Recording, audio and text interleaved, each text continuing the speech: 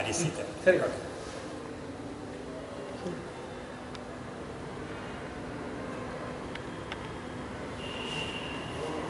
Recording ಅಂತ ಬಂದಿದೆಯಾ? ಓಂ ಶ್ರುತಿಸ್ಮೃತಿಪುರಾಣಾನಾಮಾಲಯಂ ಕರುಣಾಲಯಂ ನಮಾಮಿ ಭಗವತ್ಪಾದಂ ಶಂಕರಂ ಲೋಕಶಂಕರಂ. ಶಂಕಾರೂಪೇಣ ಮಚ್ಚಿತ್ತಂ ಪಂಕೀಕೃತಮಭೂದ್ಯಯ ಕಿಂಕರೀಯಸ್ಯ ಸಾಮಾಯ ಶಂಕರಾಚಾರ್ಯಮಾಶ್ರಯೇ. ಪ್ರಹ್ಲಾದವರದೋ ದೇವೋ ಯೋ ನೃಸಿಂಹಃ ಪರೋ ಹರಿಃ ನೃಸಿಂಹೋಪಾಸಕಂ ನಿತ್ಯಂ ತಂ ನೃಸಿಂಹಗುರುಂ ಭಜೆ. ಶ್ರೀ ಸಚ್ಚಿದಾನಂದ ಶಿವಾಭಿನ್ವಿವ್ಯ ನೃಸಿಂಹ ಭಾರತ್ಯವಿದಾನ್ ಯತೀಂದ್ರಾನ್ ವಿದ್ಯಾನಿಧೀನ್ ಮಂತ್ರನಿಧೀನ್ ಸದಾತ್ಮನಿಷ್ಠಾನ್ ಭಜೆ ಮಾನಸ ಶಂಭುರೂಪಾನ್. ಸದಾತ್ಮಧ್ಯಾನನಿರತಂ ವಿಷಯೇಭ್ಯಃ ಪರಾಂಗುಖಂ ನೌಮಿ ಶಾಸ್ತ್ರೇಷು ನಿಷ್ಣಾತಂ ಚಂದ್ರಶೇಖರಭಾರತೀಂ. ವಿವೇಕಿನಂ ಮಹಾಪ್ರಜ್ಞಂ ಧೈರ್ಯೌದಾರ್ಯಕ್ಷಮಾನಿಧಿಂ ಸದಾಭಿನವಪೂರ್ವಂ ತಂ ವಿದ್ಯಾತೀರ್ಥಗುರುಂ ಭಜೆ. ಅಜ್ಞಾನಾಂ ಜಾಹ್ನವೀತೀರ್ಥಂ ವಿದ್ಯಾತೀರ್ಥಂ ವಿವೇಕಿನಾಂ ಸರ್ವೇಷಾಂ ಸುಖದಂ ತೀರ್ಥಂ ಭಾರತೀತೀರ್ಥಮಾಶ್ರಯೇ. ವಿದ್ಯಾವಿನಯಸಂಪನ್ನಂ वीतरागं विवेकिनं वन्दे वेदान्ततत्त्वज्ञं विदुशेखरभारतीं.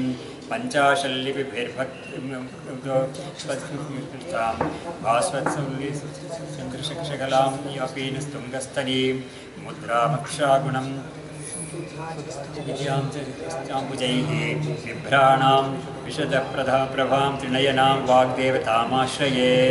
श्रीमत्परमहंसपरिव्राजकाचार्यवर्य पदवाक्यप्रमाणपारावारेण यमनियमासनप्राणायामप्रत्याहारधारणाध्यानसमाध्यष्टाङ्गयोगानुष्ठाननिष्ठ तपश्चक्रवर्ती अनाद्यविच्छिन्न श्रीशङ्कराचार्यगुरुपरम्परा प्राप्त षड्दर्शनस्थापनाचार्य व्याख्यानसिंहासनाधीश्वर सकलनिगमागमसारहृदय साङ्ख्यत्रयप्रतिपादक कर्नाटकसिंहासनप्रतिष्ठापनाचार्य श्री वैदिकमार्गप्रवर्तक सर्वतन्त्रस्वतन्त्र आदिराजधानी विद्यानगरमहाराजधानी कर्नाटकसिंहासनप्रतिष्ठापनाचार्य श्रीमद्राजाधिराजगुरु भूमण्डलाचार्य ऋष्यशृङ्गपुरवराधीश्वर तीरवासी श्रीमद्विद्याशङ्करपादपद्माराधक श्रीमज्जगद्गुरु श्रीमदभिनव विद्यातीर्थमहास्वामी गुरुकवरकमलसञ्जात श्रीमज्जगद्गुरु श्री भारतीतीर्थमहास्वामिनां तत्कवरकं संजात श्रीमज्जगद्गुरु श्री विदुशेखरभारती महास्वामिनां च चरणारविन्दयोः साष्टाङ्गप्रणामान् समर्पयामः.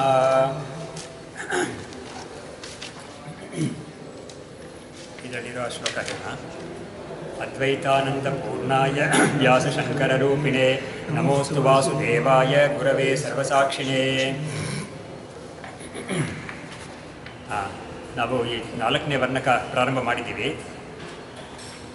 4ನೇ ವರ್ಣಕದಲ್ಲಿ ಜೀವನಿಗೆ ಒಂದು ದುಃಖ ಅಂತ ಬರ್ತಾ ಇದೆಯಲ್ಲ, ಅದಕ್ಕೆ ಏನು ಕಾರಣ ಅಂತ ಒಂದೊಂದಾಗಿ ಹುಡುಕ್ತಾ ಇದ್ದಾರೆ. ಕಾಣಿಸ್ತಿದೆ? ಬೆಳಕು ಸಾಕಾಗಿದೆ? ಬೆಳಕು ಸಾಕಾಗಿದೆ? ಇನ್ನೊಂದು ಲೈಟ್ ಬೇಕಾದ್ರೆ ಹಾಕೋದು. ಅಲ್ಲಿ ಹೇಳಿದ್ರು ಜೀವನಿಗೆ ದುಃಖ ಅಂತ ಬರೋದಕ್ಕೆ ಕಾರಣ ಪರಂಪರೆಯಾಗಿ ಕಾರಣ, ಅದು ಸಾಕ್ಷಾತ್ತಾಗಿ ಇದೇ ಕಾರಣ ಅನ್ನೋದಕ್ಕೆ ಹೇಳಕ್ಕೆ ಬರುತ್ತೆ.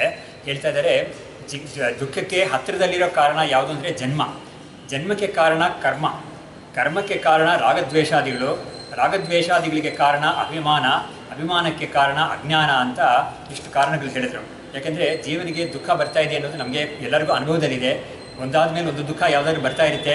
ಕದಾಚಿತ್ ಕೆಲವು ಕಾಲ ದುಃಖ ಇಲ್ಲ ಅಂತ ಅಂದ್ಕೊಂಡ್ರು ಕೂಡ ಬೇರೆ ಒಂದು ದುಃಖ ಆಮೇಲೆ ಬಂದೇ ಬರುತ್ತೆ. ಹಾಗಾಗಿ ದುಃಖ ಇಲ್ಲ ಅಂತ ಹೇಳಕ್ಕೆ ಬರ್ತಾನೆ ಇಲ್ಲ. ಅಕಸ್ಮಾತ್ ನಮಗೆ ದುಃಖ ಇಲ್ಲದೆ ಹೋದರೆ ಇನ್ನೊಬ್ಬರಿಗೆ ದುಃಖ ನೋಡ್ತಾ ಇದ್ದೀವಿ ನಾವು. ಹಾಗಾಗಿ ನಮ್ಗೆ ಅದರಿಂದ ಏನು ತೀರ್ಮಾನ ಆಗುತ್ತೆ, ಈ ಜೀವನದಲ್ಲಿ ನನಗೇನೋ ಒಂದು ಸುಕೃತದಿಂದ ಅಷ್ಟೊಂದು ದುಃಖ ಇಲ್ಲ ಅಂತ ಹೇಳ್ಬೋದು. ಆದರೆ ಹಿಂದಿನ ಜನ್ಮದಲ್ಲಿ ಹೇಗಿತ್ತೋ ಮುಂದಿನ ಜನ್ಮದಲ್ಲಿ ಹೇಗಿರ್ತೋ ಹೇಳೋಕ್ಕಾಗಲ್ಲ, ನಮ್ಮ ಕೈ ಇಲ್ಲವೇ ಇಲ್ಲ ಅದು. ಯಾಕಂದರೆ ನಾವು ಹಿಂದೆ ಮಾಡಿದ ಒಂದು ಕರ್ಮಗಳ ಪ್ರಕಾರವಾಗಿ ನಮಗೆ ಜನ್ಮ ಬರ್ತಾ ಇದೆ ಅಂತ ಇಲ್ಲೇ ಹೇಳ್ತಾ ಇದ್ದಾರೆ. ಹಾಗಾಗಿ ದುಃಖಕ್ಕೆ ಹತ್ತಿರದ ಕಾರಣ ಜನ್ಮ, ಜನ್ಮ ಅಂತ ಒಂದು ಇಲ್ಲದೆ ಹೋದರೆ ದುಃಖನೇ ಇರ್ತಾ ಇರಲಿಲ್ಲ. ಸರಿ, ಜನ್ಮ ಯಾತಕ್ಕೆ ಬಂದು ಅಂತ ಕೇಳಿದ್ರೆ ಕರ್ಮ ಅನ್ನೋದೇ ಜನ್ಮಕ್ಕೆ ಕಾರಣವಾಗಿದೆ. ಹಾಗಾಗಿ ಕರ್ಮವನ್ನು ನಾವು ಖಂಡಿತ ಮಾಡಿದ್ದೀವಿ ಹಿಂದಿನ ಜನ್ಮದಲ್ಲಿ. ಹಾಗಾಗಿ ಕರ್ಮದ ಕಾರಣವಾಗಿ ನಮಗೆ ಇವಾಗ ಜನ್ಮ ಇದೆ ಅಂತ ಹೇಳ್ತಾ ಇದ್ದೀವಿ. ಆಮೇಲೆ ಕರ್ಮಕ್ಕೆ ಕಾರಣ ಯಾವುದಿದೆ ಅಂತ ಹೇಳಿದರೆ ರಾಗದ್ವೇಷಾದಿಗಳೇ ಕರ್ಮಕ್ಕೆ ಕಾರಣವಾಗುತ್ತೆ. ಹಾಗೆ ರಾಗದ್ವೇಷಾದಿಗಳು ಕರ್ಮಕ್ಕೆ ಹೇಗೆ ಕಾರಣವಾಗುತ್ತೆ ಅಂತ ಹೇಳಿದ್ರೆ ಮನುಷ್ಯನಿಗೆ ರಾಗ ಮತ್ತು ದ್ವೇಷ ಅನ್ನೋದು ಎರಡು ಕೂಡ ಉಂಟಾಗ್ತಾನೆ ಇರುತ್ತೆ. ಯಾವುದಾದ್ರೂ ಒಂದು ವಸ್ತುವಲ್ಲಿ ನನಗೆ ಯಾವುದಾದ್ರೂ ಒಂದು ವಸ್ತು ಬೇಕು ಅಂತ ಹೇಳಿದರೆ ಅದು ನನಗೆ ರಾಗ ಅಂತ ಹೇಳ್ತೀವಿ. ಅದಕ್ಕೆ ಆ ವಸ್ತುವನ್ನು ನಾನು ಪಡ್ಕೊಳ್ಳೋಕ್ಕೆ ಯಾರಾದರೂ ತಡೆ ಮಾಡಿದ್ರು ಅಂತ ಹೇಳಿದ್ರೆ ಅವ್ರ ಮೇಲೆ ದ್ವೇಷ ಬರುತ್ತೆ. ಆಮೇಲೆ ನನಗೆ ಯಾವುದಾದ್ರೂ ಹಿಡಿಸಲಿಲ್ಲ ಅಂತ ಹೇಳಿದರೆ ಅದ್ರ ಮೇಲೆ ನನಗೆ ದೋಷ ಇರುತ್ತೆ. ಹಾಗಾಗಿ ನನಗೆ ಯಾವುದಾದ್ರೂ ಹಾನಿ ಮಾಡ್ತಾ ಇದೆ ಅಂತ ಹೇಳಿದ್ರೆ ಅದ್ರ ಮೇಲೆ ಕೂಡ ನನಗೆ ದ್ವೇಷ ಇರುತ್ತೆ. ಹೀಗೆ ರಾಗ ಮತ್ತು ದ್ವೇಷಗಳಿಂದಲೇ ನಮ್ಮ ಕರ್ಮಗಳು ಪ್ರವೃತ್ತವಾಗಿರುತ್ತೆ. ಸಾಮಾನ್ಯವಾಗಿ ಆ ಕರ್ಮಗಳು ಏನಾಗುತ್ತೆ ಆವಾಗ ರಾಗದ್ವೇಷಗಳಿಂದ ಪ್ರವೃತ್ತವಾದ ಕರ್ಮಗಳು ಒಂದರಲ್ಲಿ ಧರ್ಮವಾದ ಕರ್ಮಗಳಾಗಿರುತ್ತೆ, ಇದುವರೆ ಅಧರ್ಮವಾದ ಕರ್ಮವಾಗಿರುತ್ತೆ. ಧರ್ಮಕರ್ಮ ಅಂತ ಹೇಳಿದರೆ ಅದಕ್ಕೆ ಪುಣ್ಯ ಅನ್ನೋದೇ ಫಲ, ಅಧರ್ಮ ಕರ್ಮ ಅಂತ ಹೇಳಿದರೆ ಅದಕ್ಕೆ ಪಾಪ ಫಲ ಅಂತ ಇರುತ್ತೆ. ಹಾಗೆ ಪುಣ್ಯ ಮತ್ತು ಪಾಪ ಏನು ಮಾಡುತ್ತೆ, ಅದಕ್ಕೆ ಕರ್ಮವನ್ನು ಫಲವನ್ನು ಕೊಟ್ಟೇ ಕೊಡುತ್ತೆ. ಆ ಫಲವನ್ನು ನಾವು ಅನುಭವಿಸೋಕ್ಕಾಗಿ ನಮಗೆ ಜನ್ಮ ಅಂತ ಒಂದು ಬೇಕೇ ಬೇಕಾಗುತ್ತೆ. ಯಾಕೆಂದರೆ ದೇಹ ಅಂತ ಒಂದಿದ್ರೇ ಕರ್ಮಫಲದ ಅನುಭವ ಸಿಗುತ್ತೆ ನಮಗೆ. ದೇಹ ಅಂತ ಇಲ್ಲದೆ ಹೋದರೆ ಯಾವ ಒಂದು ಫಲನೂ ಅನುಭವಿಸೋಕ್ಕಾಗೋದೇ ಇಲ್ಲ. ಹಾಗಾಗಿ ದೇಹ ಅಂತ ಇದ್ರೇ ಈ ಫಲ ಸಿಗುತ್ತೆ. ಹಾಗಾಗಿ ಆ ದೇಹ ಅಂತ ಬಂದಮೇಲೆ ಖಂಡಿತ ಏನಾಗುತ್ತೆ, ಆ ಹಿಂದಿನ ಮಾಡಿದ ಕರ್ಮದ ಒಂದು ಫಲವಾದ ದುಃಖವೋ ಸುಖವೋ ಅನ್ನೋದನ್ನು ಖಂಡಿತ ನಾವು ಅನುಭವಿಸ್ತೀವಿ. ಇನ್ನೊಂದು ಹೇಳಿದ್ದಾರೆ, ಜ್ಞಾಪಕ ಇಟ್ಕೋಬೇಕು ನಾವು, ನಮ್ಮ ವೇದಾಂತದ ದೃಷ್ಟಿಯಿಂದ ಸುಖ ಅನ್ನೋದು ಕೂಡ ದುಃಖವೇ ಅಂತ ಪರಿಗಣನೆ ಮಾಡಿದ್ದಾರೆ. ಸುಖಮಪಿ ದುಃಖವೇವ ಸೂಕ್ಷ್ಮ ದೃಷ್ಟಿಯ ಅಂತ ಹೇಳಿದ್ದಾರೆ. ಯಾಕಂದರೆ ಸುಖ ಅಂತ ನಾವು ಯಾವುದನ್ನು ಲೋಕದಲ್ಲಿ ಸುಖ ಅಂತ ಹೇಳ್ತಾ ಇದ್ದೀವೋ ಅದು ಖಂಡಿತ ನಿಜವಾದ ಸುಖ ಏನು ಅಲ್ವೇ ಇಲ್ಲ. ಅದು ಏನಾಗುತ್ತೆ ಅಂದರೆ ದುಃಖಕ್ಕೆ ಕಾರಣ ಹೇಗೆ ಬರುತ್ತೆ ಅಂತ ಹೇಳಿದ್ರೆ, ನಮಗೆ ಸುಖ ಅಂತ ಬಂದಾಗ ಚೆನ್ನಾಗಿರುತ್ತೆ, ಸಂತೋಷವಾಗಿರುತ್ತೆ, ಇರ್ತೀವಿ. ಆದರೆ ಆ ಸುಖ ಹೊಟ್ಟೋದ ಮೇಲೆ ನಮಗೆ ಅತ್ಯಂತ ದುಃಖ ಆಗುತ್ತೆ. ಅದು ಸಾಮಾನ್ಯವಾಗಿ ಎಲ್ಲ ಜನರು ಅದನ್ನು ಅನುಭವಿಸಿರ್ತಾರೆ. ಅದನ್ನು ಯಾವುದಾದ್ರೂ ಒಂದು ವಸ್ತು ನಮಗೆ ಬೇಕಾಗಿದೆ ಅಂತ ಹೇಳಿಬಿಟ್ಟು ನಾವು ಅದನ್ನು ಇಟ್ಕೊಂಡಿದ್ದೀವಿ, ನನಗೆ ಸಿಕ್ಕಿದೆಯಲ್ಲ ಈ ವಸ್ತು, ಇದನ್ನು ಅನುಭವಿಸ್ತಾ ಇದ್ದೀನಿ, ಚೆನ್ನಾಗೇ ಇದ್ದೀನಿ ಅಂತ ಹೇಳ್ಬೋದು. ಆದರೆ ಆ ವಸ್ತುಗೆ ಏನಾದರೂ ಒಂದು ಯಾರೋ ಕದ್ಕೊಂಡು ಹೋದ್ರು ಅಥವಾ ಅದಕ್ಕೆ ಏನಾದರೂ ಲಾಸ್ ಆಯಿತು ಅಂತ ಹೇಳಿದ್ರೆ ಆವಾಗ ನಮಗೆ ದುಃಖ ಬಂದೇ ಬರುತ್ತೆ. ಇದೇ ಥರ ವ್ಯಕ್ತಿಗಳಿಗೆ ಕೂಡ ಅಷ್ಟೇ, ನನಗೆ ಬೇಕಾದಷ್ಟು ಮಕ್ಕಳು ಎಲ್ಲರೂ ಇದ್ದಾರೆ, ಅನುಕೂಲವಾಗಿದ್ದಾರೆ, ಎಲ್ಲರೂ ನಾನು ಚೆನ್ನಾಗಿ ನೋಡ್ಕೊಳ್ತಾ ಇದ್ದಾರೆ ಅಂತ ಹೇಳ್ತೀವಿ. ಏನೋ ಒಂದು ಕಾರಣದಿಂದ ಅದು ತಪ್ಪೋಗ್ಬಿಡ್ತು ಅಂತ ಹೇಳಿದ್ರೆ ಆವಾಗ ಅತ್ಯಂತ ದುಃಖ ಆಗುತ್ತೆ ಅದು. ಹಾಗಾಗಿ ಸುಖ ಅಂತ ಪ್ರಪಂಚದಲ್ಲಿ ಏನು ನಾವು ನೋಡ್ತೀವೋ ಅದು ಕೂಡ ಹಿನ್ನೆಲೆಯಲ್ಲಿ ನೋಡಿದ್ರೆ ಅದಕ್ಕೆ ದುಃಖವೇ. ಅದು ಸರಿಯಾದ ಸೂಕ್ಷ್ಮ ದೃಷ್ಟಿಯಿಂದ ನೋಡಿದ್ರೆ ಅದು ಖಂಡಿತ ಸುಖ ಅಂತ ಹೇಳಿ ಬರೋದೇ ಇಲ್ಲ ಅಂತ ಹೇಳಿದರು. ಸರಿ, ಇದನ್ನು ಮುಂದಕ್ಕೆ ತಗೊಂಡೋಗಿ ಹೇಳಿದ್ರು, ದೇವಲೋಕದಲ್ಲಿರೋ ಸುಖಗಳೆಲ್ಲ ಕೂಡ ನಿಜವಾದ ಸುಖ ಅಂತ ಕೇಳಿದ್ರೆ ಅಲ್ಲೂ ಕೂಡ ಅವರಿಗೆ ಅಸುರರಿಂದ ಒಂದು ಭಯ ಇರುತ್ತಂತೆ. ಅದನ್ನು ಕೆಲವರು ಕಡೆ ಹೇಳಿದ್ದಾರೆ, ಕೆಲವು ಪುರಾಣಗಳೆಲ್ಲ ತೋರಿಸಿದ್ದಾರೆ. ಹೀಗೆ ದೇವತೆಗಳಿಗೆ ಯಾವಾಗಲೂ ಅಸುರರಿಂದ ಒಂದು ಭಯ ಇರ್ತಾನೆ ಇರುತ್ತೆ. ಅದರಿಂದ ಅವ್ರು ಯಾವುದೇ ಒಂದು ಸುಖ ಇದು ಅನುಭವಿಸುವಾಗಲೂ ಕೂಡ ಅವರಿಗೆ ಈ ಒಂದು ಭಯ ಹಿಂದೆಲ್ಲಿ ಇರುತ್ತೆ ಅಂತ ಹೇಳಿದ್ದಾರೆ. ಇವಾಗ ನೋಡಿ, ನಮಗೆ ಒಂದು ಚೆನ್ನಾಗಿರೋ ಒಂದು ಅಡುಗೆ ಮಾಡಿಟ್ಕೊಂಡಿದ್ದೀವಿ, ಅದನ್ನು ನಾವು ಊಟ ಮಾಡ್ತಾ ಇದ್ದೀವಿ ಅಂತ ಹೇಳಿದ್ರೆ ಆ ಊಟ ಮಾಡೋ ಸಮಯದಲ್ಲಿ ನಮಗೆ ಯಾರಾದರೂ ಒಂದು ಹಿಂದ್ಗಡೆಯಿಂದ ಒಂದು ತೊಂದರೆ ಮಾಡೋಕ್ಕೆ ಕಾಯ್ತಾ ಇದ್ದಾರೆ, ಅಥವಾ ಮನಸ್ಸಲ್ಲಿ ಕೂಡ ಬೇರೆ ಏನಾದರೂ ಒಂದು ತೊಂದರೆ ಬರ್ತಾ ಇದೆ ಹಿಂದಿನಲ್ಲಿ ನಿಂತಿದ್ರೆ ನಮಗೆ ನೆಮ್ಮದಿಯಿಂದ ಊಟ ಮಾಡೋಕ್ಕಾಗೋಲ್ಲ ಖಂಡಿತ ಅಲ್ವಾ. ಹಾಗಾಗಿ ಅದರಲ್ಲಿ ನೆಮ್ಮದಿ ಇದು ಕಡಿಮೆ ಆಗುತ್ತೆ. ಒಂದು ಪಕ್ಕದಲ್ಲಿ ಯಾರಾದರೂ ನಮಗೆ ಬೇಕಾದವರು ಆಸ್ಪತ್ರೆಯಲ್ಲಿದ್ದಾರೆ, ತುಂಬ ಬೇಕಾದವರು ಮನೆಯವರೇ ಆಸ್ಪತ್ರೆಯಲ್ಲಿದ್ದಾರೆ, ತುಂಬ ನರಳ್ತಾ ಇದ್ದಾರೆ ಅಂತ ಹೇಳಿದ್ರೆ ಮನೇಲಿ ಎಷ್ಟೇ ಒಂದು ಹಬ್ಬ ಒಂದು ಇದು ಮಾಡೋಕ್ಕಾಗದೇ ಬಿಡಲ್ಲ.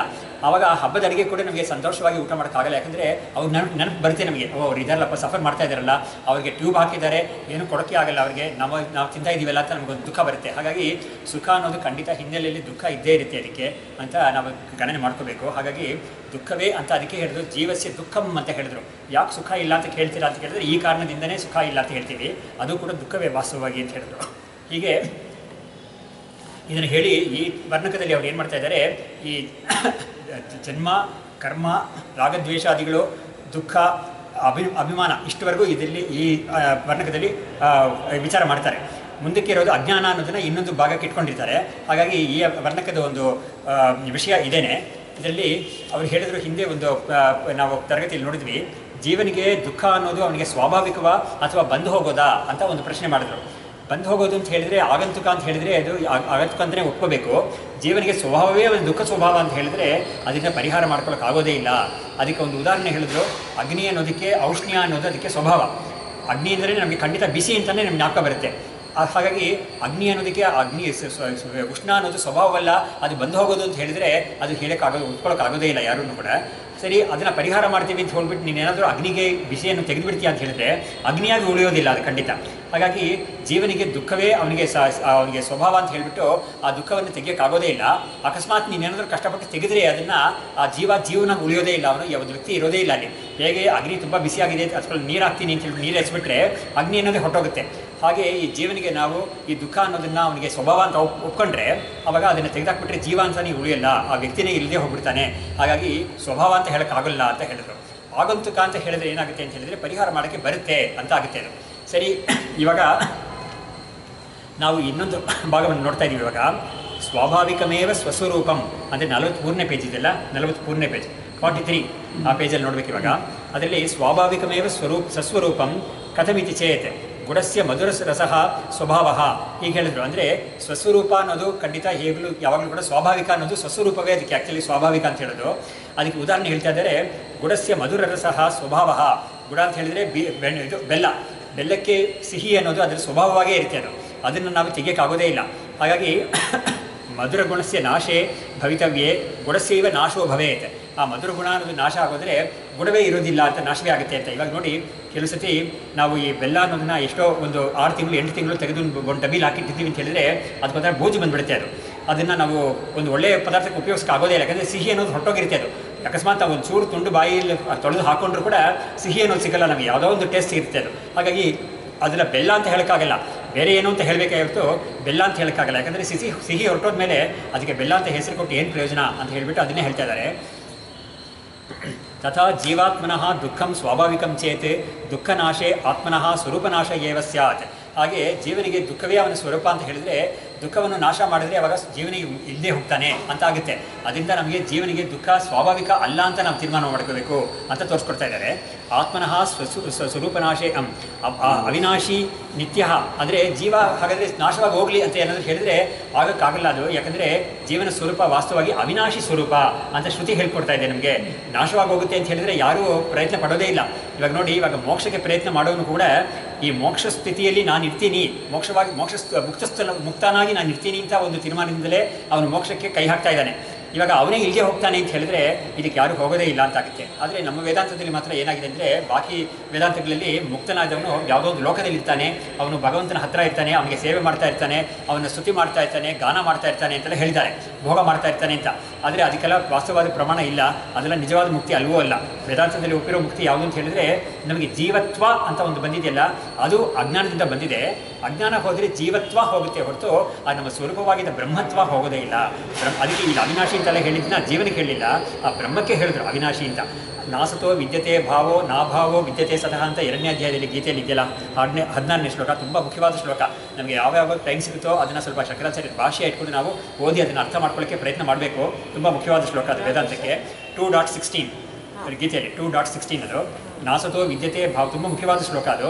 ನಾಸತೋ ವಿದ್ಯತೆ ಭಾವೋ ನಾಭಾವೋ ವಿದ್ಯತೆ ಸತಃ ಅಂತ ಹೇಳಿದ್ದಾರೆ. ಏನರ್ಥ ಅಂತ ಹೇಳಿದರೆ, ಅಸತ್ತು ಅಂತ ಹೇಳಿದರೆ ಅಸತ್ ಅಂದರೆ ಇಲ್ಲದೇ ಇರೋದು, ಅದಕ್ಕೆ ಉಂಟಾಗಿ ಇರುವಿಕೆ ಅನ್ನೋದು ಇಲ್ಲವೇ ಇಲ್ಲ, ಯಾವಾಗಲೂ ಕದಾಚಿತ್ ಯಾವಾಗಲೂ ಬರೋದಿಲ್ಲ ಅದಕ್ಕೆ ಅಂತ ಹೇಳಿದರು. ಸುತರಾಂ ಬರೋದಿಲ್ಲ ಅದಕ್ಕೆ. ಸರಿ, ಇರುವ ಸ್ವರೂಪ ಎಕ್ಸಿಸ್ಟೆನ್ಸ್ ಅಂತ ಹೇಳ್ತೀವಲ್ಲ, ಅದಕ್ಕೆ ಇಲ್ಲದೆ ಹೋಗೋ ಸ್ಥಿತಿ ಬರೋದೇ ಇಲ್ಲ ಯಾವಾಗಲೂ. ಇದನ್ನು ನಾವು ಯುಕ್ತಿಯಿಂದಲೇ ತಿಳ್ಕೊಬೋದು. ಇವಾಗ ಯಾವುದೇ ಒಂದು ಸ್ಥಿತಿಯನ್ನು ಕೂಡ ನಾವು ಏನೂ ಇಲ್ಲ ಅಂತ ಹೇಳೋಕ್ಕಾಗೋದೇ ಇಲ್ಲ. ಇವಾಗ ನೋಡಿ, ಒಂದು ರೂಮಲ್ಲಿ ಯಾರೂ ಇಲ್ಲ ಅಂತ ಹೇಳಿದರೆ ಅದನ್ನು ಯಾರೂ ಇಲ್ಲ ಅಂತ ಹೇಳ್ತೀವಿ, ಆದರೆ ಅದು ಯಾರೂ ಇಲ್ಲ ಅಂತ ನೋಡೋಕ್ಕೆ ನಾವಿದ್ದೀವಲ್ವಾ, ನಮ್ಮನ್ನಿಲ್ಲ ಅಂತ ಮಾಡ್ಕೊಳ್ಳೋಕ್ಕಾಗೋದೇ ಇಲ್ಲ ಖಂಡಿತ. ಹಾಗಾಗಿ ಯಾವುದೂ ಇಲ್ಲ ಅಂತ ಒಂದು ಸ್ಥಿತಿ ಬರೋದೇ ಇಲ್ಲ. ಆ ಕಾರಣದಿಂದಲೇ ಬೌದ್ಧರಲ್ಲಿ ಶೂನ್ಯವಾದಿಗಳು ಅಂತ ಹೇಳಿದ್ರಲ್ಲ, ಅದಕ್ಕೆ ಶಂಕರಾಚಾರ್ಯರು ಅವ್ರನ್ನ ಖಂಡನೆ ಮಾಡುವಾಗ ಹೇಳಿದ್ರು ಛಂದೋಗ್ಯ ಉಪನಿಷತ್ ಭಾಷೆಯಲ್ಲಿ, ನೀನು ಎಲ್ಲವನ್ನೂ ನಿರಾಕರಣೆ ಮಾಡ್ತೀಯಾ, ಅದನ್ನು ಇಲ್ಲ ಅಂತ ಹೇಳಿಲ್ಲ, ಬೇಡ ಅಂತ ಹೇಳಿಲ್ಲ, ಆದರೆ ನಿರಾಕರಣೆ ಮಾಡ್ತಾನಲ್ಲ ಒಬ್ಬ, ಅವನ್ನ ನಿರಾಕರಣೆ ಮಾಡೋಕ್ಕಾಗುತ್ತಾ ನಿನಗೆ ಅಂತ ಕೇಳಿದ್ರು ಅವರು. ಅವನು ನಿರಾಕರಣೆ ಮಾಡೋಕ್ಕಾಗೋದೇ ಇಲ್ಲ. ಯಾಕಂದರೆ ಸರಿ, ನಾನು ಅವನು ನಿರಾಕರಣೆ ಮಾಡ್ತೀನಿ ಅಂತ ಹೇಳಿದರೆ ಅದನ್ನು ಯಾರೋ ಒಬ್ರು ಮಾಡಿರಬೇಕು, ಈ ನಿರಾಕರಣೆನ ಅವ್ನು ನೋಡ್ಕೊಳ್ತಾನಲ್ಲ ಕಣ್ಣಿಲಿ. ಹಾಗಾಗಿ ಆ ಥರ ಅನವಸ್ಥಾ ಅಂತ ಅದಕ್ಕೆ ಹೇಳ್ತಾರೆ, ಒಂದು ದೋಷ ಅದು. ಹಾಗಾಗಿ ಅವನ್ನ ನಿರಾಕರಣೆ ಮಾಡೋಕ್ಕೆ ಇನ್ನೊಬ್ಬ ಬೇಕು ಅಂತಾಗುತ್ತೆ. ಏನೇ ಆದರೂ ಕೂಡ ಕೊನೆಯಲ್ಲಿ ಒಬ್ಬ ಉಳಿತಾನೆ ಅಂತ ಆಗಿದ್ದ ಸರ್ವಶೂನ್ಯ ಅನ್ನೋದಕ್ಕೆ ಪ್ರಮಾಣ ಇಲ್ಲವೇ ಇಲ್ಲ, ಯುಕ್ತಿಯಿಂದನೂ ಪ್ರಮಾಣ ಇಲ್ಲ. ಅದಕ್ಕೆ ನಾನು ಇವಾಗ ಹೇಳಿದ್ರೆ ಯುಕ್ತಿ ಶ್ರುತಿ ಏನು ತರಲೇ ಇಲ್ಲ ನಾನಿವಾಗ. ಶ್ರುತಿ ಪ್ರಮಾಣ ಬೇರೆ ಇದ್ದೇ ಇದೆ. ಅದು ಏನು ಅಂತ ಹೇಳಿದರೆ ಅವಿನಾಶಿ ನಿತ್ಯ ಅಂತ ಹೇಳಿದ್ರು. ಆಮೇಲೆ ಗೀತೆಯನ್ನು ನಾವು ಸ್ಮೃತಿ ಅಂತ ಕನ್ಸಿಡರ್ ಮಾಡಿದ್ರೆ ಅದು ಸ್ಮೃತಿ ವಾಕ್ಯನೇ. ಇದು ಅಸತ್ ಅನ್ನೋದಕ್ಕೆ ಸತ್ ಅನ್ನೋದು ಬರೋದೇ ಇಲ್ಲ, ಸತ್ ಅನ್ನೋದಕ್ಕೆ ಅದು ಇಲ್ಲದೆ ಹೋಗೋ ಸಮಯ ಅಭಾವ ಅನ್ನೋದು ಆಗೋದೇ ಇಲ್ಲ ಅಂತ ಹೇಳಿದ್ರಲ್ಲ, ಅದು ಸ್ಮೃತಿ ವಾಕ್ಯ. ಆದರೆ ಇದು ಯುಕ್ತಿ ಪುರಸ್ಸರವಾದ ವಾಕ್ಯ. ಅದಕ್ಕೆ ನಾನು ಯುಕ್ತಿ ಪ್ರದರ್ಶನ ಮಾಡಿದೆ. ಇವಾಗ ಏನೂ ಇಲ್ಲ ಅಂತ ನಾವು ಎಸ್ಟಾಬ್ಲಿಷ್ ಮಾಡೋಕ್ಕೆ ಆಗೋದೇ ಇಲ್ಲ ಖಂಡಿತ ಅನ್ನೋದು. ಯಾಕಂದರೆ ಏನೂ ಇಲ್ಲ ಅಂತ ಹೇಳೋನು ಅವನು ಉಳಿತಾನೆ, ಅವನ್ನ ಯಾರು ಇಲ್ಲ ಅಂತ ಮಾಡೋಕ್ಕಾಗೋದೇ ಇಲ್ಲ. ಹೀಗೆ ಅಂಥ ಒಂದು ಸ್ಥಿತಿ ಇದೆ ಅದು. ಹಾಗಾಗಿ ಆ ಆತ್ಮಸ್ವರೂಪ ನಾವು ಅಂತ ನಮ್ಮ ಸ್ವರೂಪಕ್ಕೆ ಯಾವಾಗಲೂ ಧಕ್ಕೆ ಇಲ್ಲವೇ ಇಲ್ಲ. ಯಾವಾಗಲೂ ನಾವು ಇರ್ತಾನೆ ಇರ್ತೀವಿ. ಇದಕ್ಕೆ ಮುಂಚೆನೂ ನಾವು ಇದ್ದಿದ್ದೀವಿ, ಯಾವಾಗಲೂ ಕೂಡ ಇವಾಗಲೂ ಇದ್ದೀವಿ, ಇನ್ನು ಮುಂದಕ್ಕೂ ಇರ್ತೀವಿ. ಆದರೆ ಯಾವ ರೂಪದಲ್ಲಿ ಇದ್ದಿದ್ದೀವಿ ಅಂತ ಹೇಳಿದ್ರೆ ಈ ಆತ್ಮರೂಪದಲ್ಲಿ ಇದ್ದಿದ್ದೀವಿ ಬ್ರಹ್ಮಸ್ವರೂಪವಾಗಿ. ಇನ್ನು ಮುಂದಕ್ಕೂ ಕೂಡ ನಾವು ಬ್ರಹ್ಮಸ್ವರೂಪವಾಗಿ ಇರ್ತೀವಿ ಯಾವಾಗಲೂ ಶಾಶ್ವತವಾಗಿ. ಆ ಸ್ವರೂಪವನ್ನು ನಾವು ತಿಳ್ಕೋಬೇಕು ಅನ್ನೋ ಕಾರಣದಿಂದ ಇದನ್ನು ಹೇಳ್ಕೊಡ್ತಾ ಇದ್ದಾರೆ. ಆದರೆ ನಮಗೆ ಏನಾಗಿದೆ ಅಂದರೆ ಆ ಒಂದು ಸ್ವರೂಪ ತಿಳಿದೇ ನಾವು ಈ ಜೀವನ ಇದ್ದೀನಿ ಅಂತ ಅಂದ್ಕೊಂಡು ನಾವೇನು ಮಾಡ್ತೀವಿ, ನನಗೆ ಒಂದು ದಿವಸ ಹುಟ್ಟಿದೆ, ಇನ್ನೊಂದು ದಿವಸ ಸಾವಿರುತ್ತೆ ನನಗೆ ಅಂತ ಒಂದು ಭಾವನೆ ನಮಗೆ ಬಂದಿದೆ. ಅದು ಅನಿತ್ಯ ಅನ್ನೋದಕ್ಕೆ ದ್ಯೋತಕ. ಅದು ನಾನು ಅನಿತ್ಯ ಅಂತ ನನಗೇನು ಅನಿಸ್ತಾ ಇದೆ. ಹೀಗಾಗಿ ಅಂಥ ಒಂದು ಅನಿತ್ಯತೆಯಿಂದ ಯಾರಿಗೂ ಸುಖ ಇರೋದೇ ಇಲ್ಲ ಅನ್ನೋ ಕಾರಣದಿಂದ ನಿತ್ಯವಾದ ಒಂದು ಸುಖ ಇರಬೇಕಂದ್ರೆ ಅದಕ್ಕೆ ಮೋಕ್ಷ ಸ್ವರೂಪ, ಮುಕ್ತ ಸ್ವರೂಪ, ಅದು ನಿನ್ನ ಸ್ವರೂಪವೇ, ಅದು ನಿನ್ನ ಬ್ರಹ್ಮ ಸ್ವರೂಪವೇ ಹೊರತು ಈ ದೇಹಾದಿಗಳಲ್ಲಿರುವ ಜೀವ ಅಲ್ಲ ಅಂತ ತಿಳ್ಕೋಬೇಕು ಅಂತ ತೋರಿಸಿದ್ರು. ಅದಕ್ಕಾಗಿ ಇವರು ಮುಂದಕ್ಕೆ ಹೇಳ್ತಾ ಇದ್ದಾರೆ, ಅವಿನಾಶಿ ನಿತ್ಯ ಅಂತ ಇದಕ್ಕೆಲ್ಲ ನಮಗೆ ಶ್ರುತಿ ಇದೆ. ಹಾಗಾಗಿ ನ ಜಾಯತೆ ಮ್ರಿಯತೆಯವ ವಿಪಶ್ಚಿತ್ ನಾಯಂ ಕಶ್ಚಿತ್ ಕುತಶ್ಚಿತ್ ಬಭೂವ ಕಶ್ಚಿತ್ ಅಂತ ಹೇಳ್ಬಿಟ್ಟು ಈ ಆತ್ಮಸ್ವರೂಪ ಅಂತ ಇದೆಯಲ್ಲ ಅದು ಹುಟ್ಟೋದು ಇಲ್ಲ, ಅದಕ್ಕೆ ನಾಶನೂ ಇಲ್ಲ, ಆಮೇಲೆ ಯಾವುದೋ ಒಂದು ಮುಂಚೆ ಇಲ್ಲದೆ ಇವಾಗ ಬಂದಿದೆ ಅಂತಲೂ ಹೇಳೋಕ್ಕಾಗಲ್ಲ, ಯಾವಾಗಲೂ ಅದು ಇದ್ದೇ ಇದೆ ಸ್ವರೂಪ, ಅದು ಯಾವುದೋ ಒಂದರಿಂದ ಇದು ಬಂತು ಅಂತ ಹೇಳೋಕ್ಕೂ ಆಗೋದಿಲ್ಲ ಅಂತ ಹೇಳ್ಬಿಟ್ಟು ಅದನ್ನೆಲ್ಲ ನಿರಾಕರಣೆ ಮಾಡ್ತಾರೆ. ಯಾಕಂದರೆ ಒಂದು ವಸ್ತು ಉಂಟಾಗಿದೆ ಅಂತ ಹೇಳಿದ್ರೆ ಎಲ್ಲಿಂದ ಉಂಟಾಯಿತು ಅಂತ ನಾವು ಪ್ರಶ್ನೆ ಮಾಡ್ತೀವಿ. ಹಾಗಾಗಿ ಇದೆ ಅಂತ ಹೇಳಿದ್ರೆ ಇವಾಗ ಒಂದು ಪಾತ್ರೆ ಇದೆ, ಇಲ್ಲಿ ಆ ಪಾತ್ರೆ ಯಾರು ತಯಾರು ಮಾಡಿದ್ರು, ಎಲ್ಲಿಂದ ತಯಾರು ಮಾಡಿ ಆಯಿತು, ಯಾವಾಗ ತಯಾರಾಯಿತು ಅಂತ ನಾವು ಒಂದು ಪ್ರಶ್ನೆ ಮಾಡ್ತೀವಿ. ಆ ಥರ ಒಂದು ವ್ಯಕ್ತಿ ಇದ್ದಾನೆ, ಅವನು ನೋಡಿಬಿಟ್ಟು ಅವನು ಯಾವಾಗಿಂದ ಬಂದ ಅಂತ ಹೇಳಿದ್ರೆ ಅವನ ದೇಹವನ್ನು ಇಟ್ಕೊಂಡು ಬೇಕಾದರೆ ಅವನು ಇಂಥ ಇಸ್ವಿಯಲ್ಲಿ ಹುಟ್ಟಿದ್ದಾನೆ ಅಂತ ಹೇಳ್ಬೋದು. ಆದರೆ ಅವನ ಆತ್ಮನಿಗೆ ನಾವು ಏನು ಹೇಳೋಕ್ಕಾಗುತ್ತೆ, ಇಂಥ ಇಸ್ವಿ ಅಂತ ಏನು ಹೇಳೋಕ್ಕಾಗಿಲ್ಲ. ಅದು ನಿತ್ಯವಾದ ಸ್ವರೂಪ, ಅದು ಆ ನಿತ್ಯ ಸ್ವರೂಪಕ್ಕೆ ಹುಟ್ಟು ಇಲ್ಲ, ಸಾವು ಇಲ್ಲ ಅಂತ ಒಂದು ಸ್ವರೂಪವನ್ನು ಎಲ್ಲರೂ ಒಪ್ಕೊಳ್ಳೇಬೇಕಾಗಿದೆ. ವೇದಾಂತ ಹೇಳ್ಕೊಡೋದು ಆ ಒಂದು ಸ್ವರೂಪವನ್ನೇ ಹೇಳ್ತಾ ಇದೆ. ಅದು ಖಂಡಿತ ಎಲ್ಲರೂ ಒಪ್ಕೋಬೇಕಾದ್ರು. ವೇದವನ್ನು ಒಪ್ಪದೇ ಇರೋರು ಕೂಡ ಖಂಡಿತ ಇದನ್ನು ಒಪ್ಪಲೇಬೇಕಾಗುತ್ತೆ. ನಾಸ್ತಿಕರು ಅನ್ನೋರು ಕೂಡ ಸರ್ವನಾಸ್ತಿ ಅಂತ ಹೇಳಕ್ಕೆ ಅವ್ರಿಗೆ ಬರೋದೇ ಇಲ್ಲ, ಏನು ಮಾಡೋಕ್ಕಾಗೋದೇ ಇಲ್ಲ ಅವರಿಗೆ. ಒಂದು ಸ್ವರೂಪ ಇದ್ದೇ ಇದೆ ಅಂತ ಒಪ್ಕೊಳ್ಳೇಬೇಕು ಅಂತ ಇದ್ದೇ ಇದೆ. ಅದನ್ನು ಮುಂದಕ್ಕೆ ತಗೊಂಡು ಹೇಳ್ತಾ ಇದ್ದಾರೆ, ತಸ್ಮಾತ್ ಆತ್ಮನೋ ದುಃಖಂ ಸ್ವಾಭಾವಿಕಂ ನ ಭವತಿ. ಆತ್ಮನಿಗೆ ದುಃಖ ಅನ್ನೋದು ಸ್ವಾಭಾವಿಕ ಅಂತ ಹೇಳಕ್ಕೆ ಬರೋದೇ ಇಲ್ಲ, ಅದು ಆಗಂತುಕ ಅಂತ ಹೇಳಿದ್ರೆ ಸರಿಯಾಗಿರುತ್ತೆ. ಆಗಂತುಕವಾದ ಇದು ದುಃಖವನ್ನು ನಾವು ಹೋಗಲಾಡ್ಸೋಕ್ಕೆ ನಮಗೆ ದಾರಿ ಇದೆ ಅಂತ ತೋರಿಸಿದ್ರು. ಇವಾಗ ಇನ್ನೊಂದು ಅದ್ರ ಮೇಲೆ ಒಂದು ಪೂರ್ವಪಕ್ಷ ತೆಗಿತಾರೆ. ಅಂದರೆ ಪೂರ್ವಪಕ್ಷ ಅಂದರೆ ಯಾತಕ್ಕೆ ತೆಗಿತಾರೆ ಅಂದರೆ, ಇದಕ್ಕೆ ಒಂದು ಸ್ಟೇಟ್ಮೆಂಟ್ ಅವ್ರು ಮಾಡಿದ್ಮೇಲೆ ಆ ಸ್ಟೇಟ್ಮೆಂಟ್ ಮೇಲೆ ಒಂದು ಕೌಂಟರ್ ಸ್ಟೇಟ್ಮೆಂಟ್ ಒಂದು ಮಾಡಿದಾಗ ಏನಾಗುತ್ತೆ, ಈ ಒಂದು ಕೌಂಟರ್ ಸ್ಟೇಟ್ಮೆಂಟ್ ಮಾಡಿದಾಗ ಆ ಥರ ಒಂದು ಇದಕ್ಕೆ ಪಾಸಿಬಿಲಿಟಿ ಇದೆಯಾ ಅಂತ ಒಂದು ತೆಗಿತಾರೆ. ತೆಗೆದುಬಿಟ್ಟು ಆ ಕೌಂಟರ್ ಸ್ಟೇಟ್ಮೆಂಟ್ನು ಇಲ್ಲ ಅಂತ ಹೊಡೆದಾಕ್ತಾರೆ. ಅದು ಮಾಡೋದ್ರಿಂದ ಏನು ಪ್ರಯೋಜನ ಆಗುತ್ತೆ ಅಂತ ಹೇಳಿದ್ರೆ, ನಮಗೆ ಯಾವುದೊಂದು ಸಿದ್ಧಾಂತವನ್ನು ಹೇಳ್ತಾ ಇದ್ದಾರೋ ಆ ಸಿದ್ಧಾಂತ ಗಟ್ಟಿಯಾಗಿ ನಿಲ್ಲುತ್ತೆ. ಇದಕ್ಕೆ ಸಂಸ್ಕೃತದಲ್ಲಿ ಸ್ಥೂಣ ನಿಕನನ ನ್ಯಾಯ ಅಂತ ಹೇಳಿದ್ದಾರೆ. ಇವಾಗ ನೋಡಿ, ನಾವು ಒಂದು ಚಪ್ರ ಹಾಕಬೇಕು ಅಂತ ಹೇಳಿದ್ರೆ ಒಂದು ಸ್ವಲ್ಪ ಅಗದುಬಿಟ್ಟು ಅದಕ್ಕೆ ಒಂದು ಇದನ್ನು ಒಂದು ಬಂಬುನೋ ಕೋಲೋ ಏನೋ ಒಂದು ಹಾಕ್ತೀವಿ. ಹಾಕ್ಬಿಟ್ಟು ಏನು ಮಾಡ್ತೀವಿ, ಅದು ಗಟ್ಟಿಯಾಗಿದೆಯಾ ಅಂತ ಅಲ್ಲಾಡಿಸಿ ನೋಡ್ತೀವಿ. ಆಮೇಲೆ ಸ್ವಲ್ಪ ಅಲ್ಲಾಡ್ತಾ ಇದೆ ಅಂತ ಹೇಳಿದ್ರೆ ಒಳಗಡೆ ಇನ್ನೂ ಸ್ವಲ್ಪ ಮಣ್ಣು ಗಿಣ್ಣೆಲ್ಲ ಹಾಕ್ಬಿಟ್ಟು ಇನ್ನೂ ಸ್ವಲ್ಪ ಅಲ್ಲಾಡಿಸಿ ನೋಡ್ತೀವಿ. ಅಲ್ಲಾಡದೇ ಇದೆ ಅಂತ ಗೊತ್ತಾದ ಮೇಲೆ ನಾವೇನು ಮಾಡ್ತೀವಿ, ಮುಂದಕ್ಕೆ ಕೆಲಸಗಳೆಲ್ಲ ಮಾಡ್ತೀವಿ. ಹೀಗೆ ಈ ಥರ ನಿಖರನ ಅಲ್ಲಾಡದೇ ಇರಬೇಕು, ಸ್ಟಡಿಯಾಗಿರಬೇಕು, ಸ್ಟ್ರಾಂಗ್ ಆಗಿರಬೇಕು ಅನ್ನೋ ಒಂದು ಕಾರಣದಿಂದ ಈ ಥರ ಒಂದು ಪ್ರಶ್ನೆಗಳೆಲ್ಲ ಮಾಡ್ತಾರೆ. ಪ್ರಶ್ನೆ ಮಾಡಿಬಿಟ್ಟು ಇದು ನಮ್ಮ ಮನಸ್ಸಲ್ಲಿ ಈ ವಿಷಯ ಭದ್ರವಾಗಿರಬೇಕು ಅನ್ನೋ ಕಾರಣದಿಂದ ನಾವು ಯಾವುದಾದ್ರೂ ನಂಬಿದ್ರೆ ಅದನ್ನು ಹೊಡೆದಾಕಕ್ಕೆ ಯಾರಾದರೂ ಒಬ್ಬರು ಕಾಯ್ತಾ ಇರ್ತಾರೆ. ಅದನ್ನು ಬೇರೆ ಒಂದು ಆರ್ಗ್ಯುಮೆಂಟ್ ಕೊಟ್ಟು ಅಂಥ ಆರ್ಗ್ಯುಮೆಂಟ್ಗೆ ನಾವು ಬಿದ್ದುಬಿಟ್ರೆ, ಅದು ಹೌದು ಅಂತ ಅನಿಸ್ಬಿಟ್ರೆ ನಮ್ಗೆ ಏನಾಗುತ್ತೆ, ನಮ್ಮ ನಂಬಿಕೆ ಹೊರಟೋಗುತ್ತೆ. ಅದರಿಂದ ಬರೀ ನಂಬಿಕೆ ಮೇಲೆ ಇರಬಾರ್ದು ನಮ್ಮ ಸಿದ್ಧಾಂತ.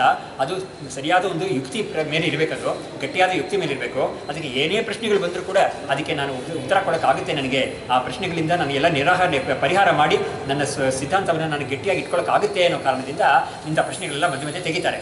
ಇವಾಗ ನೋಡಿ, ಇವತ್ತು ನಾವು ಮಾಡಬೇಕಾದ ಭಾಗ 44ನೇ ಪೇಜಲ್ಲಿದೆ. 44ನೇ ಪೇಜು, ಸ್ವಾಭಾವಿಕಂ ನಶ್ಯತು ಸ್ವರೂಪಂ ತಿಷ್ಠತು ಇದು ಚೇತ್. ಇವಾಗ ಸ್ವಾಭಾವಿಕವಾದ ಒಂದು ಇದೆಯಲ್ಲ, ಅದು ನಾಶವಾಗಿ ಹೋಗಲಿ ಪರವಾಗಿಲ್ಲ, ಸ್ವರೂಪ ಮಾತ್ರ ಇರಲಿ ಅಂತ ಯಾರಾದರೂ ಹೇಳಿದ್ರೆ ಅದು ಸಾಧ್ಯವಿಲ್ಲ ಅಂತ ತೋರಿಸ್ತಾ ಇದ್ದಾರೆ. ಇವಾಗ ಯಾರೋ ಒಬ್ರು ಹೇಳಿದ್ರು, ಸ್ವಾಭಾವಿಕ ಆತ್ಮನಿಗೆ ದುಃಖ ಅನ್ನೋದು ಸ್ವಾಭಾವಿಕವೇ ಅಂತ ಹೇಳಿದ್ರು. ದುಃಖ ಅನ್ನೋದು ಸ್ವಾಭಾವಿಕ ಅಂತ ಹೇಳಿದ್ರೆ, ಸ್ವಾಭಾವಿಕವಾದ ದುಃಖವನ್ನು ನೀನು ಹೋಗಲಾಡ್ಸೋಕ್ಕೆ ಪ್ರಯತ್ನ ಮಾಡಿ ಹೋಗಲಾಡಿಸಿದ್ರೆ ಆ ವಸ್ತುವೇ ಉಳಿಯಲ್ಲ ಅಂತ ಹೇಳಿದ್ರು. ಅದರಿಂದ ದುಃಖ ಅನ್ನೋದು ಅವನ ಸ್ವರೂಪ ಅಲ್ಲ ಅಂತ ಹೇಳಿದ್ರು. ಇವಾಗ ಅದ್ರ ಮೇಲೆ ಪ್ರಶ್ನೆ ಮಾಡ್ತಾ ಇದ್ದಾರೆ, ಸ್ವಾಭಾವಿಕ ಅನ್ನೋದು ನಾಶವಾಗಲಿ ಪರವಾಗಿಲ್ಲ, ಸ್ವರೂಪ ಅಂತ ಇದೆಯಲ್ಲ ಅದು ಇರಲಿ ಅಂತ ಕೇಳಿದರೆ ಇವನೇನು ಹೇಳ್ತಾ ಇದ್ದಾನೆ, ಸ್ವಭಾವ ಮತ್ತು ಸ್ವರೂಪ ಅನ್ನೋದನ್ನು ಎರಡು ಬೇರೆ ಬೇರೆ ಅಂತ ಅಂದ್ಕೊಂಡಿದ್ದಾನೆ ಇವನು. ಆದರೆ ಸ್ವಭಾವ ಮತ್ತು ಸ್ವರೂಪ ನಮ್ಮದು, ಅದಕ್ಕೆ ಬೇರೆ ಬೇರೆ ವ್ಯತ್ಯಾಸ ಇಲ್ಲವೇ ಇಲ್ಲ, ಅದು ಒಂದೇನೇ ಅದು. ಅದನ್ನು ಇವನಿಗೆ ತಿಳಿಸ್ಕೊಡ್ತಾ ಇದ್ದಾರೆ. ಇವಾಗ ತನ್ನ ಸಂಭವತಿ ನಾನು ಅವಾಗ ಅವನೇ ಹೇಳ್ತಾ ಇದ್ದಾನೆ, ಒಂದು ಸಿಚುವೇಶನ್ ತೋರಿಸ್ತಾ ಇದ್ದಾನೆ. ನೋಡು, ಆ ವಸ್ತು ಇರುತ್ತೆ ಖಂಡಿತ, ಆದರೆ ಸ್ವಭಾವ ಅನ್ನೋದು ನಾಶವಾಗುತ್ತೆ. ಅದಕ್ಕೊಂದು ನಾನು ಎಕ್ಸಾಂಪಲ್ ಕೊಡ್ತೀನಿ ಅಂತ ಹೇಳ್ಬಿಟ್ಟು ಎಲ್ಲರೂ ಒಪ್ಕೊಳ್ಳೋಕ್ಕೆ ಸಾಧ್ಯವಾದ ಎಕ್ಸಾಂಪಲ್ ಕೊಡ್ತಾ ಇದ್ದಾನೆ. ಏನು ಅಂತ ಹೇಳಿದ್ರೆ, ನೋಡಿ, ನಮ್ಮ ಶಾಸ್ತ್ರದಲ್ಲಿ ಇವಾಗಿನ ಕಾಲದಲ್ಲಿ ಆಗುತ್ತೋ ಇಲ್ಲೋ ಗೊತ್ತಿಲ್ಲ, ಆದರೆ ಕೆಲವರು ಇರ್ಬೋದು, ಕೆಲವು ಸಿದ್ಧಪುರುಷರು ಇರ್ಬೋದು. ಏನು ಮಾಡಿದ್ದಾರೆ ಅಂದರೆ, ಮಣಿ, ಮಂತ್ರ, ಔಷಧಿ ಅಂತ ಮೂಡಿದೆ. ಯಾವುದು ಅಂತ ಹೇಳಿದ್ರೆ, ಮಣಿ ಅಂತ ಹೇಳಿದ್ರೆ ಒಂದು ಜುವೆಲ್ ಅಂತ ಹೇಳ್ತೀವಲ್ಲ ನಾವು, ಅಂದರೆ ಒಂದು ಪ್ರೆಷಿಯಸ್ ಸ್ಟೋನ್. ಅದು ಒಂದು ಪರ್ಟಿಕ್ಯುಲರ್ ಟೈಪ್ ಆಫ್ ಪ್ರೆಷಿಯಸ್ ಸ್ಟೋನ್ಗೆ ಒಂದು ಶಕ್ತಿ ಇದೆಯಂತೆ. ಅದೇನು ಮಾಡುತ್ತೆ ಅಂತ ಹೇಳಿದ್ರೆ, ಆ ಅಗ್ನಿ ಉರಿತಾ ಇದ್ದಾಗ ಅದರ ಪಕ್ಕದಲ್ಲಿ ಆ ಕಲ್ಲು ಇಟ್ಟುಬಿಟ್ರೆ ಅವಾಗ ಅಗ್ನಿಗೆ ಬಿಸಿ ಇರಲ್ವಂತೆ. ಅಗ್ನಿ ಮಾತ್ರ ಉರಿಯೋದು ಕಾಣಿಸ್ತಾ ಇರುತ್ತೆ ಎಲ್ಲರಿಗೂ, ಆದರೆ ಅಗ್ನಿಯನ್ನು ಮುಟ್ಟು ನೋಡಿದ್ರೆ ನಿಮಗೆ ಬಿಸಿ ಇರಲ್ಲ, ತಣ್ಣಗೆ ಇರುತ್ತೆ. ಅದು ಏನಕ್ಕೆ ಅಂತ ಹೇಳಿದ್ರೆ, ಈ ಕಲ್ಲು ಪಕ್ಕದಲ್ಲಿ ಇಟ್ಟಿದ್ದಾರೆ ಯಾರೋ, ಅಂತ ಒಂದು ಕಲ್ಲು ಇದೆ ಅಂತ ನಂಬಿದ್ದಾರೆ ನಮ್ಮ ಹಿಂದಿನ ಕಾಲದಲ್ಲಿ. ಇವಾಗಲೂ ಕೂಡ ಯಾರಾದರೂ ಸಿದ್ಧಪುರುಷ ಇರ್ಬೋದು, ನಮಗೆ ಹೇಳೋಕ್ಕಾಗಲ್ಲ. ಹಿಮಾಲಯಾಸ್ ಇಂಥ ಕಡೆ ಇರ್ಬೋದು ಅವರು. ಯಾಕಂದರೆ ಒಬ್ಬರು ವಿತ್ ಮಾಸ್ಟರ್ಸ್, ಹಿಮಾಲಯನ್ ಮಾಸ್ಟರ್ಸ್ ಅಂತ ಯಾರೋ ಒಬ್ಬರು ಒಂದು ಪುಸ್ತಕ ಬರೆದಿದ್ದಾರೆ. ಅದರಲ್ಲಿ ಪಾಲ್ ಬ್ರಂಟನ್ ಕೂಡ ಬರೆದಿದ್ದಾನೆ. ಪಾಲ್ ಬ್ರಂಟನ್ ಅಂತ ಒಬ್ಬ ರಮಣ ಮಹರ್ಷಿಗಳನ್ನೆಲ್ಲ ಹೋಗಿ ಭೇಟಿ ಮಾಡಿದ್ದಾನೆ. ಕಂಚಿ ದೊಡ್ಡ ಸ್ವಾಮಿಗಳನ್ನ ಭೇಟಿ ಮಾಡಿದ್ದಾನೆ. ಅವನು ತುಂಬ ಇಂಡಿಯಾಲಿ ಬೇಕಾದಷ್ಟು ಜನಗಳನ್ನ ಅವನಿಗೆ ಕುತೂಹಲ ಬಂತು. ಏನು ಇಂಡಿಯಾಲಿ ಇಂಥದ್ದೆಲ್ಲ ಹೇಳ್ತಾ ಇದ್ದಾರಲ್ಲಪ್ಪ, ಮಾಯಾ ಮಂತ್ರದ್ದೆಲ್ಲ, ಅದೇನು ವಿಚಾರ ಮಾಡೋಣ ಅಂತ ಹೇಳ್ಬಿಟ್ಟು ಏನು ಮಾಡ್ದ ಅವನು, ಅದಕ್ಕೆ ಅಂತ ಬೇಕಾದಷ್ಟು 1 ವರ್ಷನೋ 2 ವರ್ಷನೋ ಟೈಮ್ ಇಟ್ಕೊಂಡು ಅದಕ್ಕೆ ಬಂದು ಒಳ್ಳೆ ವ್ಯವಹಾರ ಮಾಡ್ತಾನೆ. ಯಾರನ್ನೂ ಅಲ್ಲುಗಳಿಯಲ್ಲ, ಯಾರನ್ನೂ ಅಲ್ಲದ ಸಲ್ಲದು ಮಾತಾಡಲ್ಲ, ಕೆಟ್ಟ ಮಾತೇ ಆಡಲ್ಲ ಯಾರನ್ನೂ. ಅವ್ರನ್ನ ಮರ್ಯಾದೆಯಿಂದ ಹೋಗಿ ಕೇಳ್ತಾನೆ ಅವ್ರ ಹತ್ರ, ನೀವು ಹೇಳ್ತಾ ಇದ್ದೀರಲ್ಲ ಇದು ಹೇಗೆ ಅಂತ ಕೇಳ್ತಾನೆ. ಹೀಗೆ ಅವನು ನಾನಾ ಜನಗಳು ನೋಡಿದ್ದಾನೆ. ಅವನು ಉತ್ತರ ದೇಶದಲ್ಲಿ ಹಿಮಾಲಯಾಸಲ್ಲಿ ಹೋಗ್ಬಿಟ್ಟು ಅವನು ಕೆಲವೆಲ್ಲ ಅವನೇ ಕಂಡಿದ್ದನ್ನು ಅವನು ಬರೆದಿದ್ದಾನೆ. ತುಂಬ ಆಶ್ಚರ್ಯವಾಗಿರುತ್ತೆ ನೋಡಿದ್ರೆ ಅದು. ಒಂದು ಕಡೆ ಏನಾಗುತ್ತೆ, ಒಂದು ಸಿದ್ಧರು ಒಂದು ಕಡೆ ಕೂತಿರ್ತಾರೆ, ಅವರಿಗೆ ಕೆಲವರೆಲ್ಲ ಬಂದಿರ್ತಾರೆ, ಅವ್ರನ್ನ ನೋಡಬೇಕು ಅಂತ ಬಂದಿರ್ತಾರೆ, ಅಂಥ ಕಡೆಗೆ ಹೋಗಿರ್ತಾರೆ ಕೆಲವರು ನೋಡೋಕ್ಕೆ ಅಂತ. ಅವ್ರಿಗೆಲ್ಲ ಹೊಟ್ಟೆ ಹಸಿವು ಇರುತ್ತೆ, ಅವ್ರಿಗೆ ಏನಾದರೂ ಕೊಡಬೇಕು ಅನ್ನೋ ಕಾರಣದಿಂದ ಇವ್ರೇನು ಮಾಡ್ತಾರೆ, ಇವರು ಏನೂ ಇಲ್ಲ ಇವ್ರ ಹತ್ರ, ಇವರಲ್ಲಿ ಒಂದು ಏಕಾಂತದಲ್ಲಿ ಇದ್ದಾರೆ ಅವರು. ಅವಾಗ ಏನಿರ್ತಾರೆ, ಒಬ್ಬರ ಹತ್ರ ಅಲ್ಲಿ ನೀರು ಹರಿತಾ ಇರ್ತಲ್ಲ, ಬೇಕಾದಷ್ಟು ಕಡೆಯಲ್ಲಿ ಸ್ಟ್ರೀಮ್ಸ್ ಅಂತ ಹರಿತಾ ಇರುತ್ತೆ, ಶುದ್ಧವಾದ ನೀರೇ ಈ ಬೆಟ್ಟಗಳಿಂದ ಬೀಳ್ತಾ ಇರುತ್ತೆ. ಅದು ನಾವು ಅಲ್ಲಿ ಹೋದರೆ ಗೊತ್ತಾಗುತ್ತೆ.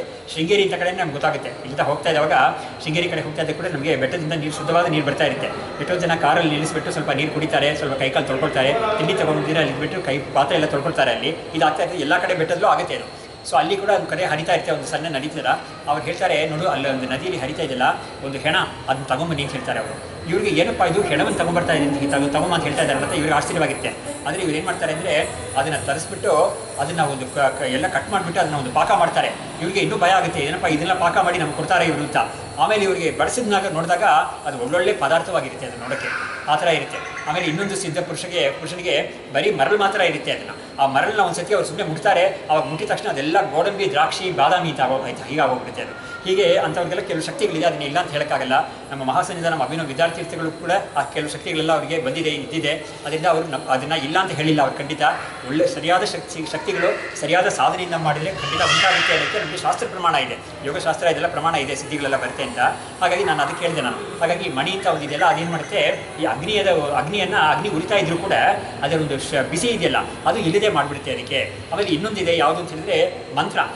ಯಾವುದೋ ಒಂದು ಮಂತ್ರ ಇರುತ್ತೆ, ಆ ಮಂತ್ರವನ್ನು ಅಗ್ನಿ ಹತ್ರ ನಾವು ಜಪ ಮಾಡಿದ್ರೆ ಅಗ್ನಿಗೆ ಆ ಒಂದು ಬಿಸಿ ಅನ್ನೋದು ಇರೋದೇ ಇಲ್ಲ, ಅದಕ್ಕೆ ತಣ್ಣಗೆ ಇರುತ್ತೆ ಅದು.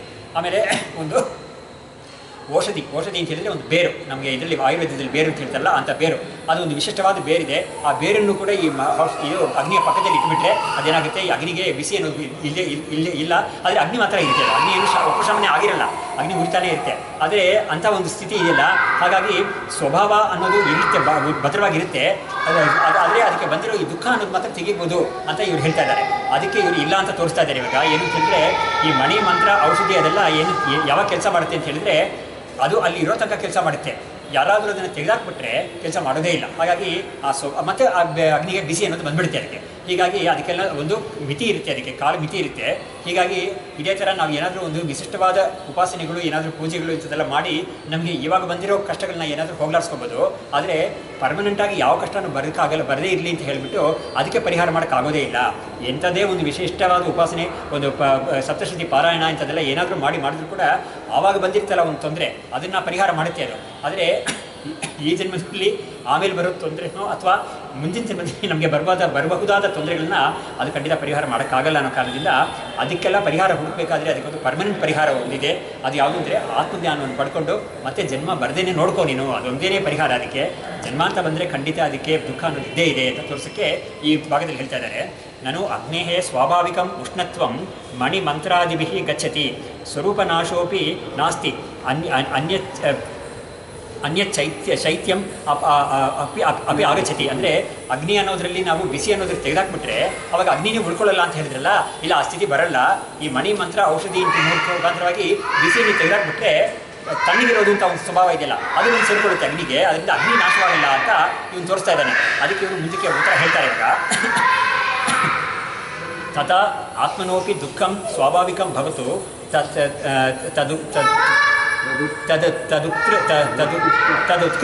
ಉತ್ಕೃಷ್ಟ ಕರ್ಮೋಪಾಸನ ಯೋಗ ಬಲೇನ ಗಚ್ಚತು. ಅಂದರೆ ಉತ್ಕೃಷ್ಟವಾದ ಕರ್ಮ ಯೋಗ ಬಲ ಅಂಥದ್ದೆಲ್ಲ ಒಂದು ಉಪಾಸನೆ ಇಂಥದ್ದೆಲ್ಲ ಮಾಡೋದ್ರಿಂದ ಆತ್ಮನಿಗೆ ಸ್ವಾಭಾವಿಕವಾಗಿರೋ ಒಂದು ದುಃಖ ಹೋಗಲಿ, ಸುಖ ಬರುತ್ತಲ್ಲ. ಯಾಕಂದರೆ ಇವನ್ನೆಲ್ಲ ಮಾಡಿದ್ರಿಂದ ಒಂದು ಅನುಕೂಲ ಬರುತ್ತೆ ಇವರಿಗೆ. ಹಾಗಾಗಿ ಆ ವ್ಯಕ್ತಿ ಅನ್ನೋದು ಇಲ್ಲದೆ ಹೋಗ್ಬಿಡಲ್ಲ, ಅವನು ದುಃಖ ಹೋಗುತ್ತೆ ಅವನ ಕೈಯಿಂದ. ಆಮೇಲೆ ಈ ಒಂದು ಉಪಾಸನೆ ಇದೆಲ್ಲ ಮಾಡಿದ್ರಿಂದ ಅವನಿಗೆ ಒಂದು ಸುಖ ಅಂತ ಬಂದು ಸೇರಿಕೊಳ್ಳುತ್ತೆ. So that person is not lost completely ಅಂತ ಅದನ್ನು ಹೇಳ್ತಾ ಇದ್ದಾನೆ. ಅದಕ್ಕೆ ಅವರು ಉತ್ತರ ಕೊಡ್ತಾರೆ. ಕಥೆ ಹೇಗೆ ಆಗುತ್ತೆ ಅಂತ ಹೇಳಿದ್ರೆ, ಸುಖಂ ಚ ಆಗಚ್ಚತು ಇತಿ ಚೇತ್ ಸಾ ನಿವೃತ್ತಿ ತಾತ್ಕಾಲಿಕಿ ಏವ ನ ಆತ್ಯಂತಿಕಿ ಅಂತ ಒಂದು ನಿವೃತ್ತಿ ನೀನು ಹೇಳ್ತಾ ಇದೆಯಲ್ಲ, ದುಃಖ ನಿವೃತ್ತಿ ಅಂತ ಒಂದು ಉಪಾಸನೆ ಮಾಡೋದ್ರಿಂದಲೋ ಏನಾದರೂ ದುಃಖ ನಿವೃತ್ತಿ ಅಂತ, ಅದು ತಾತ್ಕಾಲಿಕವಾದ ನಿವೃತ್ತಿನೇ ಹೊರತು ಆತ್ಯಂತಿಕವಾದ ನಿವೃತ್ತಿ ಅಲ್ಲ ಅದು ಅಂತ ತೋರಿಸ್ಕೊಡ್ತಾ ಇದ್ದಾರೆ. ಕಥಮಿತಿ ಚೇತ್ ಹೇಗೆ ಹೇಳ್ತಾ ಇದೆಯಾ ಅಂತ ಕೇಳಿದ್ರೆ, ಕರ್ಮಜನ್ಯಂ ಸಕಲಮಪಿ ತತ್ ಕರ್ಮನಾಶೇನ ನಶ್ಯತಿ. ಅಂದರೆ ಕರ್ಮದಿಂದ ಉಂಟಾಗಿರೋ ಎಲ್ಲವೂ ಕೂಡ ಆ ಕರ್ಮನಾಶವಾದರೆ ಅದು ಕೂಡ ಹೋಗ್ಬಿಡುತ್ತೆ ಇದು ಅಂತ. ಇವಾಗ ನಾವು ನೋಡಿ, ನಮಗೆ ಒಂದು ಅಡುಗೆ ಅಂತ ನಾವು ಮಾಡಿಟ್ರೆ, ಒಂದು ಕೆಲಸ ಮಾಡಿ ನಾವು ಅಡುಗೆ ಮಾಡ್ತೀವಿ, ಅಡುಗೆ ಅಂತ ಒಂದು ಕೆಲಸ ಖಂಡಿತ. ಆದರೆ ಅದು ಎಲ್ಲಿವರೆಗೂ ಇರುತ್ತೆ ಅಂತ ಹೇಳಿದ್ರೆ, ಆ ಅಡುಗೆ ಮಾಡಿದ ಅಡುಗೆ ಎಲ್ಲ ಖಾಲಿ ಆಗೋ ತನಕ ಅದು ಇರುತ್ತೆ ಅಷ್ಟೇ. ಆಮೇಲೆ ಇರುತ್ತೆ, ಅದು ಇರೋದೇ ಇಲ್ಲ. ಹಾಗಾಗಿ ಯಾವುದೇ ಒಂದು ಕರ್ಮ ತಗೊಂಡ್ರು ಕೂಡ ಇದಿಷ್ಟೇ. ಅದಕ್ಕೆ ಇವನು ಎಷ್ಟೇ ಒಂದು ವಿದ್ಯಾವಂತನಾಗಿ ಏನಾದರೂ ಒಂದು 4-5 ವರ್ಷ ಒಂದು ಕಾಲೇಜಲ್ಲಿ ಸೇರಿ ಓದಿ ಇಂಜಿನಿಯರಿಂಗ್ ಡಿಗ್ರಿ ಎಲ್ಲ ಪಡ್ಕೊಂಡು ಒಂದು ಕಡೆ ಕೆಲಸಕ್ಕೆ ಸೇರ್ತಾನೆ. ಅದು ಎಲ್ಲಿವರೆಗೂ ಇರುತ್ತೆ ಅಂತ ಹೇಳಿದ್ರೆ ಇವನು ಎಷ್ಟು ದೂರ ಅವರಿಗೆ ಉಪಯೋಗ ಆಗ್ತಿರ್ತಾನೆ ಅಂತ ನೋಡ್ಕೊಂಡಿರ್ತಾರೆ ಅವರು. ಇನ್ಮೇಲೆ ಅವ್ನ ಉಪಯೋಗ ಇಲ್ಲ ನಮಗೆ ನಾಳೆ ಅಂತ ಹೇಳಿದ್ರೆ ಸುಮ್ಮನೆ ಸಂಬಳ ಕೊಡ್ತಾರೆ ಅವರು, ಕಳಿಸ್ಬಿಡ್ತಾರೆ. ಹೀಗಾಗಿ ಅವ್ನ ಯೂಟಿಲಿಟಿ ಎಷ್ಟಿರುತ್ತೆ ಅಂತ ತನಕ ನೋಡ್ತಾರೆ ಅವರು. ಇದೇ ಥರ ಎಲ್ಲ ಕಡೆಯೂ ಅದೇ ಥರ ಬರುತ್ತೆ. ನಮಗೆ ಮನೇಲಿ ಒಂದು ಕೆಲಸ ಇಟ್ಕೊಳ್ತೀವಿ ನಾವು, ಅವರು ಕೂಡ ನಮಗೆ 10 ದಿವಸ ನಮಗೆ ಬರೋಕ್ಕಾಗಲ್ಲಮ್ಮ ಅಂತ ಹೇಳಿದ್ರೆ ಸರಿ ಪರವಾಗಿಲ್ಲ ಅಂತ ಹೇಳ್ಬಿಟ್ಟು ನಾವೇನೋ ಕಷ್ಟಪಟ್ಟು ಮಾಡ್ಕೊಳ್ತೀವಿ. 4-5 ತಿಂಗಳು ನನಗೆ ಬರೋಕ್ಕಾಗಲ್ಲ ಅಂತ ಹೇಳಿದ್ರೆ ಸರಿ ನಿಮ್ಗೆ ಫೋಟೋ ಅಮ್ಮ ನಾನು ಬೇರೆ ಯಾವ್ದಾದ್ರು ಇಟ್ಕೊಳ್ತೀನಿ ಅಂತ ಹೇಳ್ಬಿಟ್ಟು ಹಾಗೆ ಮಾಡ್ತೀವಿ ನಾವು. ಹಾಗಾಗಿ ಅವ್ರ ಪ್ರಯೋಜನ ಎಲ್ಲಿ ತನಕ ಬರುತ್ತೆ ಅಂತ ಹೇಳಿದ್ರೆ ಅದಕ್ಕೊಂದು ಮಿತಿ ಇದೆ. ಆ ಥರ ಪ್ರಪಂಚದಲ್ಲಿ ಯಾವುದೇ ಒಂದು ಕರ್ಮದಿಂದ ಏನೇ ಮಾಡಿದ್ರು ಕೂಡ ಅದಕ್ಕೊಂದು ಮಿತಿ ಇರುತ್ತೆ. ಈ ಥರ ಉಪಾಸನೆಗಳು ಇದಕ್ಕೆ ಏನೇನು ಮಾಡಿದ್ರು ಕೂಡ ಅದಕ್ಕೊಂದು ಮಿತಿ ಇರುತ್ತೆ. ಅದು ಮುಗಿದೋದ್ಮೇಲೆ ಖಂಡಿತ ನಿನಗೆ ಹಳೆ ಪ್ರಕಾರ ನಿನಗೆ ಆ ಕಷ್ಟಗಳೆಲ್ಲ ಬಂದೇ ಬರುತ್ತೆ ಅನ್ನೋದನ್ನು ಅವ್ರ ರೀತಿ ತೋರಿಸ್ತಾ ಇದ್ದಾರೆ. ಹೀಗೆ ಸಕಲಮಪಿ ತತ್ ಕರ್ಮ ನಾಶೇನ ನಶ್ಯತಿ ತದುಕ್ತ ದೃಷ್ಟಾಂತ ದಾಷ್ಟಾಂತಿಕಯೋ ಅಜ್ಞಾತ್ಮನೋ ಉಷ್ಣತ್ವಂ ದುಃಖಿತ್ವಂ ಚ ಮಣಿಮಂತ್ರಾದಿಭಿಃ ಉತ್ಕೃಷ್ಟಕರ್ಮೋಪಾಸನೈಃ ಯೋಗೈಶ್ಚ ಗತಂ ಸದಪಿ ಶೈತ್ಯಂ ಸುಖಂ ಚ ಆಗತಮಪಿ ತತ್ತತ್ ಕರ್ಮ ಕ್ಷಯೇತು ತಚ್ಚೈತ್ಯಂ ಸುಖಂ ಚ ಗಚ್ಚೇತ್ ಪುನಃ ಸ್ವಾಭಾವಿಕಂ ಉಷ್ಣತ್ವಂ ದುಃಖಿತ್ವಂ ಚ ಆಗಚ್ಚೇತ್ ಅಂತ ಹೇಳ್ಬಿಟ್ಟು ನಾನು ಹೇಳಿದ್ದೀನಿ ಹೇಳ್ತಾ ಇದ್ದಾರೆ. ಅಂದರೆ ಈ ಮನೆ ಮಂತ್ರ ಔಷಧಿಗಳೆಲ್ಲ ಯಾವಾಗಲೂ ಅಲ್ಲಿ ಇರೋ ತನಕ ಅದು ಎಫೆಕ್ಟ್ ಇರೋ ತನಕ ಅದೇ ರೀತಿ ಹಾಗೆ ಅದು ಎಫೆಕ್ಟ್ ಹೊಟ್ಟೋದ ಮೇಲೆ ತಿರ್ಗಾ ಅದು ಹಿಂದಿನ ಪ್ರಕಾರ ಅದರ ಸ್ವಭಾವವನ್ನೇ ಹೊಂದುತ್ತೆ. ಅದೇ ಥರ ಈ ಕರ್ಮ ಉಪಾಸನೆ ಯೋಗ ಇದ್ರದ್ದೆಲ್ಲ ಎಫೆಕ್ಟ್ ಎಲ್ಲಿವರೆಗೂ ಇರುತ್ತೋ ಅಲ್ಲಿವರೆಗೂ ನಿನಗೆ ಒಂದು ಸುಖ ಇರುತ್ತೆ, ಆಮೇಲೆ ಖಂಡಿತ ಅದು ಹೊಟ್ಟೋಗುತ್ತೆ. ಇವಾಗ ನೋಡಿ, ಇವಾಗ ಕೆಲವು ಸತಿ ಏನು ಮಾಡ್ತಾರೆ, ನಮಗೆ ಒಂದು ದೇಹದಲ್ಲೇ ಕೂಡ ಕೆಲವು ತೊಂದರೆಗಳು ಬಂದಾಗ ಅದಕ್ಕೆ ಇಂಥ ಒಂದು ಯೋಗ ಎಕ್ಸಸೈಸ್ ಎಲ್ಲ ಮಾಡು ಅಂತ ಹೇಳ್ತಾರೆ. ಆದರೆ ಆ ಎಕ್ಸಸೈಸ್ ಎಲ್ಲ ಮಾಡ್ತಾ ಇರುವಾಗ ಪರವಾಗಿಲ್ಲ. ಕೆಲವು ಕಡೆ ಫಿಸಿಯೋಥೆರಪಿ ಎಲ್ಲ ಹೇಳ್ಕೊಡ್ತಾರಲ್ಲ, ಅವ್ರು ಹೇಳ್ತಾರೆ ನೀನು ಲೈಫ್ ಲಾಂಗ್ ಮಾಡ್ತಾ ಇರಬೇಕು ಅಂತ ಹೇಳ್ಬಿಡ್ತಾರೆ ಕೊನೆಯಲ್ಲಿ. ಯಾಕಂದರೆ ನೀನು ಮಾಡಿಬಿಟ್ಟು ನಿಲ್ಲಿಸ್ಬಿಟ್ರೆ ನಿನಗೆ ತಿರ್ಗಾ ಪೇಯ್ನ್ ಬರುತ್ತೆ. ಇದು ಪೇಯ್ನ್ ಬರಬೇಕು ಅಂದರೆ you have to maintain it. ಅದಕ್ಕೆ ನೀನು ಲೈಫ್ ಲಾಂಗ್ ಮಾಡ್ತಾನೆ ಇರಬೇಕು ಅಂತ ಹೇಳ್ತಾರೆ, ನಿಲ್ಲಿಸಬಾರ್ದು ಅಂತ ಹೇಳ್ತಾರೆ. ಅದರಿಂದ ಏನು ಗೊತ್ತಾಗುತ್ತೆ ನಮಗೆ, ಪರ್ಮನೆಂಟ್ ರಿಲೀಫ್ ಇಲ್ಲ ಅಂತ ಗೊತ್ತಾಗುತ್ತೆ ಅಷ್ಟೇ. ಅದನ್ನ ಹೇಳಕ್ಕೆ ಬದಲು ಅವ್ರು ಏನು ಮಾಡ್ತಾರೆ, ಇದನ್ನು ಮಾಡ್ತಾನೆ ಇರು ಅಂತ ಹೇಳ್ತಾರೆ ಅಷ್ಟೇ. ಒಳ್ಳೆ ಮಾತಲ್ಲಿ ಹೇಳ್ತಾರೆ ಅವರು. ಯಾಕಂದರೆ ನಿನಗೆ ಹೋಗಲ್ಲ ಅಂತ ಹೇಳಿದ್ರೆ ಅವ್ರಿಗೆ ಬೇಸರ ಆಗುತ್ತೆ ಅದಕ್ಕೆ. ಹಾಗಾಗಿ ಆ ಥರ ಹೇಳಿದೆ ಇದನ್ನು ನೀನು ಯಾವಾಗಲೂ ಮಾಡ್ತಾ ಇರು, ಈ ಔಷಧ ನೀನು ಲೈಫ್ ಲಾಂಗ್ ತಗೋತಾ ಇರಬೇಕು, ಇದನ್ನು ನಿಲ್ಲಿಸ್ಬಿಟ್ರೆ ನಿಮಗೆ ತೊಂದರೆ ಆಗುತ್ತೆ ಅಂತ ಹೇಳ್ತಾರೆ. ಅದರಿಂದ ಏನು ಗೊತ್ತಾಗುತ್ತೆ, ಪರ್ಮನೆಂಟ್ ರಿಲೀಫ್ ಅಂತ ಯಾರಿಗೂ ಏನಕ್ಕೂ ಕೊಡೋಕ್ಕಾಗೋದೇ ಇಲ್ಲ ಅಂತ ನಮ್ಗೆ ಗೊತ್ತಾಗುತ್ತೆ. ಹೀಗೆ ಅದನ್ನೇ ಇವರು ತಿಳಿಸಿದ್ರಲ್ಲಿ ಏವಂ ಸತಿ ಸರ್ವಜೀವಾನಾಂ ತಾತ್ಕಾಲಿಕ ಮುಕ್ತಿಂ ವಿನಾ ಪುನರ್ಜನ್ಮರಹಿತ ಮುಕ್ತಿ ನ ಸ್ಯಾತ್. ಹಾಗಾಗಿ ಎಲ್ಲರಿಗೂ ಕೂಡ ಜೀವರಿಗೆ ತಾತ್ಕಾಲಿಕವಾದ ಒಂದು ಮುಕ್ತಿ ಅನ್ನೋದು ಹೇಳ್ಬೋದೇ ಹೊರತು ಅದನ್ನು ಒಂದು ಪರ್ಮನೆಂಟ್ ಮುಕ್ತಿ ಅಂತ ಹೇಳೋಕ್ಕಾಗಲ್ಲ. ಅದರಿಂದ ನೀನು ಯಾವುದೇ ಒಂದು ಲೋಕಕ್ಕೆ ಹೋಗೋ, ಏನೇ ಉಪಾಸನೆ ಮಾಡಿ ಯಾವ್ಯಾವ ಲೋಕಕ್ಕೆ ಹೋದರೂ ಕೂಡ ಆ ಲೋಕಕ್ಕೆ ಹೋಗಿರೋದಕ್ಕೆ ಎಷ್ಟು ಉಪಾಸನೆ ಮಾಡಿದೆಯೋ ಅಷ್ಟು ಮಾತ್ರ ಅಲ್ಲಿ ನಿಲ್ಲುತ್ತೆ. ಅದಾದಮೇಲೆ ಈ ಕ್ರೆಡಿಟ್ ಕಾರ್ಡ್ ಅಂತ ಹೇಳ್ತೀವಲ್ಲ, ಅದೇ ಥರನೇ ಅದು. ಕ್ರೆಡಿಟ್ ಕಾರ್ಡ್ ಎಷ್ಟು ಲಿಮಿಟ್ ಇದೆಯೋ ಅಷ್ಟು ಮಾತ್ರ ನಾವು ತೊಗೊಳಕ್ಕಾಗೋದು. ಅದಕ್ಕೆ ಮೇಲೆ ತೊಗೊಳ್ತೀನಿ ಅಂತ ಹೇಳಿದ್ರೆ ಅದು ಪರ್ಮಿಟ್ ಮಾಡಲ್ಲ ನಮ್ಮನ್ನು. ಅದೇ ಥರನೇ ಇಲ್ಲೂ ಕೂಡ ಅವನು ಎಷ್ಟೆಷ್ಟು ಪುಣ್ಯ ಗಳಿಸಿದಾನೋ ಅದನ್ನ ಇಟ್ಕೊಂಡು ಅವನು ಈ ಲೋಕ ಬೇಡಪ್ಪ, ನನಗೆ ಈ ಲೋಕದಲ್ಲಿ ತುಂಬ ಕಷ್ಟ ಇದೆ, ಬೇರೆ ಲೋಕಕ್ಕೆ ಹೋಗ್ತೀನಿ ಅಂತ ಹೋಗ್ತಾನೆ. ನೋಡಿ, ಇವಾಗ ಕೆಲವರು ಇಲ್ಲೇ ಕೂಡ ಅಮೆರಿಕ ಇಂಥ ದೇಶಗಳಲ್ಲಿ ತುಂಬ ಚೆನ್ನಾಗಿದೆ ಅಂತ ಹೋಗ್ತಾರೆ. ಆದರೆ ಎಷ್ಟೋ ಜನ ಇವಾಗ ಹೋಗಿದ್ದವರು ಕೂಡ 4-5 ವರ್ಷದಲ್ಲಿ ಒಬ್ಬಬಿಡೋಣ ಅಂತ ಅಂದ್ಕೊಂಡವರು ಕೂಡ ಅಲ್ಲಿ ಹೋಗಿ ನೋಡಿದ ಮೇಲೆ ಅವರಿಗೆ ಸಂತೋಷವಾಗಿದೆ. ಹಾಗಾಗಿ ಇಲ್ಲೇ ಇದ್ಬಿಡೋಣ ಅಂತ ತೀರ್ಮಾನ ಮಾಡಿದ್ದಾರೆ. ಎಷ್ಟೋ ಜನ ಸೆಟಲ್ ಆಗಿಬಿಟ್ಟಿದ್ದಾರೆ. ಅವರಿಗೆ ಇಲ್ಲಿಗೆ ಬಂದು ತಿರ್ಗಾ ಇಲ್ಲೆಲ್ಲ ಕ್ಯೂ ನಿಂತ್ಕೋಬೇಕು, ಅಲ್ಲಲ್ಲಿ ಕಷ್ಟ ಆಗಲಿ ನಮಗೆ, ಎಲ್ಲ ಹೋದ್ರು ಲಂಚಗಳೆಲ್ಲ ಕೇಳ್ತಾರೆ, ಬೇಡವೇ ಬೇಡಪ್ಪ ಅಂತ, ಜೀವನ ಬೇಡ ನಮಗೆ, ಅಲ್ಲೇ ಚೆನ್ನಾಗಿದೆ ಅಂತ ಅವ್ರು ಹೇಳ್ತಾರೆ. ಹಾಗಾಗಿ ಅವ್ರು ಏನು ಮಾಡ್ತಾರೆ ಅಂದರೆ ಅಲ್ಲಿ ಚೆನ್ನಾಗಿದೆ ಅಂತ ಹೇಳ್ಬಿಟ್ಟು ಹೋಗ್ತಾರೆ. ಆದರೆ ಕೆಲವರಿಗೆ ಏನಾಗ್ತಾ ಇದೆ ಅಂತ ಹೇಳಿದ್ರೆ, ಒಂದು ಜನ್ರೇಷನ್ ಆಗಿಬಿಟ್ಟು ಅವ್ರ ಮಕ್ಕಳೆಲ್ಲ ಬೆಳೀತಾ ಇದ್ದಾರಲ್ಲ, ದೊಡ್ಡವರಾಗ್ತಾ ಇದ್ದಾರಲ್ಲ, ಅದನ್ನ ನೋಡಿದಾಗ ಅವರಿಗೆ ಇಂಥ ದೇಶದಲ್ಲಿ ನಮ್ಮ ಮಕ್ಕಳೆಲ್ಲ ಬೆಳಿಬಾರ್ದು ಅಂತ ಅವ್ರಿಗೆ ಅನಿಸ್ತಾ ಇದೆ ಕೆಲವರಿಗೆ. ಹಾಗಾಗಿ ನಾವು ಬಂದ್ಬಿಡ್ಬೇಕು, ಇಲ್ಲಿಗೆ ನಮ್ಮ ದೇಶಕ್ಕೆ ಬಂದ್ಬಿಡ್ಬೇಕು ನಾವು. ಯಾಕಂದರೆ ಅಲ್ಲಿ ಒಂದು ವಾತಾವರಣ ಚೆನ್ನಾಗಿಲ್ಲ, ಹೆಣ್ಮಕ್ಳು ಎಲ್ಲರೂ ಕೂಡ ಒಂದು ವಯಸ್ಸಿಗೆ ಬರುವಾಗ ಅಲ್ಲಿ ನಾನಾ ಥರ ವಿಷಯಗಳೆಲ್ಲ ನಡೆಯುತ್ತೆ, ನಮಗೆ ಅದು ಒಳ್ಳೆಯದಲ್ಲ ಅಂತ ಹೇಳ್ಬಿಟ್ಟು ಬರಬೇಕು ಅಂತ ಪ್ರಯತ್ನ ಮಾಡ್ತಾರೆ. ಆದರೆ ಬರಬೇಕು ಅಂತ ಅನ್ಸಿದ್ರು ಕೂಡ ಅವರಿಗೆ ಅಲ್ಲಿರೋ ಒಂದು ಸಂಪಾದನೆ ಬಿಟ್ಟು ಬರೋಕ್ಕೆ ಮನಸ್ಸು ಬರ್ತಾ ಇಲ್ಲ. ಇಂಥದ್ದೆಲ್ಲ ಆಗುತ್ತೆ, ಒಂದು ಕ್ಲಾಶ್ ಇರುತ್ತೆ, ಕಾನ್ಫ್ಲಿಕ್ಟ್ ಇರುತ್ತೆ ಅವರಿಗೆ ಮನಸ್ಸಲ್ಲಿ, ಇದೆಲ್ಲ ಇದ್ದೇ ಇರುತ್ತೆ. ಹೀಗೆ ಈ ಲೋಕದಲ್ಲಿ ಬೇಡ ಅಂತ ಹೇಳ್ಬಿಟ್ಟು ನಾನು ಇನ್ನೊಂದು ಲೋಕಕ್ಕೆ ಹೋದರೂ ಕೂಡ ಅಲ್ಲಿ ನಾನು ಪರ್ಮನೆಂಟಾಗಿ ಇರ್ತೀನಾ ಅಂತ ಹೇಳೋಕ್ಕಾಗಲ್ಲ. ನೋಡಿ, ಕೆಲವರಿಗೆ ಏನಾಗಿದೆ ಅಂದರೆ, ನನಗೆ ಕೂಡ ಒಬ್ರು ಹೇಳಿ, ಸಿಸ್ಕೋ ಅಂತ ಒಂದು ಕಂಪನಿಯಲ್ಲಿ 7-8 ಸಾವಿರ 10,000 ಜನನ ತೆಗೆದಾಕ್ಬಿಟ್ರು ಕೆಲಸದಿಂದ. ಇಲ್ಲಿರೋರೇ ಒಬ್ಬರು ಇಲ್ಲೇ ಓದಿದ್ದವರು, ಅಲ್ಲಿಗೆ ಹೋಗಿದ್ದವರು, ಆ ಕೆಲಸದಲ್ಲಿ ಇದ್ದರು. ಅಲ್ಲಿ ಅವ್ರು ತೆಗೆದಾಕಿದ ಮೇಲೆ ಅವರಿಗೆ ಕೆಲಸವೇ ಇಲ್ಲ ಅಂತ ಆಗೋಯ್ತು. ಸರಿ, ಹೇಗೋದ್ರು ಮಾಡಿ ಅವ್ರ ಮಗನ ಸ್ಕೂಲೆಲ್ಲ ಸೇರಿಸಿದ್ದಾರೆ, ಅವನು ಬೆಳೀತಾ ಇದ್ದಾನೆ. ಸಡನ್ನಾಗಿ ಈ ಥರ ಆಗೋಯ್ತು ಅವರಿಗೆ. ಹಾಗಾಗಿ ಅವ್ರ ಹೆಂಡತಿ ಓದಿದ್ರಿಂದ ಅವ್ಳಿಗೇನೋ ಒಂದು ತಾತ್ಕಾಲಿಕವಾಗಿ ಸ್ವಲ್ಪ ಕೆಲಸಗಳು, ಸಣ್ಣ ಕೆಲಸಗಳೆಲ್ಲ ಇಟ್ಕೊಂಡು ಅವರು ಹಾಗೆ ಮ್ಯಾನೇಜ್ ಮಾಡ್ಕೊಂಡು ಬರ್ತಾ ಇದ್ದಾರೆ. ಹೀಗೆ ಯಾಕಂದರೆ ಅವ್ರಿಗೆ ಬಂದುಬಿಡೋಕ್ಕೆ ಆಗ್ತಾ ಇಲ್ಲ. ಬಂದುಬಿಟ್ರೆ ನಮಗೆ ಇಲ್ಲೇನು ಸಿಗುತ್ತೆ ಅಂತ ಅವ್ರಿಗೆ ಒಂದು ಭರವಸೆ ಇಲ್ಲ ಅವರಿಗೆ. ಅಲ್ಲೇ ಇರಬೇಕು ಅಂತ ಈ ಆಸೆನೂ ಇದೆ ಅವರಿಗೆ. ಆದರೆ ಕೆಲಸನೂ ಹೋಗ್ಬಿಟ್ಟಿದೆ. ಈಗೆಲ್ಲ ಕೆಲವು ಕಡೆ ಫಜಿತಿ ಆಗುತ್ತೆ. ಹೀಗೆ ಯಾವುದಕ್ಕೆ ನಾವು ಇಲ್ಲಿ ಚೆನ್ನಾಗಿಲ್ಲ, ಅಲ್ಲಿ ಚೆನ್ನಾಗಿದೆ ಅಂತ ನಾವು ಏನಾದರೂ ಮಾಡ್ಕೊಂಡು ಹೋದರೂ ಕೂಡ ಅದು ಪರ್ಮನೆಂಟಾಗಿ ಇರೋಕ್ಕಾಗಲ್ಲ ಅದು ಅಂತ ಹೇಳ್ತಾರೆ. ಹೀಗೆ ಇವಾಗ ರಷ್ಯಾ ಅಂತ ಕಂಟ್ರೀಸಲ್ಲೆಲ್ಲ ಕೂಡ ಅವರು ಸಿಟಿಸನ್ಸ್ಗೇ ಕೆಲವು ಸತಿ ಕೆಲಸಗಳೆಲ್ಲ ಹೊರಟೋಗಿದೆ, ಪೆನ್ಷನ್ ಕೊಡೋದನ್ನ ಸ್ಟಾಪ್ ಮಾಡಿಬಿಟ್ಟಿದ್ರು ಒಂದು ಸತಿ, ಅದೆಲ್ಲ ಕೂಡ ಆಯ್ತದೆ. ರಷ್ಯಾದಲ್ಲಿ ಪೆನ್ಷನ್ ಕೊಡೋದನ್ನ ಸ್ಟಾಪ್ ಮಾಡಿಬಿಟ್ರು. ಆಮೇಲೆ ಒಂದು ಪೆನ್ಷನರ್ಸ್ಗೆಲ್ಲ ಅವ್ರಿಗೆ ಜೀವನ ಮಾಡಬೇಕಲ್ಲ, ಅದಕ್ಕಾಗಿ ಅವನ್ನೆಲ್ಲ ಕ್ಯೂನಲ್ಲಿ ನಿಲ್ಲಿಸಿ ಅವರಿಗೆ ವಾರಕ್ಕೆ ಇಷ್ಟು ಬ್ರೆಡ್ ಕೊಡ್ತೀವಿ, ವಾರಕ್ಕೆ ಇಷ್ಟು ಹಾಲು ಕೊಡ್ತೀವಿ ನಿನಗೆ, ಅದನ್ನ ಇಟ್ಕೊಂಡು ನೀನು ಜೀವನ ಮಾಡು ಅಂತ ಹೇಳಿ ಇದು ಮಾಡಿದ್ರು. ಪಾಪ ಅವರೆಲ್ಲ 30-40 ವರ್ಷ ಕೆಲಸ ಮಾಡಿದವರು ನಮಗೆ ಜೀವನ ಪೂರ್ತಿ ನಿಮಗೆ ಪೆನ್ಷನ್ ಬರುತ್ತೆ ಅಂತ ಅಂದ್ಕೊಂಡ್ರು. ಬಟ್ ಒಂದು ಎಕನಾಮಿಕ್ ಕ್ರೈಸಿಸ್ ಅಂತ ಅವ್ರಿಗೆ ಬಂದಾಗ ಪೆನ್ಷನ್ ಕೊಡೋಕ್ಕಾಗಲ್ಲ ಅಂತ ತೀರ್ಮಾನ ಮಾಡಿದ್ರು. ಆದರೆ ಅವನ್ನೆಲ್ಲ ಸಾಯಿಲಿ ಅಂತ ಬಿಡಕ್ಕೆ ಆಗ್ತಾ ಇಲ್ಲ, ಅವನ್ನೆಲ್ಲ ಕ್ಯೂ ನಿಲ್ಲಿಸಿ ಪಾಪ ಅವ್ರನ್ನೆಲ್ಲ ಅವ್ರಿಗೆ ಒಂದೊಂದು ಇಷ್ಟಿಷ್ಟು ಕೊಡ್ತಾರೆ, ವಾರಕ್ಕೆ ಇಷ್ಟು ಬ್ರೆಡ್ ನಿನಗೆ, ವಾರಕ್ಕೆ ಇಷ್ಟು ಹಾಲು ಅಂತ ಕೊಡ್ತಾರೆ, ಈಗ ಜೀವನ ಮಾಡಬೇಕು ಅಂತ ಇದೆ. ಹಾಗಾಗಿ ನಮಗೆ ಈ ಕಷ್ಟಗಳಿಗೆ ನನಗೂ ಸರಿ ಇಂಥ ಕಷ್ಟಗಳೆಲ್ಲ ಭೂಲೋಕದಲ್ಲಿದೆ, ನಾನು ಇಂದು ಲೋಕಕ್ಕೆ ಹೋಗ್ತೀನಿ ಅಂತ ಹೇಳಿದ್ರೆ ಆ ಲೋಕದಲ್ಲೂ ನಿನಗೆ ಕಷ್ಟಗಳಿರುತ್ತೆ, ತಪ್ಪಿದ್ದಲ್ಲ ಅದು ಸರಿ. ಆ ಲೋಕಕ್ಕೆ ಹೋಗೋಕ್ಕೆ ನಿನಗೆ ಏನಾದರೂ ಒಂದು ಪ್ರಯತ್ನ ಮಾಡಿದ್ದಿಲ್ಲ, ಆ ಪ್ರಯತ್ನ ಅದಕ್ಕೆ ಒಂದು ಕ್ವಾಲಿಫಿಕೇಷನ್ ಇದೆಯಲ್ಲ, ಆ ಕ್ವಾಲಿಫಿಕೇಷನ್ ಇರೋ ತನಕ ನಿನಗೆ ಇರುತ್ತೆ ಅದು, ಆಮೇಲೆ ಅದು ಅಲ್ಲಿಂದ ಅಂತ ಇದೆ. ಹಾಗಾಗಿ ಪರ್ಮನೆಂಟ್ ಮುಕ್ತಿ ಅನ್ನೋದು ನಿನಗೆ ಒಂದೇ ಒಂದು ದಾರಿಲಾಗುತ್ತೆ, ಅಜ್ಞಾನವನ್ನು ಕಳ್ಕೊಂಡ್ರೆ ಪರ್ಮನೆಂಟ್ ಮುಕ್ತಿಯೇ ಹೊರತು ಬೇರೆ ಏನು ಜಿಮ್ನಾಸ್ಟಿಕ್ಸ್ ಮಾಡಿದ್ರೂ ಆಗಲ್ಲ ಅಂತ ಅದನ್ನು ನಮಗೆ ತೋರ್ಸಕ್ಕೆ ಬರ್ತಾ ಇದ್ದಾರೆ. ಅದಕ್ಕಾಗಿ ಇಷ್ಟು ಪ್ರಶ್ನೆಗಳೆಲ್ಲ ತೆಗಿತಾ ಇದ್ದಾರೆ. ಇವಾಗ ಮುಂದಿನ ಭಾಗ ನೋಡಿ, ಅದಕ್ಕೆ ನೆಕ್ಸ್ಟ್ ಭಾಗ ಆಗಿ 45ನೇ ಪೇಜಲ್ಲಿ ಕಿಂಚ ಮೋಕ್ಷಸ್ಯ ಜನ್ಯತ್ವೇ ಅನಿತ್ಯತ್ವಮಪಿ ಸ್ಯಾತ್. ಮೋಕ್ಷ ಅನ್ನೋದು ಉಂಟಾಗುತ್ತೆ ಅಂತ ಹೇಳಿದರೆ ಅವಾಗ ಯಾವ್ದು ಉಂಟಾಗಿದೆಯೋ ಅದೆಲ್ಲ ಅನಿತ್ಯ ಅಂತ ಒಂದು ಇದು ಲಾಜಿಕ್ ಇದೆ, ಒಂದು ರೀಸನಿಂಗ್ ಇದೆ. ಅದು whatever starts that will end some time ಅಂತ. ಸೊ ಏನೇನು ಹುಟ್ಟಿದೆಯೋ ಅದು ಖಂಡಿತ ಒಂದು ಸತಿ ನಾಶವಾಗುತ್ತೆ ಒಂದು ದಿವಸ ಅಂತ ಇದೆ. ಹಾಗಾಗಿ ಮುಕ್ತಿ ಹೊಸದಾಗಿ ಬಂತು ಅಂತ ಯಾರಾದರೂ ಹೇಳಿದರೆ ಆ ಮುಕ್ತಿ ಕೂಡ ನಿತ್ಯವಲ್ಲ ಅಂತ ಹೇಳಬೇಕಾಗುತ್ತೆ. ಹಾಗಾದರೆ ಏನು ಇದು ಮುಕ್ತಿ ಅಂದರೆ ಏನು ಅಂತ ಹೇಳಿದರೆ, ನಾವು ಯಾವಾಗಲೂ ಮುಕ್ತ ಸ್ವರೂಪರೇ ಅನ್ನೋ ವಿಷಯವನ್ನು ನಾವು ತಿಳ್ಕೊಳ್ಳದೇ ಇದ್ದೀವಲ್ಲ, ಅದೇ ಬಂಧ. ನಾವು ಯಾವಾಗಲೂ ಮುಕ್ತ ಸ್ವರೂಪರೇ ಅಂತ ತಿಳುವಳಿಕೆ ಬಂದರೆ ನಮಗೆ ಅದೇ ಮುಕ್ತಿ. ಹಾಗಾಗಿ ಮುಕ್ತಿ ಅನ್ನೋದು ಹೊಸದಾಗಿ ಏನು ಬರಬೇಕಾಗಿಲ್ಲ, ನಮ್ಮ ಸ್ವರೂಪವೇ ಮುಕ್ತ ಸ್ವರೂಪವೇ. ಅದು ನಮಗೆ ಬಂಧ ಅಂತ ನಾವು ಅಂದ್ಕೊಂಡಿದ್ದೀವಲ್ಲ, ಅದೇ ಅಜ್ಞಾನದಿಂದ ಉಂಟಾಗಿರೋದು. ಆ ಅಜ್ಞಾನವನ್ನು ಕಳ್ಕೊಂಡ್ರೆ ನೀನು ಯಾವಾಗಲೂ ಮುಕ್ತ ಸ್ವರೂಪನಾಗಿದೆಯಾ ಅನ್ನೋದು ಗೊತ್ತಾಗುತ್ತೆ ನಿನಗೆ. ಶಂಕರಾಚಾರ್ಯರು ಅವರ ಇದರ ಬ್ರಹ್ಮಸೂತ್ರ ಭಾಷೆಯಲ್ಲಿ ಇದನ್ನು ತುಂಬ ಚೆನ್ನಾಗಿ ಹೇಳಿ ತೋರಿಸಿದ್ದಾರೆ. ಅವರು ಆ ಒಂದು ಆತ್ಮಜ್ಞಾನಿಗೆ ಅಂದರೆ ಆ ಜ್ಞಾನವನ್ನು ಪಡ್ಕೊಂಡವನಿಗೆ ಆ ಜ್ಞಾನ ಅನ್ನೋದು ಯಾವ ಥರ ಇರುತ್ತೆ ಅಂತ. ಹಾಗಾಗಿ ಕೇಳಿಸ್ತಾ ಇದೆಯಲ್ಲ, ಚೆನ್ನಾಗಿ ಕೇಳಿಸ್ತಾ ಇದೆಯಾ? ಹಾಂ, ಹೇಗಿರುತ್ತೆ ಅವನಿಗೆ ಅಂತ ತೋರಿಸಿದ್ದಾರೆ. ಅದಕ್ಕೆ ಅವ್ರ ವಾಕ್ಯ ತುಂಬ ಚೆನ್ನಾಗಿ ಹೇಳಿದ್ದಾರೆ. ಅದನ್ನು ಪೂರ್ವಸಿದ್ಧ ಕರ್ತೃತ್ವ ಭೋಕ್ತೃತ್ವ ವಿಪರೀತಂ ಹಿ ತ್ರಿಷ್ವಪಿ ಕಾಲೇಶು ಅಕರ್ತೃತ್ವ ಅಭೋಕ್ತೃತ್ವ ಸ್ವರೂಪಂ ಬ್ರಹ್ಮಾಹಮಸ್ಮಿ ನ ಇತಃ ಪೂರ್ವಂ ಕರ್ತಾ ಭೋಕ್ತಾ ವಾಹಮಾಸಂ ನ ಇದಾನಿಂ ನಾಪಿ ಭವಿಷ್ಯತ್ ಕಾಲೇ ಇತಿ ಬ್ರಹ್ಮವಿದ್ ಅವಗಚ್ಚತಿ. ಆ ಬ್ರಹ್ಮವಿತ್ತಾದವನಿಗೆ ಎಂಥ ಒಂದು ಜ್ಞಾನ ಬರುತ್ತೆ, ಹೇಗೆ ಬರುತ್ತೆ, ಯಾವ ರೀತಿಯಾದ ಜ್ಞಾನ ಬರುತ್ತೆ ಅಂತ ಹೇಳಿದ್ರೆ ಹೇಳ್ತಾ ಇದ್ದಾರೆ ಅವರು.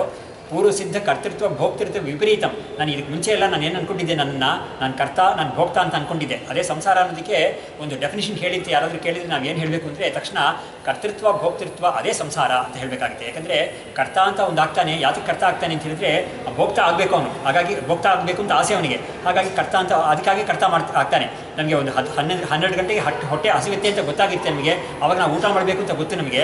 ಅದಕ್ಕಾಗಿ ನಾವೇನು ಮಾಡ್ತೀವಿ, 9 ಗಂಟೆಗೆ ಅಡುಗೆ ಮಾಡೋಕ್ಕೆ ಪ್ರಾರಂಭ ಮಾಡ್ತೀವಿ ನಾವು. ಹೀಗೆ ಎಲ್ಲದರಲ್ಲೂ ಅಷ್ಟೇ 60 ವಯಸ್ಸು ಆದಮೇಲೆ ನಮಗೆ ಒಂದು ರಿಟೈರ್ಡ್ ಲೈಫ್ ಅನುಕೂಲವಾಗಿರಬೇಕು ಅನ್ನೋ ಕಾರಣದಿಂದ ನಾವು ಪ್ರಾವಿಡೆಂಟ್ ಫಂಡಿಗೆ ಅದಕ್ಕೆ ಸೇವಿಂಗ್ಸ್ಗೆಲ್ಲ ನಾವು ಹಾಕ್ತಾ ಬರ್ತಾ ಇರ್ತೀವಿ. ಹೀಗೆ ನಮಗೆ ಒಂದು ಭೋಕ್ತ ಆಗ್ತೀವಿ ಅನ್ನೋ ಕಾರಣದಿಂದ ಕರ್ತ ಆಗ್ತೀವಿ ಇವಾಗ. ಹೀಗಾಗಿ ಕರ್ತ ಮತ್ತು ಭೋಕ್ತ ಅನ್ನೋದು ಒಂದೇ ಕಾಯಿನ್ 2 ಫೇಸಸ್ ಅದು. ಹಾಗಾಗಿ ಇದನ್ನು ಒಂದು ಮಾತ್ರ ಇದೆ, ಇನ್ನೊಂದು ಇಲ್ಲ ಅಂತ ಹೇಳೋಕ್ಕೆ ಆಗೋದೇ ಇಲ್ಲ. ಈ ಕರ್ತೃತ್ವ ಭೋಕ್ತೃತ್ವ 2 ಜೋಡಿಯಾಗೇ ಇರುತ್ತೆ. ಅದು ಆ ಜೋಡಿಯಾಗಿ ಇದ್ಕೊಂಡೆ ಅದು ಸಂಸಾರಿ ಅಂತ ಅನ್ನಿಸ್ಕೊಳುತ್ತೆ ಅದು. ಹೀಗೆ ಈ ವಾಕ್ಯದಲ್ಲಿ ಅವರು ಶಂಕರಾಚಾರ್ಯರು ತೋರಿಸ್ತಾರೆ. ಇದಕ್ಕೆ ಮುಂಚೆ ನಾನು ಏನು ಅಂದ್ಕೊಂಡಿದ್ದೆ, ನನ್ನನ್ನೇ ಕರ್ತ ಭೋಕ್ತ ಅಂತ ಅಂದ್ಕೊಂಡಿದ್ದೆ. ಆವಾಗ ಇವಾಗ ನನಗೇನು ತಿಳುವಳಿಕೆ ಬಂದಿದೆ ಅಂತ ಹೇಳಿದ್ರೆ, ಈ ಶಾಸ್ತ್ರ ಮತ್ತು ಗುರು ವಚನದಿಂದ ನಾನು ಅದನ್ನು ಶ್ರವಣ ಮನನ ನಿಧಿಧ್ಯಾಸನ ಮಾಡಿದ್ರಿಂದ ನನಗೆ ಯಾವ ಥರ ಒಂದು ತೀರ್ಮಾನ ಆಗಿದೆ ಅಂತ ಹೇಳಿದ್ರೆ, ನಾನು ಕರ್ತನೂ ಅಲ್ಲ ಭೋಕ್ತನೂ ಅಲ್ಲದೇ ಇರೋ ಬ್ರಹ್ಮಸ್ವರೂಪ ಅಂತ ತಿಳ್ಕೊಂಡಿದ್ದೀನಿ. ನಾನು ಅಕರ್ತೃತ್ವ ಅಭೋಕ್ತೃತ್ವ ಸ್ವರೂಪಂ ಬ್ರಹ್ಮ ಅಂತ ನಾನು ತಿಳ್ಕೊಂಡಿದ್ದೀನಿ. ಇವಾಗ ತಿಳುವಳಿಕೆ ಬಂದಿದೆ ನನಗೆ ಇವಾಗ. ಆಮೇಲೆ ನನಗೆ ಇದಕ್ಕೆ ಮುಂಚೆ ಕೂಡ ನಾನು ಕರ್ತಾಭೋಕ್ತವಾಗಿ ಇರಲಿಲ್ಲ. ಯಾಕೆಂದರೆ ನೋಡಿ, ನಮ್ಮ ಹಿಂದೆ ಇದೆಲ್ಲ ಆಗಿತ್ತು, ನನಗೆ ನಿಜವಾಗೇ ಇದ್ದಿದೆ ಅಂತ ಹೇಳಿದರೆ ಏನಾಯಿತು, ಅದು ಸತ್ಯ ಅಂತ ಆಗೋಯ್ತದು. ಆದರೆ ಅಜ್ಞಾನದಿಂದ ಇವನು ಆ ಥರ ಅಂದ್ಕೊಂಡಿದ್ದಾನೆ. ಇವನು ಅಜ್ಞಾನದಿಂದ ಅಂದ್ಕೊಂಡಿದ್ದು ಖಂಡಿತ ಅದು ಜ್ಞಾನದ ಒಂದು ದೃಷ್ಟಿಯಿಂದ ಅದು ಖಂಡಿತ ಸುಳ್ಳು ಅಂತ ಗೊತ್ತಾಗುತ್ತೆ ನಮಗೆ. ಇವಾಗ ನೋಡಿ, ನಮಗೆ ಕನಸಲ್ಲಿ ನಾವು ಏನಾದರೂ ಕೆಲಸಗಳನ್ನ ಮಾಡಿರ್ತೀವಿ. ಕನಸಲ್ಲಿ ಯಾರ ಹತ್ರ ಒಬ್ಬರಿಂದ ಒಂದು 1000 ರೂಪಾಯಿಗೆ ಸಾಲ ಇಸ್ಕೊಂಡಿರ್ತೀವಿ, ತಿಟ್ಕೊಳ್ಳೋಣ. ಇವಾಗ ನಮ್ಗೆ ಎಚ್ಚರ ಆದಮೇಲೆ ನಾವು ಆ ಸಾಲ ಕೊಡೋಕ್ಕೆ ಅದು ಹೋಗ್ತೀವಿ ಅವ್ರ ಹತ್ರ. ನಮಗೆ ಗೊತ್ತಿರುತ್ತೆ ಯಾವ ವ್ಯಕ್ತಿಯಿಂದ ಇಸ್ಕೊಂಡಿದ್ದೀವಿ ಅಂತ. ನಮ್ಮ ಕ್ಲೋಸ್ ಫ್ರೆಂಡ್ ಒಬ್ಬ ಸ್ವಪ್ನದಲ್ಲಿ ನಾವು ಅವನ ಹತ್ರ ಒಂದು 1000 ರೂಪಾಯಿ ಸಾಲ ಇಸ್ಕೊಂಡ್ರೆ ಅವನೇನಾದರೂ ಬಂದು ಕೇಳ್ತಾನೆ ನಮ್ಮನ್ನು, ಅಥವಾ ನಮಗೇನೇ ಒಂದು ಮರ್ಯಾದೆ ಇದೆಯಪ್ಪ, ಅವನು ಕೊಟ್ಟಿದ್ದಾನೆ ನಾನು ಕೇಳಿದ ತಕ್ಷಣ ಅವನ್ನ ವಾಪಸ್ ಕೊಡಬೇಕು ತಾವೇನಾದರೂ ಮಾಡ್ತೀವಾ? ಮಾಡಲ್ಲ. ಯಾಕೆಂದರೆ ನಮಗೆ ಸ್ವಪ್ನದಲ್ಲಿ ನಡೆದಿದ್ದೆಲ್ಲ ಸುಳ್ಳು ಅಂತ ನಮಗೆ ಗೊತ್ತು. ಅದೇ ಥರನೇ ಇಲ್ಲೂ ಕೂಡ ಅಜ್ಞಾನದಿಂದ ನಡೆದಿದ್ದು, ಹಿಂದೆ ನಡೆದಿದ್ದು ಎಲ್ಲವೂ ಕೂಡ ಸುಳ್ಳು ಅಂತ ಇವರಿಗೆ ಗೊತ್ತಾಗುತ್ತೆ. ಆ ಕಾರಣದಿಂದ ಇದಕ್ಕೆ ಮುಂಚೆ ನಾನು ಕರ್ತಾಭೋಕ್ತವಾಗಿದ್ದೆ ಅಂತ ಅಂದ್ಕೊಂಡಿದ್ದು ತಪ್ಪು ಅಂತ ಗೊತ್ತಾಗುತ್ತೆ ಅವನಿಗೆ. ಅದರಿಂದ ಮುಂಚೆಯೂ ನಾನು ಕರ್ತಾಭೋಕ್ತವಾಗಿರಲಿಲ್ಲ. ಇವಾಗಲೂ ನಾನು ಕರ್ತಾ ಭೋಗ್ತಾ ಅಲ್ಲ, ಇನ್ನು ಮುಂದಕ್ಕೂ ನಾನು ಕರ್ತಾ ಭೋಗ್ತಾ ಆಗಲ್ಲ ಅಂತ ಅವನಿಗೆ ಅಂತ ತೀರ್ಮಾನ ಬರುತ್ತೆ. ಯಾಕಂದರೆ ಬ್ರಹ್ಮಸ್ವರೂಪ ಏಕಮೇವ ಅದ್ವಿತೀಯ ಸ್ವರೂಪ ಅದು. ಅದಕ್ಕೆ ದೇಹ ಮನಸ್ಸು ಇಂದ್ರಿಯಗಳು ಯಾವುದೂ ಇಲ್ಲವೇ ಇಲ್ಲ, ಅದ್ರ ಬಿಟ್ಟು ಇನ್ನೊಂದು ವಸ್ತು ಇಲ್ಲವೇ ಇಲ್ಲ. ಹಾಗಾಗಿ ಅದಕ್ಕೆ ಒಂದು ವ್ಯವಹಾರ ಮಾಡೋಕ್ಕೋ ಅಥವಾ ಅದಕ್ಕೆ ಒಂದು ಸಂಸಾರಿ ಆಗೋಕ್ಕೋ ಚಾನ್ಸ್ ಇಲ್ಲವೇ ಇಲ್ಲ. ಅದಕ್ಕೆ ಅಂಥ ಒಂದು ಬ್ರಹ್ಮಸ್ವರೂಪವೇ ಅದ್ವೈತದಲ್ಲಿ ಒಂದೇ ಒಂದು ಸತ್ಯ ಅಂತ ಹೇಳ್ಕೊಟ್ಟಿದ್ದಾರೆ. ಅದ್ರ ಬಿಟ್ಟು ಬೇರೆ ಯಾವುದೂ ಇಲ್ಲ ಅಂತ ಹೇಳ್ಕೊಟ್ಟಿದ್ದಾರೆ. ಹಾಗಾಗಿ ಅಂಥ ಒಂದು ಸತ್ಯ ಸ್ವರೂಪವಾದ ಬ್ರಹ್ಮಸ್ವರೂಪ ನಾನು ಅಂತ ಅವನಿಗೆ ತಿಳುವಳಿಕೆ ಬಂದ ಮೇಲೆ ಅವನಿಗೆ ಮತ್ತೆ ಹುಟ್ಟು ಅನ್ನೋದು ಬರೋದೇ ಇಲ್ಲ. ಯಾಕಂದರೆ ನೋಡಿ, ನಮ್ಮ ಇದರಲ್ಲಿ ಒಂದು ತುಂಬ ವೈಶಿಷ್ಟ್ಯ ಏನಂತ ಹೇಳಿದ್ರೆ, ಇಲ್ಲಿರುವಾಗಲೇ ಈ ಜನ್ಮ ಇರೋವಾಗಲೇ ನಮಗೆ ನಮ್ಮ ಬುದ್ಧಿಗಳೆಲ್ಲ ಸರಿಯಾಗಿ ಇರುವಾಗಲೇ ನಮಗೆ ಇಂಥ ಒಂದು ಜ್ಞಾನವನ್ನು ಪಡ್ಕೊಳ್ಳೋಕ್ಕಾಗುತ್ತೆ. ಇಲ್ಲೇನೇ ಆ ಕನ್ಫರ್ಮ್ಡ್ ಜ್ಞಾನ ನಮಗೆ ಬಂದು ನಮಗೇನೆ ತೀರ್ಮಾನ ಆಗುತ್ತೆ, ನನಗೆ ಮುಂದೆ ಜನ್ಮ ಇಲ್ಲ ಅಂತ ತೀರ್ಮಾನ ಆಗುತ್ತೆ. ಅಂಥ ಒಂದು ಪಾಸಿಬಿಲಿಟಿ ವೇದಾಂತದಲ್ಲಿ ಅದ್ವೈತದಲ್ಲಿ ಮಾತ್ರ ಸಾಧ್ಯ. ಅದು ಬಾಕಿ ಯಾರಿಗೂ ಸಾಧ್ಯವೇ ಇಲ್ಲ. ಬಾಕಿ ಎಲ್ಲದರಲ್ಲೂ ಏನು ಮಾಡ್ತಾರೆ ಅಂದರೆ ಅಪರೋಕ್ಷ ಜ್ಞಾನ ಅಂತ ಒಂದು ಒಪ್ತಾರೆ ಅದ್ವೈತ ಇತರ ಮತಗಳಲ್ಲಿ. ಆದರೆ ಅಪರೋಕ್ಷ ಜ್ಞಾನ ಪಡ್ಕೊಂಡವರಿಗೆ ಖಂಡಿತ ಅವ್ರಿಗೆ ಮೋಕ್ಷವೇ ಸಿಗುತ್ತಾ ಇಲ್ವಾ ಅನ್ನೋದು ಅವ್ರ ಕೈಯಲ್ಲಿ ಇಲ್ವಂತೆ. ಅದು ಭಗವಂತನ ಕೈಯಲ್ಲಿ ಇದೆಯಂತೆ. ಅದು ಹಾಗಾಗಿ ಅವ್ರ ಮೋಕ್ಷಕ್ಕೆ ಅವ್ರಿಗೆ ಸಿಗುತ್ತಾ, ಮೋಕ್ಷ ಆಗುತ್ತಾ ಅವರಿಗೆ ಅನ್ನೋದು ಅವ್ರ ಕೈಯಲ್ಲಿ ಇಲ್ಲ. ಹರಿ ಇಚ್ಛೆ ಪಟ್ಟರೆ ಮೋಕ್ಷ ನಮಗೆ, ಇಲ್ಲವರೇ ಇಲ್ಲ ಅಂತ ಒಂದು ಸ್ಥಿತಿ ಅವ್ರದಲ್ಲಿ.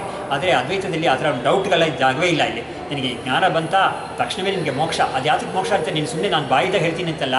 ಇವಾಗ ನಾನು ವಾಕ್ಯ ಹೇಳಿದ್ನಲ್ಲ, ಆ ವಾಕ್ಯದ ಪ್ರಕಾರ ಅವನೇ ತಿಳ್ಕೊಳ್ತಾನೆ. ನಾನು ಯಾವಾಗಲೂ ಬ್ರಹ್ಮಸ್ವರೂಪವಾಗಿ ಇದ್ದಿದ್ದೀನಿ, ಮುಂಚೆ ಕೂಡ ಇವಾಗಲೂ ಹಾಗೆ ಇದ್ದೀನಿ, ಮುಂದಕ್ಕೂ ಹಾಗೆ ಇರ್ತೀನಿ ನಾನು. ಹಾಗಾಗಿ ನನಗೆ ಹೇಗೆ ಜನ್ಮ ಬಂದು ನನಗೆ ಯಾವ ಜನ್ಮವೂ ಇದ್ದೇ ಇಲ್ಲ ಮುಂಚೆ ಕೂಡ, ಇವಾಗಲೂ ಮುಂದಕ್ಕೂ ಇರೋದಿಲ್ಲ ಅಂತ ಅವನಿಗೆ ಇಲ್ಲೇ ತೀರ್ಮಾನ ಹೋಗುತ್ತೆ. ವೇರಸ್ ಬಾಕಿಯವ್ರಿಗೆಲ್ಲ ಆ ಥರ ತೀರ್ಮಾನ ಬರೋಕ್ಕೆ ಚಾನ್ಸೇ ಇಲ್ಲ. ಯಾಕಂದರೆ ಅದ್ವೈತದಲ್ಲಿ ಒಂದು ವಿಶೇಷ ಇದೆ, ಅದು ಯುಕ್ತಿಯಿಂದ ಗಟ್ಟಿಯಾಗಿ ಮಾಡಿದ್ದಾರೆ ಭಗವತ್ಪಾದರು. ಅದು ಯಾರೂ ಅಲ್ಲಾಡಿಸಕ್ಕೆ ಆಗೋದೇ ಇಲ್ಲ, ಅದನ್ನು ಅಷ್ಟು ಚೆನ್ನಾಗಿ ಮಾಡಿದ್ದಾರೆ. ಯಾರ್ಯಾರಿಗೆ ಈ ಥರ ಅನುಭವ ಬಂತೋ ಅವ್ರಿಗೆಲ್ಲ ಇದೇ ಥರನೇ ಅನುಭವ ಆಗುತ್ತೆ. ಅವ್ರನ್ನೆಲ್ಲ ಯಾರೂ ಅನುಭವವನ್ನು ಕಲಿಸೋಕ್ಕೆ ಯಾರೂ ಸಾಧ್ಯವೇ ಇಲ್ಲ ಅಲ್ಲಿ. ಯಾಕಂದರೆ ಒಬ್ಬ ಮುಕ್ತನಾಗಿರೋನ್ನ ನಿನಗೆ ಮುಕ್ತಿ ಇಲ್ಲ ಅಂತ ಯಾರಾದರೂ ಹೇಳಿದ್ರೆ ಅವ್ನು ಒಪ್ತಾನ? ಅವನು ಖಂಡಿತ ಒಪ್ಪೋದೇ ಇಲ್ಲ. ಇವಾಗ ತುಂಬ ಹಣ ಒಬ್ಬ ಸಂಪಾದನೆ ಮಾಡಿದ್ದಾನೆ, ನೀನು ಬಡವ ಅಂತ ಯಾರಾದರೂ ಹೇಳಿದರೆ ಅವ್ನು ಒಪ್ತಾನ ಅವನು? ಯಾಕಂದರೆ ಅವನಿಗೆ ಹಣ ಇದೆ ಅಂತ ಅವನಿಗೆ ಚೆನ್ನಾಗಿ ಗೊತ್ತಿದೆ.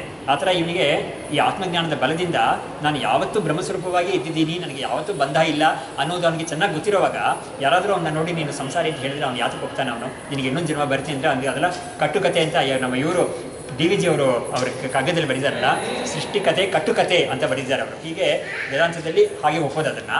ಇಂಥ ಒಂದು ಸ್ಥಿತಿಯನ್ನು ನಾವು ಪಡ್ಕೋಬೋದು, ಅದನ್ನು ಇಲ್ಲೇ ಪಡ್ಕೋಬೋದು. ನಮಗೆ ಅದು ಸಾಬೀತಾಗುತ್ತೆ, ನಮಗೆ ಅದರಲ್ಲಿ ಯಾವ ಡೌಟ್ಸು ಬರೋಕ್ಕೆ ಚಾನ್ಸೇ ಇಲ್ಲ ಅಂತ ಹೇಳ್ಬಿಟ್ಟು. ಯಾಕಂದರೆ ಅನುಭವ ಚೆನ್ನಾಗಿರುವಾಗ ಡೌಟ್ ಯಾತಕ್ಕೆ ಬರುತ್ತೆ ಅವನಿಗೆ ಅಂತ. ಯಾಕಂದರೆ ಇವಾಗ ನೋಡಿ, ನಾವು ಇವಾಗ ಬೆಂಗಳೂರಲ್ಲಿ ಇದೀವಾ ಇಲ್ವಾ ಅಂತ ನಮ್ಗೆ ಡೌಟ್ ಬರೋದೇ ಇಲ್ಲ.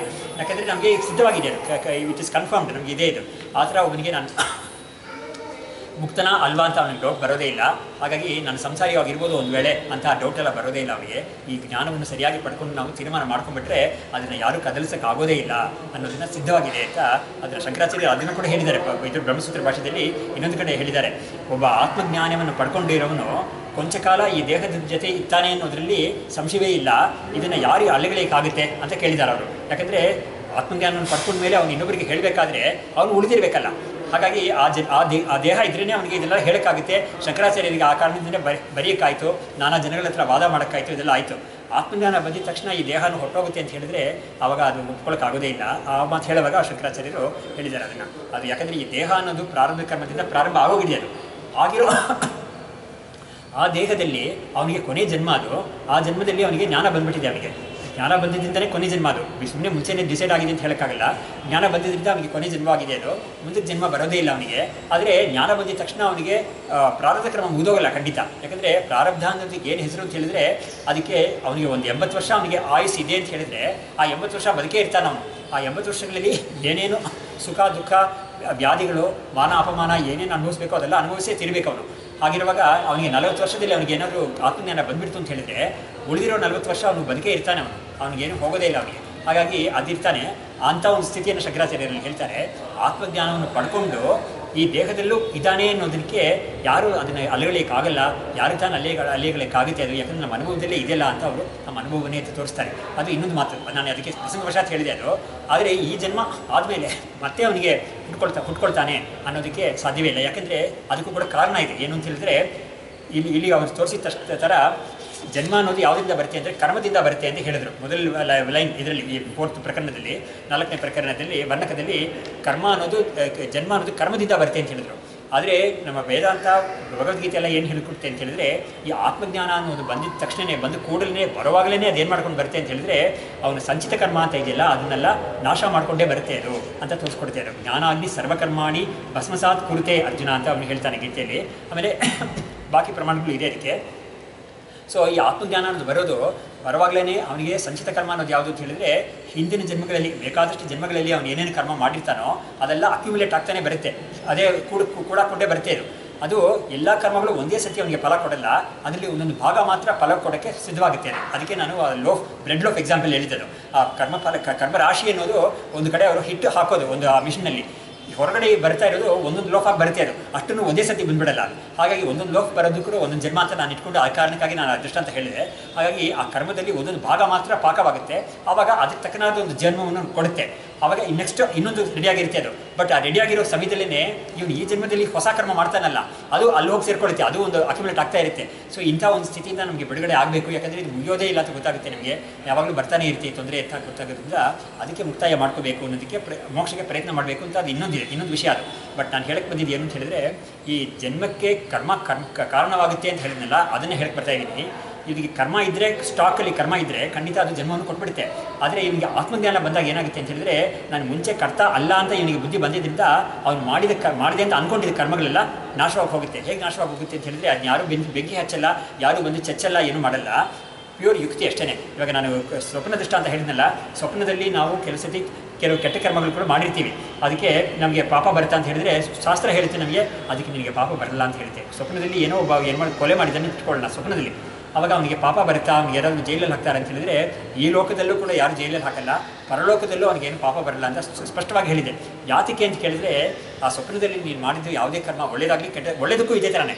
ಸ್ವಪ್ನದಲ್ಲಿ ನಾನು ಒಂದು ಪಂಚಾಕ್ಷರಿ 1,00,000 ಜಪ ಮಾಡಿದೆ, ಅಥವಾ ಒಂದು ದೊಡ್ಡ ರುದ್ರಯಾಗ ಮಾಡಿಸಿದೆ ನಾನು ಅಂತ ಸ್ವಪ್ನದಲ್ಲಿ ಮಾಡಿಸಿರ್ತಾನೆ ಅಂತ ಹೇಳಿದ್ರು ಕೂಡ ಅದಕ್ಕೆ ಇವನಿಗೇನು ಪುಣ್ಯ ಇಲ್ಲ ಅಂತ ಶಾಸ್ತ್ರ ಹೇಳ್ಬಿಡ್ತಾ ಇದ್ರು. ಯಾತಕ್ಕೆ ಅಂತ ಹೇಳಿದ್ರೆ, ನೀನು ಅದನ್ನು you have not done it within your volition. ನಿನಗೆ ವಾಲ್ಯೂಷನ್ ಇರಲಿಲ್ಲ ಅವಾಗ. ಯಾಕಂದರೆ ಸ್ವಪ್ನದಲ್ಲಿ ನಮಗೆ ಇದು ಮಾಡಬೇಕು, ಇದು ಮಾಡೋದು ಬೇಡ ಅಂತ ತೀರ್ಮಾನ ಮಾಡೋಕ್ಕೆ ನಮಗೆ ಒಂದು ಫ್ಯಾಕಲ್ಟೀಸ್ ಎಲ್ಲ ಅವಾಗ ಅಡಗೋಗಿರುತ್ತೆ. ಹಾಗಾಗಿ ನಮ್ಮ ಒಂದು ಫ್ಯಾಕಲ್ಟೀಸ್ಗೆ ಮೀರಿ ನಡೀತಾ ಇದೆ ಅದು ಸ್ವಪ್ನದಲ್ಲಿ ಅನ್ನೋದು ವಾಸನಾಮಯವಾದ ಪ್ರಪಂಚ. ಅದು ನಮ್ಮ ಒಂದು ಫ್ಯಾಕಲ್ಟಿಗೆ ಮೀರಿ ನಡೀತಾ ಇರೋದ್ರಿಂದ ನಾವು ನಮ್ಮ ಬುದ್ಧಿಪೂರ್ವಕವಾಗಿ ಏನೇನು ಮಾಡ್ತೀವೋ ಅದರಿಂದಲೇ ನಮಗೆ ಪುಣ್ಯ ಪಾಪ ಬರುತ್ತೆ ಹೊರತು ಬುದ್ಧಿಪೂರ್ವಕವಾಗಿ ಮಾಡದೇ ಇರೋ ಸ್ವಪ್ನದಲ್ಲಿ ಇರೋ ಕೆಲಸಗಳಿಗೆ ನಮಗೆ ಪುಣ್ಯ ಪಾಪ ಬರಲ್ಲ ಅಂತ ಹೇಳಿದ್ದಾರೆ. ಅದೇ ಥರನೇ ಇಲ್ಲೂ ಕೂಡ ಇವನಿಗೆ ಹಿಂದಿನ ಜನ್ಮಗಳಲ್ಲಿ ಅವನು ಏನೇನು ಮಾಡಿದ್ನೋ ಅದೆಲ್ಲ ಅಜ್ಞಾನದಿಂದ ಮಾಡಿದ್ದಾನೆ ಅವನು.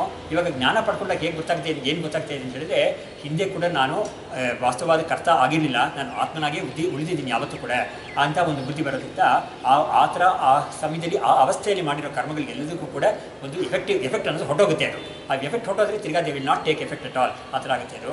ಅದೇ ಹೇಳೋದು ಜ್ಞಾನಾಗ್ನಿ ಕರ್ಮ ಸರ್ವಕರ್ಮಣಿ ಭಸ್ಮಸಾತ್ ಕುರಿತೆ ಅಂತ ಹೇಳಿದ್ರೆ, ಅದನ್ನ ಯಾರು ಭಸ್ಮ ಮಾಡೋದಿಲ್ಲ, ಯಾರು ಬಂದು ಅದು ಕೂಡ ಏನು ಬೂದಿ ಆಗೋದಿಲ್ಲ. ಅದು ಸುಮ್ಮನೆ ಒಂದು ಮೆಟಫರ್ ಅಷ್ಟೇ. ಅದು ಬೂದಿ ಆಗುತ್ತೆ ಅನ್ನೋದು ಮೆಟಫರ್. ಅಂದರೆ ಎಲ್ಲಿಯೇ ಹೋಗುತ್ತೆ ಅಂತ ಹೇಳೋಕ್ಕೆ ಬಂದಿರೋದು. ಹೇಗೆ ಇಲ್ಲದೆ ಹೋಗುತ್ತೆ ಅಂತ ಹೇಳಿದ್ರೆ, ನಿಮಗೆ ಜ್ಞಾನ ಹೇಗೆ ಬರುತ್ತೆ ಅಂತ ಹೇಳಿದ್ರೆ, ನಾನು ಯಾವತ್ತೂ ಕರ್ತ ಆಗಿದ್ದಿಲ್ಲ ಅಂತ ಬರುತ್ತೆ.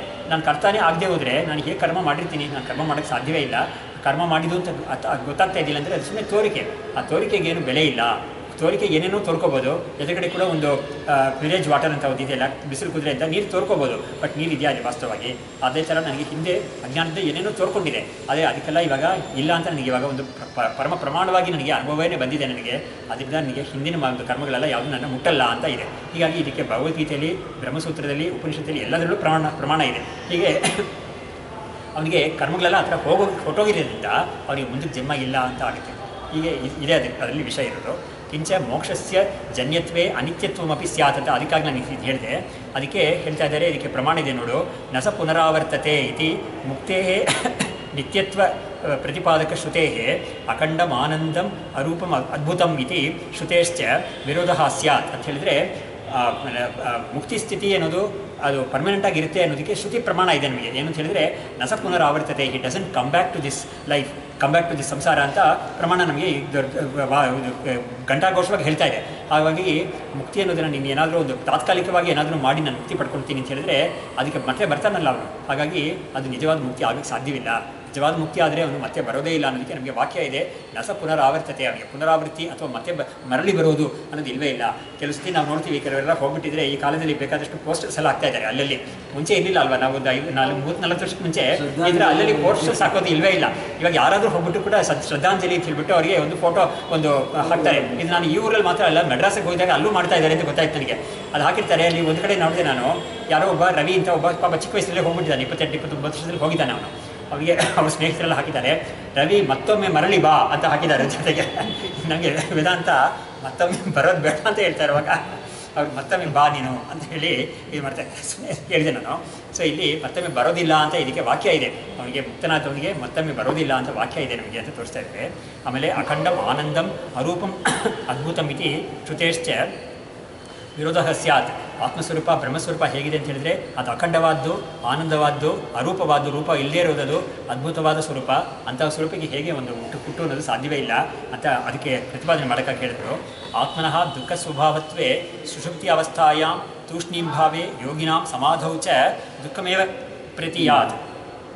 ಆಮೇಲೆ ಅದಕ್ಕೆ ಹೇಳಿದ್ರು ಆತ್ಮನಿಗೆ ದುಃಖ ಅನ್ನೋದು ಸ್ವಾಭಾವಿಕ ಅಂತ ಹೇಳಿದರೆ ಹೇಗೆ ಅಗ್ನಿಗೆ ಔಷ್ಣ ಸ್ವಭಾವ ಅಂತ ಹೇಳ್ತೀವೋ ಆ ಥರ ಆತ್ಮನಿಗೆ ದುಃಖ ಸ್ವಭಾವ ಅಂತ ಹೇಳಿದರೆ ಅದಕ್ಕೆ ಏನೇನು ತೊಂದರೆಗಳು ಬರುತ್ತೆ ಅನ್ನೋದನ್ನು ತೋರಿಸ್ಕೊಡ್ತಾ ಇದ್ದಾರೆ. ಅವಾಗ ಏನಾಗುತ್ತೆ ಅಂತ ಹೇಳಿದ್ರೆ ಸ್ವಭಾವ ಅನ್ನೋದು ಬಿಟ್ಟು ಹೋಗೋದೇ ಇಲ್ಲ. ಇವಾಗ ಅಗ್ನಿಯಲ್ಲಿ ಉಷ್ಣ ಅನ್ನೋದು ರಾತ್ರಿ ಆದರೆ ಅಗ್ನಿ ಉಷ್ಣ ಹೊಟ್ಟೋಗುತ್ತೆ ಅಂತ ಹೇಳೋಕ್ಕಾಗುತ್ತಾ? ಅದು ಯಾವಾಗಲೂ ರಾತ್ರಿ ಆದರೂ ಹಗಲಲ್ಲಾದರೂ ಅದು ಉಷ್ಣ ಬಿಸಿಯೇ ಇರುತ್ತೆ. ಆದರೆ ಜೀವನಿಗೆ ಈ ದುಃಖ ಅಂತ ಸ್ವಭಾವ ಅಂತ ಹೇಳಿದ್ರೆ ಜೀವನಿಗೆ ಸುಷುಪ್ತಿ ಅವಸ್ಥೆಯಲ್ಲಿ ದುಃಖ ಕಾಣ್ತಾ ಇಲ್ವಲ್ಲ. ಹಾಗಾಗಿ ಜಾಗೃತ ಅವಸ್ಥೆಯಲ್ಲಿ ಮಾತ್ರ ಕಾಣ್ತಾ ಇದೆ, ಸುಷುಪ್ತಿ ಅವಸ್ಥೆಯಲ್ಲಿ ದುಃಖ ಕಾಣ್ತಾ ಇಲ್ಲ. ಹಾಗಾಗಿ ಅದನ್ನು ಸ್ವಭಾವ ಅಂತ ಹೇಳೋಕ್ಕಾಗಲ್ಲ. ಅದೇ ಥರ ಯೋಗಿಗಳು ಸಮಾಧಿ ಅಂತ ಒಂದು ಅವಸ್ಥೆಗೆ ಹೋಗ್ತಾರಲ್ಲ, ಅಲ್ಲಿ ದುಃಖ ಇರುತ್ತೆ ಅಂದರೆ ಹೋಗ್ತಾರೆ, ಅವರು ಹೋಗೋದೇ ಇಲ್ಲ. ಆ ಕಾಲದಲ್ಲಿ ದುಃಖ ಇರಲ್ಲ ಅನ್ನೋಕ್ಕಾಗೆ ಅವ್ರು ಹೋಗ್ತಾರೆ. ಹಾಗಿರುವಾಗ ಆ ಸಮಾಧಿ ಅವಸ್ಥೆಯಲ್ಲಿ ಕೂಡ ಈ ದುಃಖ ಅನ್ನೋದು ಆತ್ಮನಿಗೆ ಸ್ವಭಾವ ಅಂತ ಹೋಗೋದ್ರೆ ಸ್ವಭಾವವನ್ನು ಬಿಟ್ಟಕ್ಕೆ ಆಗೋದಿಲ್ಲ ಅಂತ ಕಾರಣದಿಂದ ಆ ಸಮಾಧಿ ಅವಸ್ಥೆಯಲ್ಲಿ ಕೂಡ ಈ ದುಃಖ ಅನ್ನೋದು ಕಾಣಿಸ್ತಾ ಇರಬೇಕು. ಆದರೆ ಕಾಣಿಸ್ತಾ ಇಲ್ಲ ಅಂತ ನಾವು ನೋಡ್ತೀವಿ. ಆದ್ದರಿಂದ ಏನಾಗುತ್ತೆ, ಆತ್ಮನಿಗೆ ದುಃಖ ಸ್ವಭಾವ ಅಲ್ಲ ಅಂತ ತೀರ್ಮಾನ ಮಾಡಬೇಕು. ದುಃಖ ಸ್ವಭಾವವೇ ಅಂತ ಹೇಳಿದರೆ ಈ ತೊಂದರೆಗಳೆಲ್ಲ ಬರುತ್ತೆ ಅಂತ ಅವರು ಯುಕ್ತಿಯಿಂದ ಅನುಭವದಿಂದ ಕೂಡ ನಮಗೆ ತೋರಿಸ್ಕೊಡ್ತಾ ಇದ್ದಾರೆ. ಸೊ ಹೀಗೆ ಕಿಂತು ತ್ರಯಾಣಾಮಪಿ ಉತ್ಥಾನಾಂತರಂ ಏತಾವತ್ ಪರ್ಯಂತಂ ಸುಖಮೇವ ಅಹಮಾಸಂ ಇತಿ ಸುಖಮೇವ ಸ್ಮರ್ಯತೆ. ಅಂದರೆ ಈ ಸುಷುಪ್ತಿಯಲ್ಲಿದ್ದವರು, ಡೀಪ್ ಸ್ಲೀಪಲ್ಲಿದ್ದವರು, ಆಮೇಲೆ ಯೋಗಿಗಳು ಸಮಾಧಿಯಿಂದ ಆಚೆ ಬಂದಾಗಲೂ ಕೂಡ ಅವ್ರಿಗೆ ಏನೇ ಅನುಭವ ಬರುತ್ತೆ ಅಂತ ಹೇಳಿದ್ರೆ ನನಗೆ ಎಷ್ಟೊತ್ತು ದುಃಖ ಆಯಿತು ಅಂತ ಅನುಭವ ಬರಲ್ಲ ಅವರಿಗೆ. ಪ್ರತ್ಯುತ ಅವರಿಗೆ ಇದುವರೆಗೂ ಸುಖವಾಗಿದ್ದೆ ನನಗೆ. ನಾವು ಕೂಡ ನಮಗೆ ಸುಖ ಸುಷುಪ್ತಿ ಇದು ಡೀಪ್ ಸ್ಲೀಪ್ಗೆ ನಾವು ಯಾತಿಗೆ ಹೋಗ್ತೀವಿ ಅಂತ ಹೇಳಿದ್ರೆ ಸ್ವಲ್ಪ ಸುಖ ಇರುತ್ತೆ, ಅಲ್ಲಿ ಆನಂದವಾಗಿರುತ್ತೆ, ಅದಕ್ಕೆ ಹೋಗೋಣ, ರೆಸ್ಟ್ ಸಿಗುತ್ತೆ ನಮಗೆ ಅಂತ ಹೋಗ್ತೀವಿ ನಾವು ನಿದ್ದೆಗೆ. ನಾವು ಹಗಲೊತ್ತಲ್ಲಿ ಏನೇನೋ ಕೆಲಸಗಳೆಲ್ಲ ಮಾಡಿರ್ತೀವಿ, ಸುಸ್ತಾಗಿರ್ತೀವಿ, ಸ್ವಲ್ಪ ನಿಮ್ಮದಿಯಾಗಿ ಮಲ್ಕೊಳ್ಳೋಣಪ್ಪ ಅಂತ ಹೇಳ್ಬಿಟ್ಟು ಆ ಮಲ್ಕೊಂಡ್ರೆ ಸುಖ ಇರುತ್ತೆ ಅಂದರೆ ನಮ್ಗೆ ಗೊತ್ತು. ಹಾಗಾಗಿ ನಾವು ಗೆದ್ದ ಮೇಲೆ ಕೂಡ ಏನು ಹೇಳ್ತೀವಿ, ಸುಖವಾಗಿತ್ತು ಎಷ್ಟೊತ್ತು ಅಂತ ಹೇಳ್ತೀವಿ ಹೊರತು ಎಷ್ಟೊತ್ತು ತುಂಬ ದುಃಖವಾಗಿತ್ತಪ್ಪ ಅಂತ ಹೇಳೋದೇ ಇಲ್ಲ. ದುಃಖವಾಗಿ ಇದ್ದಿದ್ದರೆ ಒಂದು ವೇಳೆ ಸುಷುಪ್ತಿ ಅನ್ನೋದು ಯಾರಿಗೂ ಹೋಗ್ತಾನೇ ಇರಲಿಲ್ಲ. ಅದಕ್ಕೆ ಹೀಗಾಗಿ ಸುಖ ಅನ್ನೋದು ನಮಗೆ ದುಃಖ ಅನ್ನೋದು ನಮ್ಮ ಸ್ವರೂಪ ಅಲ್ಲ ಅಂತ ತೋರಿಸೋಕ್ಕೆ ಈ ಯುಕ್ತಿಗಳೆಲ್ಲ ಹೇಳ್ತಾ ಇದ್ದಾರೆ ಅವರು. ಅದಕ್ಕೆ ನೋಡಿ, ನಾವು ಇನ್ನೊಂದು ಗಮನಿಸಬೇಕು, ಇವರು ಈ ಪ್ರಶ್ನೆಗಳೆಲ್ಲ ತೆಗೆದು ನಮಗೆ ಒಂದು ಅದನ್ನು ಅನಲೈಸ್ ಮಾಡಿ ಹೇಳ್ತಾ ಇದ್ದಾರಲ್ಲ, ಇದಕ್ಕೆ ಮನನಂ ಅಂತ ಹೇಳೋದು. ಅದಕ್ಕೆ ಈ ಗ್ರಂಥಕ್ಕೆ ವಾಸುದೇವ ಮನನಂ ಅಂತ ಹೆಸರು ಕೊಟ್ಟಿರೋದು. ಮನನಂ ಅಂದರೆ ಏನು ಅಂತ ಹೇಳಿದ್ರೆ ಯುಕ್ತಿಯಿಂದ ಅದನ್ನು ದೃಢಪಡಿಸೋದು ಅಂತ ಅರ್ಥ. ಅದಕ್ಕೆ ಯುಕ್ತಿ ನೋಡಿ, ಇವಾಗ ಫಸ್ಟ್ ಸ್ಟೇಜ್ ಯಾವುದು, ಶ್ರವಣಂ ಸ್ಟೇಜಲ್ಲಿ ಗುರುಗಳಿಂದ ಅವನು ಶಾಸ್ತ್ರದಲ್ಲಿ ಇಂಥದ್ದು ಹೇಳಿದೆ ಅಂತ ತಿಳ್ಕೊಳ್ತಾನೆ. ಆದರೆ ತಿಳ್ಕೊಂಡಿದ್ದು ಅವನಿಗೆ ಬೇಕಾದಷ್ಟು ಪ್ರಶ್ನೆಗಳು ಕೊಡ್ತಾ ಇದೆ. ಯಾಕೆ ಫಾರ್ ಎಕ್ಸಾಂಪಲ್ ಇವನೇ ಪ್ರಶ್ನೆ ತೆಗೆದ, ಆತ್ಮನಿಗೆ ಸ್ವಭಾವ ದುಃಖ ಅಲ್ಲ, ಅವನಿಗೆ ಸ್ವಭಾವವೇ ಆನಂದ ಸ್ವಭಾವವೇ ಅವನದು ಅಂತ ಒಂದು ತಿಳ್ಕೊಂಡಿದ್ದಾನೆ ಅವನು ಶ್ರುತಿಯಿಂದ. ಅದ್ರ ಮೇಲೆ ನಿಮಗೆ ಪ್ರಶ್ನೆ ಬರ್ತಾ ಇದೆ, ಪ್ರಶ್ನೆ ಬರೋದನ್ನು ಕೇಳ್ತಾ ಇದ್ದಾನೆ ಅವನು. ಕೇಳಿದ್ದಕ್ಕೆ ಇವರು ಸಮಂಜಸವಾಗಿ ಉತ್ತರ ಕೊಡ್ತಾ ಇದ್ದಾರೆ. ಈ ಥರ ಪ್ರಶ್ನೆ ಎತ್ತಿ ಪ್ರಶ್ನೆಗೆ ಉತ್ತರ ಕೊಟ್ಟು ಮಾಡುವಾಗ ನಮಗೇನಾಗುತ್ತೆ, ನಮಗೆ ಕೇಳಿದ ವಿಷಯ ದೃಢವಾಗುತ್ತೆ ಅದು. ಅದಕ್ಕೆ ನಾನು ಎಕ್ಸಾಂಪಲ್ ಹೇಳಿದ್ದಲ್ಲ, ಸ್ಥೂಣ ನಿಖನ ನ್ಯಾಯ ಅಂತ. ಆ ಚಪ್ರಕ್ಕೆ ಕಾಲು ಹಾಕುವಾಗ ನಾವೇನು ಮಾಡ್ತೀವಿ, 2 ಸತಿ ಕದಲಿಸ್ತೀವಿ, ಅದನ್ನು ಅಲ್ಲಾಡಿಸ್ಬಿಟ್ಟು ಎಷ್ಟು ಸತಿ ಅಲ್ಲಾಡಿಸಿದ್ರು ಕೂಡ ಬೀಳಲ್ಲ ಅಂತ ತೀರ್ಮಾನ ಆದಮೇಲೆ ನಾವು ಮೇಲಕ್ಕೆ ಅದಕ್ಕೆ ಕೆಲಸ ಮಾಡ್ತೀವಿ. ಹೀಗೆ ಆ ಥರ ಒಂದು ಅಲ್ಲಾಡಿಸಿ ನೋಡಿ ಅದನ್ನು ದೃಢಪಡಿಸೋದು ಅಂತ ಒಂದು ಕ್ರಮ ಇದೆಯಲ್ಲ, ಅದೇ ಈ ಮನನಂ ಅಂತ ಹೇಳೋದು. ಅದಕ್ಕೆ ಮನನಂ ಅಂತ ಹೆಸರು ಕೊಟ್ಟಿದ್ದಾರೆ ಇದಕ್ಕೆ. ಸೊ ಇಲ್ಲಿ ಕೂಡ ಅದನ್ನೇ ಮಾಡ್ತಾ ಇದ್ದಾರೆ. ತಥಾ ನ ದೃಶ್ಯತೆ ಕಿಂತು ಈ 3 ಅವಸ್ಥೆಗಳಿಂದಲೂ ಅದರ ಸಮಾಧಿ, ಸುಷುಪ್ತಿ ಅಥವಾ ಮೂರ್ಛೆ ಕೂಡ ಆಗಲಿ ಪರವಾಗಿಲ್ಲ, ಅಲ್ಲಿಂದ ಆಚೆ ಬಂದವನಿಗೆ ಇದುವರೆಗೂ ನೆನಪು ಗೊತ್ತಾಗಲಿಲ್ಲ, ಒಂದು ನಿಮ್ಮದಿಯಾಗಿದೆ ಅಂತ ಆ ರೀತಿಯಲ್ಲಿ ಹೇಳ್ತಾರೆ ಎಲ್ಲರೂ ಕೂಡ. ಆಮೇಲೆ ತಸ್ಮಾತ್ ಆತ್ಮನಃ ಸುಖಮೇವ ಸ್ವಾಭಾವಿಕಂ ದುಃಖಂ ಆಗಂತುಕಂ ಇತಿ ವಿಜಾನೀಹಿ. ಅದರಿಂದ ಕನ್ಕ್ಲೂಷನ್ ಏನು ಅಂತ ಹೇಳಿದ್ರೆ, ಈ ಥರ ನಾವು ವಿಚಾರ ಮಾಡಿದ್ರಿಂದ, ಪ್ರಶ್ನೆ ಎತ್ತಿ ಅದಕ್ಕೆ ಉತ್ತರ ಕೊಟ್ಟು ದೃಷ್ಟಾಂತಗಳೆಲ್ಲ ಕೊಟ್ಟು ತೋರಿಸಿದ್ರಿಂದ ಏನು ತೀರ್ಮಾನ ಆಯಿತು ಅಂತ ಹೇಳಿದ್ರೆ, ಆತ್ಮನಿಗೆ ಸ್ವಾಭಾವಿಕ ಸುಖವೇ ಹೊರತು ಯಾವ ಸುಖ, ವಾಸ್ತವವಾದ ಶುದ್ಧ ಸುಖ, ಈ ಆಗಂತುಕ ಸುಖ ಅಲ್ಲ ನಾನು ಹೇಳ್ತಾ ಇರೋದು. ಆ ಸುಖವೇ ಅದರ ಸ್ವಭಾವವೇ ಹೊರತು ಅದಕ್ಕೆ ದುಃಖ ಅದರ ಸ್ವಭಾವ ಅಲ್ಲ ಅನ್ನೋದನ್ನು ತೀರ್ಮಾನ ಮಾಡ್ಕೊ ನೀನು, ಸರಿಯಾಗಿ ತಿಳ್ಕೊ ನೀನು ಅಂತ ಇಲ್ಲಿ ಮುಗಿಸಿದ್ರು ಅವರು. ಇವಾಗ ಮುಂದಕ್ಕೆ ಒಂದು ಭಾಗ ಹೋದನ್ಬಲ್ಲ, ಟೈಮ್ ಇರುತ್ತೆ ಅಂತ ಕಾಣುತ್ತೆ, ಓದ್ಬೋದು ಅದನ್ನು. ಇವಾಗ ಸುಖಸ್ವರೂಪಸ್ಯ ಆತ್ಮನಃ ದುಃಖಂ ಶರೀರ ಪರಿಗ್ರಹೇಣ ಆಗತಂ. ಹಾಗಾಗಿ ಸುಖವೇ ಆತ್ಮನ ಸ್ವರೂಪ ಅಂತ ಹೇಳಿದ್ರಲ್ಲ, ಹಾಗಾಗಿ ಅದಕ್ಕೆ ಯಾತಕ್ಕೆ ದುಃಖ ಬರ್ತಾ ಇದೆ ಅಂತ ಕೇಳಿದರೆ, ಅದಕ್ಕೆ ದುಃಖ ಬರೋಕ್ಕೆ ಒಂದು ಕಾರಣ ಇದೆ. ಏನು ಕಾರಣ ಅಂತ ಹೇಳಿದರೆ, ಶರೀರವನ್ನು ಪರಿಗ್ರಹಣ ಮಾಡ್ಕೊಂಡ್ಬಿಟ್ಟಿದೆ ಈ ಆತ್ಮ ಅಜ್ಞಾನದಿಂದ.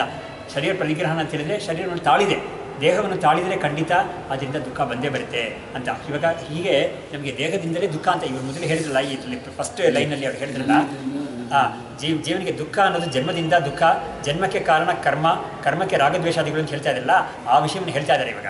ಸೊ ಹಾಗಾಗಿ ದುಃಖ ಯಾತಕ್ಕೆ ಬರುತ್ತೆ ಹಾಗಾದರೆ? ಆತ್ಮನಿಗೆ ಸುಖ ಸ್ವರೂಪವಾದರೆ ಅದಕ್ಕೆ ದುಃಖ ಯಾತಕ್ಕೆ ಬರಬೇಕು ಅಂತ ಹೇಳಿದ್ರೆ ಅದಕ್ಕೆ ತಕ್ಷಣ ಉತ್ತರ ಹೇಳ್ತಾ ಇದ್ದಾರೆ, ಅದು ಶರೀರವನ್ನು ಪಡ್ಕೊಳ್ತಲ್ಲ ಅದೇ ದುಃಖ. ಹಾಗಾಗಿ ಶರೀರ ಇದ್ದರೆ ದುಃಖ, ಶರೀರ ಇಲ್ಲದೆ ಹೋದರೆ ದುಃಖ ಇಲ್ಲ, ಸುಖವೇ ಅಂತ ನಮಗೆ ಅನ್ವಯ ವ್ಯತಿರೇಕ ಅಂತ ಬರುತ್ತೆ. ಅದು ಅನ್ವಯ ವ್ಯತಿರೇಕ ಅನ್ನೋದು ನಾವು ಲೋಕದಲ್ಲಿ ಎಲ್ಲ ಕಡೆಯೂ ನಾವು ನೋಡಿದ್ದೀವಿ. ನಾವು ಹೊಟ್ಟೆ ಹಸಿದಾಗ ನಮಗೆ ಊಟ ಮಾಡಿದ್ರೆ ಹೊಟ್ಟೆ ಹಸಿವು ಹೋಗುತ್ತೆ, ಊಟ ಮಾಡದೇ ಇದ್ದರೆ ಹೊಟ್ಟೆ ಹಸಿವು ಆಗೇ ಇರುತ್ತೆ ಅಂತ ನಾವು ನೋಡಿದ್ದೀವಿ. ಹೀಗಾಗಿ ಒಳ್ಳೆ ಪ್ರೋಟೀನ್ಸ್ ಎಲ್ಲ ಚೆನ್ನಾಗಿ ತೊಗೊಂಡ್ರೆ ಸ್ಟ್ರಾಂಗ್ ಆಗಿರ್ತಾನೆ, ಅದೆಲ್ಲ ಯಾವುದು ಸರಿಯಾಗಿ ಇನ್ಪುಟ್ಸ್ ಇಲ್ಲದೆ ಹೋದರೆ ಅವನಿಗೆ ವೀಕ್ ಆಗೇ ಇರ್ತಾನೆ ಅಂತ ನಾವು ನೋಡಿದ್ದೀವಿ. ಇದೇ ಥರ ಇಲ್ಲೂ ಕೂಡ ಆತ್ಮನಿಗೆ ಶರೀರ ಅಂತ ಬಂದುಬಿಟ್ರೆ ದುಃಖ ಬಂದೇ ಬರುತ್ತೆ, ತಪ್ಪಿದ್ದೆಲ್ಲ. ಅದು ಶರೀರ ಇಲ್ಲದೆ ಹೋದರೆ ಅದಕ್ಕೆ ದುಃಖ ಇರೋದಿಲ್ಲ. ಆ ಕಾರಣದಿಂದ ನೀನು ಶರೀರ ಇಲ್ಲದೆ ಮಾಡ್ಕೋ. ಶರೀರ ಇಲ್ಲದೆ ಮಾಡ್ಕೊಳ್ಳೋಕ್ಕೆ ಏನು ದಾರಿ? ನನ್ನನ್ನು ಆತ್ಮಹತ್ಯೆ ಮಾಡ್ಕೊಳ್ಳ, ಸೆಲ್ಫ್ ಇಮೋಲೇಷನ್ ಅಂತ ಮಾಡಿಕೊಂಡು ಪೆಟ್ರೋಲೆಲ್ಲ ಹಾಕ್ಕೊಂಡು ಸುಟ್ಕೊಳ್ತಾರಲ್ಲ, ಆ ಥರ ಮಾಡಲ್ಲ. ಪಾಪ ಎಷ್ಟೋ ಮಹಿಳೆಯರು ಮನೇಲಿ ಅತ್ತೆ ತೊಂದರೆನೋ ಏನೋ, ಗಂಡನ ಹತ್ರ ತೊಂದರೆ ಜಗಳ ತಡೆಯೋಕ್ಕಾಗದೆ ಸೀಮೆಣ್ಣೆನೋ ಏನೋ ಒಂದು ಹಚ್ಕೊಳ್ತಾರೆ, ಅಥವಾ ನೇಣು ಹಾಕ್ಕೊಂಡು ಏನೋ ಹಾಗೆ ಅವ್ರನ್ನ ನಾವು ಈ ದುಃಖದಿಂದ ಪಾರಾಗೋಣ ಅಂತ ಮಾಡ್ತಾರೆ. ಆವಾಗ ಆದರೆ ಅವರಿಗೆ ಈ ದುಃಖದಿಂದ ಇವಾಗ ಕಿಂಚಿತ್ ಪಾರಾದರೂ ಅವಾಗ ಮುಂದಿನ ಜನ್ಮದಲ್ಲಿ ನಿನಗೆ ಮತ್ತೆ ಈ ಥರ ಒಂದು ಗಂಡನೋ ಅಥವಾ ಅತ್ತೆನೂ ಸಿಕ್ಕಲ್ಲ ಅಂತ ನಿನಗೇನು ಗ್ಯಾರಂಟಿ ಇದೆ? ಅದು ಗ್ಯಾರಂಟಿ ಇಲ್ಲವೇ ಇಲ್ಲ ಏನೂ. ಆ ಥರ ಒಂದು ಗ್ಯಾರಂಟಿ ಆಗಬೇಕಾದ್ರೆ ನೀನು ಈ ಥರ ಒಂದು ಬಂದು ಹೋಗೋದಕ್ಕೂ ದೇಹವನ್ನು ನಾನು ಏನು ಮಾಡೋಕ್ಕಾಗಲ್ಲ. ಜ್ಞಾನದಿಂದ ನನಗೆ ದೇಹ ಯಾವಾಗಲೂ ಇಲ್ಲ ಅಂತ ತೀರ್ಮಾನ ಮಾಡ್ಕೋ, ಆವಾಗಲೇ ನಿನಗೆ ದೇಹ ಬರದೇ ಇರುತ್ತೆ ಅಂತ ಇವರು ಭರವಸೆ ಕೊಡ್ತಾ ಇದ್ದಾರೆ. ಇವಾಗ ಸುಖಸ್ವರೂಪಸ್ಯ ಆತ್ಮನಃ ದುಃಖಂ ಶರೀರ ಪರಿಗ್ರಹೇಣ ಆಗತಂ, ಯತ್ರ ಯತ್ರ ಶರೀರ ಪರಿಗ್ರಹ ತತ್ರ ತತ್ರ ದುಃಖಮಿತಿ ವ್ಯಾಪ್ತೇ. ನೋಡಿ, ಇದೆಲ್ಲ ತರ್ಕಶಾಸ್ತ್ರ ಅಂತ ಒಂದಿದೆ, ನ್ಯಾಯಶಾಸ್ತ್ರ ಅಂತ, ಅದರ ಮಾತುಗಳಿದೆಲ್ಲ. ಆದರೆ ಅವ್ರು ಏನು ಮಾಡ್ತಾರೆ, ಒಂದು ತರ್ಕ ಅನ್ನೋದಕ್ಕೆ ಒಂದು ಫಾರ್ಮ್ಯಾಟ್ ಇದೆ, ಲಾಜಿಕ್ ಇದೆ. ಅದಕ್ಕೆ ಏನು ಹೇಳ್ತಾರೆ, ಸಿಲಾಜಿಸಮ್ ಅಂತ ಇಂಗ್ಲೀಷಲ್ಲಿ ಹೇಳ್ತಾರೆ.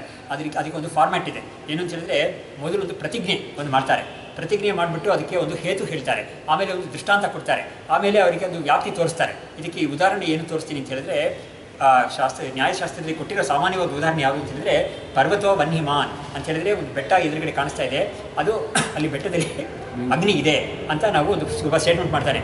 ಹೇಗೆ ಹೇಳ್ತೀವಿ ಅಗ್ನಿ ಇದೆ ಅಂತ? ಅಗ್ನಿ ಕಾಣಿಸ್ತಾನೆ ಇರೋದಲ್ಲ ಅಂತ ಕೇಳಿದ್ರೆ, ಹೊಗೆ ಬರ್ತಾ ಇದೆ ನೋಡಿ, ಕಾಣಿಸ್ತಾ ಇದೆ, ಹೊಗೆ ಕಾಣಿಸ್ತಾ ಇದೆಯಲ್ವ ಕಣ್ಣಿಗೆ? ಹೊಗೆ ಇದ್ದ ಕಡೆಯೆಲ್ಲ ಬೆಂಕಿ ಇದೆ ಅಂತ ತೀರ್ಮಾನ ನೋಡಿದ್ದೀವಿ ನಾವು. ಅಥವಾ ಬೆಂಕಿ ಎಲ್ಲೆಲ್ಲಿದೆಯೋ ಅಲ್ಲೆಲ್ಲ ಹೊಗೆ ಬಂದಿದೆ ಅಂತ ನೋಡ್ತೀವಿ. ಅಥವಾ ನಾವು ಹೊಗೆ ಇದ್ದ ಕಡೆ ಹೊಗೆ ನೋಡಿದ ತಕ್ಷಣ ಅಲ್ಲಿ ಬೆಂಕಿ ಇದೆ ಅಂತ ನಮಗೆ ಲೋಕದಲ್ಲಿ ನೋಡಿದ್ದೀವಿ. ನಾವು ಅಡುಗೆ ಮನೆಯಲ್ಲಿ ನೋಡಿದ್ದೀವಿ, ಯಾಗಶಾಲೆಯಲ್ಲಿ ನೋಡಿದ್ದೀವಿ, ಎಲ್ಲೆಲ್ಲೂ ಕೂಡ ನಾವು ಬೇಕಾದಷ್ಟು ಕಡೆ ನೋಡಿದ್ದೀವಿ. ಹಾಗಾಗಿ ಹೊಗೆ ನೋಡಿದ್ರೆ ಇನ್ನೂ ಅಲ್ಲಿ ಬೆಂಕಿ ಇದೆ ಅಂತ ತೀರ್ಮಾನ ಮಾಡ್ಕೋಬೋದು ಅಂತ. ಅಲ್ಲಿ ಪರ್ವತೋ ವನ್ಹಿಮಾನ್ ಅಂತ ಹೇಳಿದ್ರಲ್ಲ, ಅದೇ ಪ್ರತಿಜ್ಞಾ, ಅದೇ ಕ್ಲೈಮ್ ಅಂತ ಇಂಗ್ಲೀಷಲ್ಲಿ ಇರ್ತಾರೆ, ಕ್ಲೈಮ್ ಅಂತ. ಆಮೇಲೆ ಅದಕ್ಕೆ ಹೇತು ಅಂತ ಹೇಳಿದ್ರೆ, ಯಾತಿಕೆ ಅದನ್ನು ಹೇಳ್ತೀವಿ ಅಂದರೆ ಧೂಮವತ್ವಾತ್ ಅಂತ ಹೇಳ್ತಾರೆ. ಅದಕ್ಕೆ ಸಂಸ್ಕೃತದಲ್ಲಿ ಪಂಚಮಿ ಅಂತ ಹೇಳ್ತಾರೆ. ಅದಕ್ಕೆ ಇದರಲ್ಲಿ ಇಂಗ್ಲೀಷಲ್ಲಿ ಇದಕ್ಕೆ ರೀಸನಿಂಗ್ ಅಂತ ಹೇಳ್ತಾರೆ. So for what reason do you claim this ಅಂತ ಹೇಳಿದ್ರೆ, ಬಿಕಾಸ್ ದೇರ್ ಇಸ್ ಸ್ಮೋಕ್ ಅಂತ ಹೇಳ್ತೇವೆ. ಆಮೇಲೆ ದೃಷ್ಟಾಂತ ಏನು ಹೇಳ್ತೀವಿ ಅಂತ ಹೇಳಿದ್ರೆ, ಎಲ್ಲೆಲ್ಲಿ ಸ್ಮೋಕ್ ಆ್ಯಂಡ್ ಫೈರ್ ಎರಡೂ ಸಹಚಾರವಾಗಿ ಒಟ್ಟೊಟ್ಟಿಗೆ ಇದೆಯೋ ಅಂಥ ಒಂದು ಕಡೆ ನಾನು ತೋರಿಸ್ಬೇಕು. ಅದು ಯಾವ್ದು ತೋರಿಸ್ತೀನಿ ಅಂತ ಹೇಳಿದ್ರೆ, ಮಹಾನಸಹ ಯಥಾ ಮಹಾನಸಹ ಅಂತ ಹೇಳಿದ್ರೆ, ಹೇಗೆ ಅಡುಗೆ ಮನೆ ಇದೆಯೋ, ಈ ಕಾಲದಲ್ಲಿ ನಮಗೆ ಗ್ಯಾಸ್ ಇದೆ, ಹಿಂದಿನ ಕಾಲದಲ್ಲೆಲ್ಲ ಒಲೆ ಇಟ್ಕೊಂಡಿದ್ರು, ಸೌದೆ ಒಲೆ ಇಟ್ಕೊಂಡಿದ್ರು, ಆವಾಗ ಖಂಡಿತ ಹೊಗೆ ಅನ್ನೋದು ಬರ್ತಾನೆ ಇತ್ತು. ಹೀಗೆ ಹೇಗೆ ಒಂದು ಅಡುಗೆ ಮನೆಯಲ್ಲಿ ಆಗುತ್ತೋ, ಅಂದರೆ ಬೆಂಕಿ ಇರೋ ಕಡೆ ಹೊಗೆ ಇರುತ್ತೆ, ಅಥವಾ ಹೊಗೆ ಇರೋ ಕಡೆ ಖಂಡಿತ ಬೆಂಕಿ ನೋಡ್ತೀವಿ ನಾವು. ಅದೇ ಥರ ಇಲ್ಲೂ ಕೂಡ ಈ ಹೊಗೆ ನೋಡಿದಾಗ ನಾವು ಬೆಂಕಿ ಇದೆ ಅಂತ ತೀರ್ಮಾನ ಮಾಡೋಣ ಅಂತ ಹೇಳ್ತಾರೆ. ಆ ಥರ ಸಿಲಾಜಿಸಮ್ ಇದೆಯಲ್ಲ, ಅಂಥ ಒಂದು ರೀಸನಿಂಗ್ ಭಾಷೆಗಳನ್ನ ಇವರು ಉಪಯೋಗಿಸ್ತಾ ಇದ್ದಾರೆ. ಎಲ್ಲೆಲ್ಲಿ ನಾವು ಹೊಗೆ ನೋಡಿದ್ದೀವೋ ಅಲ್ಲೆಲ್ಲ ನಾವು ಬೆಂಕಿ ಇದೆ ಅಂತ ನೋಡಿದ್ದೀವಿ ಅಂತ ಒಂದಿದೆಯಲ್ಲ, ಅದಕ್ಕೆ ವ್ಯಾಪ್ತಿ ಅಂತ ಹೇಳ್ತಾರೆ. ಅದಕ್ಕೆ ಇಂಗ್ಲೀಷಲ್ಲಿ ಲಾ ಆಫ್ ಪರ್ವೇಷನ್ ಅಂತ ಹೇಳ್ತಾರೆ. ಅದನ್ನು ವ್ಯಾಪ್ತಿ ಇಲ್ಲಿ ಹೇಳ್ತಾ ಇದ್ದಾರೆ. ಯತ್ರ ಯತ್ರ ಶರೀರ ಪರಿಗ್ರಹ ತತ್ರ ತತ್ರ ದುಃಖಂ ಇತಿ ವ್ಯಾಪ್ತೇ. ಎಲ್ಲೆಲ್ಲಿ ಶರೀರ ಪರಿಗ್ರಹ ಇದೆಯೋ, ಎಲ್ಲೆಲ್ಲಿ ಅಂತ ಹೇಳಿದ್ರೆ ನಾವು ನೋಡ್ತಾ ಇದ್ದೀವಿ, ನಮ್ಮ ಸುತ್ತಮುತ್ತ ನೋಡ್ತಾ ಇದ್ದೀವಿ. ಅದೊಂದು ಪ್ರಾಣಿಯಾಗಲಿ, ಒಂದು ಪಕ್ಷಿಯಾಗಲಿ, ಒಂದು ಹುಳುವಾಗಲಿ, ಕೀಟವಾಗಲಿ, ಅಲ್ಲೆಲ್ಲಿ ಶರೀರ ಇದ್ದರೆ ಖಂಡಿತ ದುಃಖ. ಮನೆಯಲ್ಲಿ ನಾವು ಕೂತ್ಕೊಂಡಿದ್ದಾಗ ಒಂದು ಜಿರಳೆ ಬಂತು ಅಂತ ಹೇಳಿದ್ರೆ ತಕ್ಷಣ ನಾವು ಏನು ಮಾಡ್ತೀವಿ, ಹಿಟ್ ಅಂತ ಒಂದು ಇಟ್ಕೊಂಡಿರ್ತೀವಿ, ಅದನ್ನು ನಾವು ಅದರ ಮೇಲೆ ಹಾಕ್ತೀವಿ. ಅವಾಗ ಏನಾಯಿತು, ಅದಕ್ಕೆ ದುಃಖ ಆಗುತ್ತೆ ಖಂಡಿತ, ನಾವು ಇಲ್ಲ ಅಂತ ಹೇಳಿಲ್ಲ. ಅದು ಹೋಗಲಿ ಸಾಯಲಿ ಅಂತಲೇ ನಾವು ಇದನ್ನು ಮಾಡ್ತೀವಿ. ಅದರಿಂದ ನಮ್ಗೆ ಏನು ಗೊತ್ತಾಗುತ್ತೆ ಅಂತ ಹೇಳಿದ್ರೆ, ಶರೀರವೇನು ನೋಡಿ ನಾವು ಇದು ಮಾಡ್ತಾ ಇದ್ದೀವಿ. ಇದೇ ಥರ ನಮ್ಮನ್ನು ಕೂಡ ಒಂದು ಶರೀರ ಇದೆ ಎಂದು ಕಾರಣದಿಂದನೇ ಒಬ್ಬ ಏನು ಮಾಡ್ತಾನೆ, ಯಾರಾದ್ರೂ ಒಬ್ಬ ಕಳ್ಳತನ ಮಾಡಬೇಕಾದವನು ನಮ್ಮ ಕೈಯಲ್ಲಿರೋ ಒಂದು ಮೊಬೈಲ್ ಫೋನು, ಅಥವಾ ನಮ್ಮ ಹತ್ರ ಇರೋ ದುಡ್ಡನ್ನೋ, ಅಥವಾ ಕೊರಳಲ್ಲಿರೋ ಒಂದು ಚೈನ್ನೋ ಸ್ನ್ಯಾಚ್ ಮಾಡಬೇಕು ಬರ್ತಾನೆ ಅವನು. ಅದಕ್ಕೆ ನಾವೇನೋ ತಡೆ ಮಾಡಿದ್ರೆ ಅವನು ಏನು ಮಾಡ್ತಾನೆ, ಕೈಯಲ್ಲಿ ಒಂದು ಚುಚ್ಕೊಂಡು ಇದು ಕತ್ತಿ ಇಟ್ಕೊಂಡಿರ್ತಾನೆ, ಅದರಿಂದ ಚುಚ್ತಾನೆ, ಅಥವಾ ಆ್ಯಸಿಡ್ ಹಾಕ್ತಾನೆ ನಮ್ಮ ಮೇಲೆ, ನಮ್ಮನ್ನು ಈ ಮೊಬೈಲಾಗಿ ಮಾಡಿಬಿಟ್ಟು ನಮ್ಮ ಹತ್ರ ಇದನ್ನು ತೊಗೊಳಕ್ಕೆ ನೋಡ್ತಾನೆ ಅವನು. ಹಾಗಾಗಿ ಶರೀರ ಎಲ್ಲೆಲ್ಲಿದೆಯೋ ಅಲ್ಲೆಲ್ಲಿ ದುಃಖ ಇದೆ ಅಂತ ನೋಡೋಕ್ಕೆ ನಮಗೆ ಬೇಕಾದಷ್ಟು ಎಕ್ಸಾಂಪಲ್ ಸಿಗುತ್ತೆ ನಮಗೆ. ಅದನ್ನು ಇವ್ರು ಹೇಳ್ತಾ ಇದ್ದಾರೆ. ಲೋಕೆ ರಾಜಾದೀನಾಮಪಿ ಶರೀರ ಪರಿಗ್ರಹೇಣ ದುಃಖಂ ಅಸ್ತಿಯೇವ. ಸರಿ, ರಾಜರು ಇಂಥವರೆಲ್ಲ ಇದ್ದಾರಲ್ಲ, ಅನುಕೂಲವಾಗಿರೋರು, ಒಳ್ಳೊಳ್ಳೆ ಮಿನಿಸ್ಟರ್ಸ್ ಎಲ್ಲ ಇದ್ದಾರಲ್ಲ, ಅವ್ರಿಗೆ ಎಲ್ಲಿ ದುಃಖ ಇದೆ ಅಂತ ನೀವೇನು ಭಾವಿಸ್ಬೇಡ, ಅವ್ರಿಗೂ ಖಂಡಿತ ದುಃಖ ಇದೆ ಅನ್ನೋದನ್ನು ಹೇಳ್ತಾ ಇದ್ದಾರೆ. ನೋಡಿ, ಇಲ್ಲಿ ಹೇಳ್ತಾ ಇದ್ದಾರೆ, ತೇಷಾಮಪಿ ರಾಜ್ಯಭಾರೇಣ ಧನಧಾನ್ಯ ಕ್ಷಯೇಣ ಸ್ತ್ರೀಪುತ್ರಾದಿ ಮರಣೇನ ಜರಾದಿನ ಶತ್ರುಪೀಡೆಯ ಸ್ವಮರಣೆ ದುಃಖ ದರ್ಶನ ಆತೆ. ರಾಜರು ಇನ್ನವರು ಅನುಕೂಲವಾಗಿದ್ದಾರಲ್ಲ, ಅವರಿಗೆ ಎಲ್ಲಿ ಯಾವ ಕೊರತೆಯೂ ಇಲ್ಲ, ಅವರಿಗೆ ಬೇಕಾದಷ್ಟು ಆಳುಗಳಿದ್ದಾರೆ ಮನೆಯಲ್ಲಿ, ಏನು ಕೆಲಸಗಳಿಗೆ ಬೇಕಾದ್ರೆ ಮಾಡ್ಕೊಳ್ತಿದ್ದಾರೆ. ಆಮೇಲೆ ಅವರಿಗೆ ದುಡ್ಡೆಲ್ಲ ಖರ್ಚಾಯಿತು ಅಂತ ಹೇಳೋಕ್ಕಾಗಲ್ಲ, ಬೇಕಾದಷ್ಟು ಧನ ಇದೆ ಅವರಿಗೆ ಅಂತೆಲ್ಲ ಹೇಳಿದ್ರು ಕೂಡ ಇಲ್ಲ ಅವ್ರಿಗೂ ದುಃಖ ಅನ್ನೋದು ಖಂಡಿತ ಉಂಟು. ಹೇಗೆ ದುಃಖ ಬರುತ್ತೆ ಅನ್ನೋದನ್ನೇ ಆ ಪಟ್ಟಿ ಮಾಡ್ತಾ ಇದ್ದಾರೆ. ಒಂದು ಹೇಳ್ತಾ ಇದ್ದಾರೆ ರಾಜ್ಯಭಾರ ಮಾಡೋದು ದುಃಖಕ್ಕೆ ಕಾರಣವಾಗುತ್ತೆ ಅದು.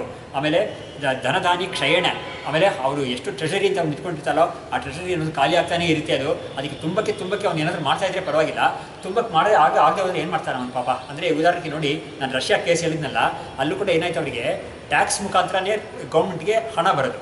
ಆ ಟ್ಯಾಕ್ಸ್ ಹಾಕೋಕ್ಕೆ ಅವರಿಗೆ ಟ್ಯಾಕ್ಸ್ ಕೊಡೋಕ್ಕೆ ಜನಗಳಿಗೆ ಶಕ್ತಿ ಇದ್ದರೆ ತಾನೇ ಟ್ಯಾಕ್ಸ್ ಕೊಡ್ತಾರೆ. ಒಂದು ಸಮಯದಲ್ಲಿ ಬೆಳೆನೇ ಬರದೇ ಹೋದರೆ ಅವರಿಗೆ ಏನು ಪ್ರೊಡಕ್ಷನ್ ಇಲ್ಲದೆ ಹೋದರೆ ಏನು ಟ್ಯಾಕ್ಸ್ ಕೊಡ್ತಾರೆ, ಅವರು ಏನು ಮಾಡ್ತಾರೆ. ಹಾಗಾಗಿ ಏನಂತ ಗೌರ್ಮೆಂಟ್ ಇದ್ರೂ ಹಣ ಕಡಿಮೆ ಆಗೋಗುತ್ತೆ.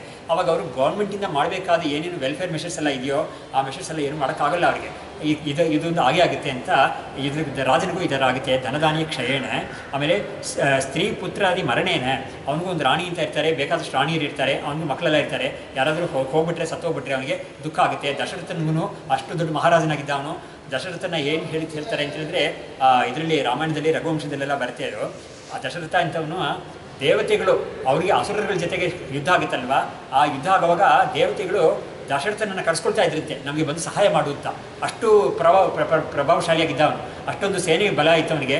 ದೇವತೆಗಳೇ ಇವನ್ನ ಬಂದು ನೀನು ನನಗೆ ಹೆಲ್ಪ್ ಮಾಡುವಂಥ, ಇವನ ಅನುಕೂಲ ತಗೋಬೇಕು ಅಂತ ಹೇಳಿದರೆ ಇವನಿಗೆ ಎಷ್ಟೊಂದು ದೊಡ್ಡ ಶಕ್ತಿ ಇರಬೇಕು. ಆದರೆ ಅಂಥವನಿಗೇ ರಾಮ ಅಲ್ಲಿಂದ ಮನೆ ಬಿಟ್ಟು ಹೋಗುವಾಗ ಎಷ್ಟು ದುಃಖಪಟ್ಟ, ಆ ದುಃಖದಲ್ಲೇ ಸತ್ತು ಹೋದ ಅವನು. ಹಾಗೆ ಅಂಥ ಒಂದು ಇದು ಎಲ್ಲರಿಗೂ ಬರುತ್ತೆ ಅಂತ ಅದನ್ನು ತೋರಿಸ್ತಾ ಇದ್ದಾರೆ. ಜರಾದಿನ, ಅವ್ರಿಗೂ ಒಂದು ಮುಪ್ಪು ಅಂತ ಬರುತ್ತಲ್ಲ, ಆ ಮುಪ್ಪು ಬಂದಾಗ ಅವ್ರಿಗೂ ದುಃಖ ಬರುತ್ತೆ ಅಂತ. ಈ ನಹುಷ ಅಂತ ಒಬ್ಬ ಇದನ್ನೆಲ್ಲ ಮಹಾಭಾರತದಲ್ಲಿ ಬರುತ್ತೆ ಅದು. ಆ ನಹುಷನವನು ಬೇಕಾದಷ್ಟು ಭೋಗ ಮಾಡ್ದವನು, ಇರೋ ತನಕ ಬೇಕಾದಷ್ಟು ಭೋಗ ಮಾಡ್ದವನು, ಏನೇನು ಭೋಗ ಮಾಡೋಕ್ಕೆ ಸಾಧ್ಯವೋ ಎಲ್ಲವೂ ಮಾಡ್ದ. ಅವನಿಗೆ ಮಕ್ಕಳು ಬೇಕಾದಷ್ಟು ಇದ್ರು, 4-5 ಮಕ್ಕಳಿದ್ರು. ಅವನಿಗೆ ವಯಸ್ಸಾದಾಗ ಭೋಗ ಮಾಡೋಕ್ಕಾಗಲ್ಲ ಅಂತ ಗೊತ್ತಾಯ್ತು ಅವನಿಗೆ. ಗೊತ್ತಾದಾಗ ಅವನು ಏನು ಮಾಡ್ದ, ನಾಚಿಕೆ ಇಲ್ಲದೆ ಅವನು ಮಕ್ಕಳ ಹತ್ರ ಕೇಳ್ತಾ ಇದ್ದಾನೆ, ನಿಮ್ಮ ಒಂದು ಯೌವನ ಇದೆಯಲ್ಲ ನನಗೆ ಕೊಡಿ ಆ ಯೌವನವನ್ನು ಅಂತ ಕೇಳ್ತಾನೆ. ಕೆಲವು ಮಕ್ಕಳೆಲ್ಲ ಕೊಡಲ್ಲ ಅಂತ ಹೇಳ್ಬಿಟ್ರು ಅವರು. ಆದರೆ ಒಬ್ಬ ಮಾತ್ರ ಪಾಪ ತಂದೆ ಕೇಳ್ತಾನೆ ಅಂತ ಹೇಳ್ಬಿಟ್ಟು ಇವನು ಯೌವನವನ್ನು ಕೊಡ್ತಾನೆ ಅವನಿಗೆ. ಅದಕ್ಕೆ ಹೇಗೆ ಕೊಡ್ತಾನೆ ಅನ್ನೋದು ಬೇರೆ ಮಾತದು. ಆದರೆ ಇವನು ಕೊಟ್ಟ ಮೇಲೆ ಅವನು ಆ ಯೌವನದಿಂದ ಮಗನ ಹತ್ರದಿಂದ ಪಡೆದಿದ್ದ ಯೌವನವನ್ನು ಇಟ್ಕೊಂಡು ಮತ್ತಷ್ಟು ಭೋಗ ಮಾಡ್ತಾನೆ. ಮತ್ತಷ್ಟು ಭೋಗ ಮಾಡಿದ್ಮೇಲೆ ಆಮೇಲೆ ಅವನಿಗೆ ಒಂದು ತಿಳುವಳಿಕೆ ಬರುತ್ತೆ. ಆ ತಿಳುವಳಿಕೆಯನ್ನು ತುಂಬ ಚೆನ್ನಾಗಿ ಒಂದು ಶ್ಲೋಕವಾಗಿ ಹೇಳಿದ್ದಾರೆ. ಅದನ್ನು ನಾವು ಯಾವಾಗಲೂ ಜ್ಞಾಪಕ ಇಟ್ಕೊಳ್ಳೋದು ಚೆನ್ನಾಗಿರುತ್ತೆ. ಅದು ನಜಾದು ಕಾಮಾನಾಂ ಉಪಭೋಗೇನ ಶಾಮ್ಯತೆ ಹವಿಷಾ ಕೃಷ್ಣವರ್ತ್ಮೇವ ಭೂಯೇವ ಅಭಿವರ್ಧತೆ ಅಂತ ಅವನ ಮಾತದು. ಅವನೇನು ತಿಳ್ಕೊಳ್ತಾನೆ ಅಂತ ಹೇಳಿದ್ರೆ, ಎಷ್ಟೋ ಭೋಗ ನಾನು ಬಾಡಿ ನೋಡಿದೆ, ಇದರಿಂದ ನನಗೇನು ತೀರ್ಮಾನ ಆಯಿತು ಅಂತ ಹೇಳಿದ್ರೆ, ಭೋಗ ಹೆಚ್ಚೆಚ್ಚು ಮಾಡೋದ್ರಿಂದ ನಮಗೆ ತೃಪ್ತಿ ಉಂಟಾಯಿತು ಅಂತ ಹೇಳಕ್ಕೆ ಬರೋದೇ ಇಲ್ಲ. ಪ್ರತ್ಯುತ ಏನಾಗುತ್ತೆ ಅಂತ ಹೇಳಿದ್ರೆ, ಆ ತೃಪ್ತಿ ಏನದು ಇನ್ನೂ ಆಸೆ ಅನ್ನೋದು ಇನ್ನೂ ಜಾಸ್ತಿ ಬೆಳೀತಾ ಇರುತ್ತೆ. ಅದಕ್ಕೆ ಉದಾಹರಣೆ ಹೇಳ್ತಾನೆ, ಬೆಂಕಿಗೆ ನಾವು ಎಣ್ಣೆ ಸುರಿತಾ ತುಪ್ಪ ಸುರಿತಾ ಅದು ಕಡಿಮೆ ಆಗಲ್ಲ, ಇನ್ನೂ ಹೆಚ್ಚಾಗಿ ಉರಿಯುತ್ತೆ ಹೊರತು ಅದೇನು ಕಡಿಮೆ ಆಗಲ್ಲ ಅಂತ ಅವ್ನು ಮಾತದು. ಅದಕ್ಕೆ ಹೇಳಿದ್ದಾನೆ. ಹಾಗಾಗಿ ಈ ಜರ ಅಂತ ಬಂದಿದ್ದರಿಂದ ದುಃಖ ಆಯ್ತು ಅವನಿಗೆ. ವಯಸ್ಸಾಯ್ತಲ್ಪ, ನನಗೇನು ಮಾಡಲಿ, ಭೋಗ ಮಾಡೋಕ್ಕಾಗ್ತಿಲ್ಲ ಅಂತ. ಸರಿ, ಮಗನ ಹತ್ರ ಅಂದಾನು ಪಡ್ಕೊಂಡ ಅವನು. ಆದರೂ ಕೂಡ ಅದು ಎಷ್ಟು ದಿವಸ ಶಾಶ್ವತ ಆಗಿರುತ್ತೆ, ಅದಕ್ಕೂ ಒಂದು ಏನು ಲಿಮಿಟ್ ಇದೆಯಲ್ಲ, ಹಾಗಾಗಿ ಅದು ಹಾಗೆ ಆಗುತ್ತೆ ಅಂತ ಅದಕ್ಕೆ ಹೇಳಿದ್ರು. ಆಮೇಲೆ ಸ್ವಮರಣೇನ, ತನಗೂ ಒಂದು ಮರಣ ಬರ್ತಲ್ಲ, ಅದರಿಂದ ದುಃಖ ಆಗುತ್ತೆ. ಹೇಗೆ ಅಂತ ಹೇಳಿದ್ರೆ, ಮರಣ ಆದಮೇಲೆ ದುಃಖ ಆಗುತ್ತೆ ಅಂತ ಹೇಳ್ತಾ ಇಲ್ಲ, ಆದರೆ ಮರಣ ಸಂಭವಿಸುತ್ತೆ ಅಂತ ಗೊತ್ತು ಅವನಿಗೆ. ಕಾಯಿಲೆ ಆಗಿರ್ತಾನೆ, ಮಲಗಿರ್ತಾನೆ, ಅವನಿಗೆ ಮಕ್ಕಳು ಯಾರು ದೊಡ್ಡವರಾಗಿರಲ್ಲ ಸರಿಯಾಗಿ, ಅವನಿಗೆ ರಾಜ್ಯಭಾರ ಕೊಟ್ಬಿಟ್ಟು ಹೋಗೋಣ ಅಂತ ಹೇಳಿದ್ರೆ ಅವನಿಗೆ ಆಗ್ತಾ ಇಲ್ಲ. ಯಾಕಂದರೆ ಮಕ್ಕಳು ಅವನಿಗೇನೇ ಇಲ್ಲ, ಅಥವಾ ಇರೋ ಮಕ್ಕಳಿಗೆ ಕೂಡ ಸಾಮರ್ಥ್ಯ ಇಲ್ಲ, ಅಥವಾ ಯಾರೋ ಕೆಲವರೆಲ್ಲ ಮನೆಯಿಂದ ಬಿಟ್ಟು ಹೋಗಿಬಿಟ್ಟಿದ್ದಾರೆ ಅಂತ ಇರುವಾಗ ನನಗೆ ಯಾರಿಗಪ್ಪ ರಾಜ್ಯವನ್ನು ಕೊಡಲಿ ಅಂತ ಒಂದು ದುಃಖ ಇರುತ್ತೆ ಅವನಿಗೆ. ತನಗೆ ಕೂಡ ಈ ಶರೀರ ಬಾಧೆ ಕೊಡ್ತಾ ಇದೆಯಲ್ಲ ಅಂತ ಆ ದುಃಖನೂ ಇರುತ್ತೆ ಅವನಿಗೆ. ಸೊ ಇಂಥ ದುಃಖಗಳೆಲ್ಲ ಎಲ್ಲರಿಗೂ ಇದೆ, ತಪ್ಪಿದ್ದಲ್ಲ, ಯಾರಿಗೂ ತಪ್ಪಿದ್ದಲ್ಲ ಅನ್ನೋದನ್ನು ಇಲ್ಲಿ ಹೇಳಿದರು. ಇಲ್ಲಿಗೆ ನಾವು ನಿಲ್ಲಿಸೋಣ. ನಮಗೆ ಮುಂದಿನ ವಾರದಲ್ಲಿ 47ನೇ ಪೇಜ್ ಇದೆಯಲ್ಲ, ಅದನ್ನು ನಾವು ತಗೊಂಡು ಮುಂದುವರಿಯೋಣ. ಏನಾದರೂ ಪ್ರಶ್ನೆ ಇದ್ದರೆ ಕೇಳ್ಬೋದು ಖಂಡಿತ. ಯಾವುದಾದ್ರು ಕಾನ್ಸೆಪ್ಟ್ಸಲ್ಲಿ, ಪದಗಳಲ್ಲಿ, ಪಾರಿಭಾಷಿಕ ಶಬ್ದಗಳು ಯೂಸ್ ಮಾಡಿದ್ರಲ್ಲಿ ಏನಾದರೂ ಕ್ಲಾರಿಫಿಕೇಶನ್ ಬೇಕಾದರೆ ಖಂಡಿತ ಕೇಳ್ಬೋದು.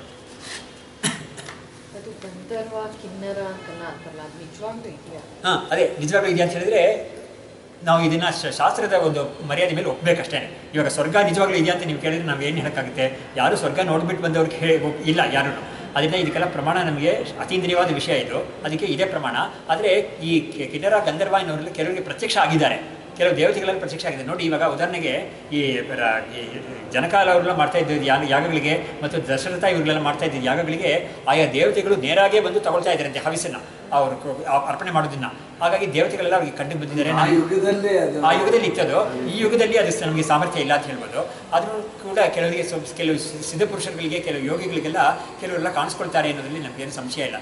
ಸಿದ್ಧರು ಕಿನ್ನರರು ಅನ್ನೋದೆಲ್ಲ ಚಾಣರರು ಅಂತೆಲ್ಲ ಹೇಳ್ತಾರಲ್ಲ, ಅದನ್ನೆಲ್ಲ ಇರಕ್ಕೆ ಸಾಧ್ಯವಿದೆ. ಫಾರ್ ಎಕ್ಸಾಂಪಲ್, ಈ ಪುಷ್ಪದಂತ ಅಂತ ಒಬ್ಬ ಅವನು ಗಂಧರ್ವನಂತೆ, ಅವನು ಬರೆದಿದ್ದೆ ಈ ಶಿವಮಹಿಮ್ನ ಸ್ತೋತ್ರ ಅಂತ ಹೇಳ್ತಾರೆ. ಹೀಗಾಗಿ ಅವ್ರಿಗೆ ನಿಜವಾಗ್ಲೂ ಹೇಳಲಿಕ್ಕೆ ನಮಗೆ ಶಾಸ್ತ್ರ ಒಂದೇ ಪ್ರಮಾಣ. ಶಾಸ್ತ್ರದಲ್ಲಿ ಇದೆ ಅಂತ ಹೇಳಿದ್ದಾರೆ. ನಮಗೆ ನಿಜವಾಗ್ಲೂ ನೋಡಬೇಕು ಅಂತ ಏನಾದರೂ ಇದ್ದರೆ ಅದಕ್ಕೆ ತಕ್ಕನಾದ ಕೆಲವು ಉಪಾಸನೆಗಳೆಲ್ಲ ಇರುತ್ತೆ. ಆ ಉಪಾಸನೆಗಳೆಲ್ಲ ಮಾಡಿದ್ರೆ they might come to your ಇದು ನಿಮಗೆ ಕಾಣಿಸ್ಕೋಬೋದು. ಅವರು ದೇವತಾ ಪ್ರತ್ಯಕ್ಷ ಆಗೋದೆಲ್ಲ ಖಂಡಿತ ಇದ್ದೇ ಇದೆ, ಅದರಲ್ಲಿ ಸಂಶಯವೇ ಇಲ್ಲ. ಇವಾಗ ನೋಡಿ, ನಮ್ಮ ಇವರು ವಿದ್ಯಾರಣ್ಯರು ಬರೆದೇ ಇದ್ದಾರೆ. ಅದು ಅನುಭವದಲ್ಲೇ ಇರೋ ವಿಷಯವನ್ನೇ ಬರೆದಿದ್ದಾರೆ.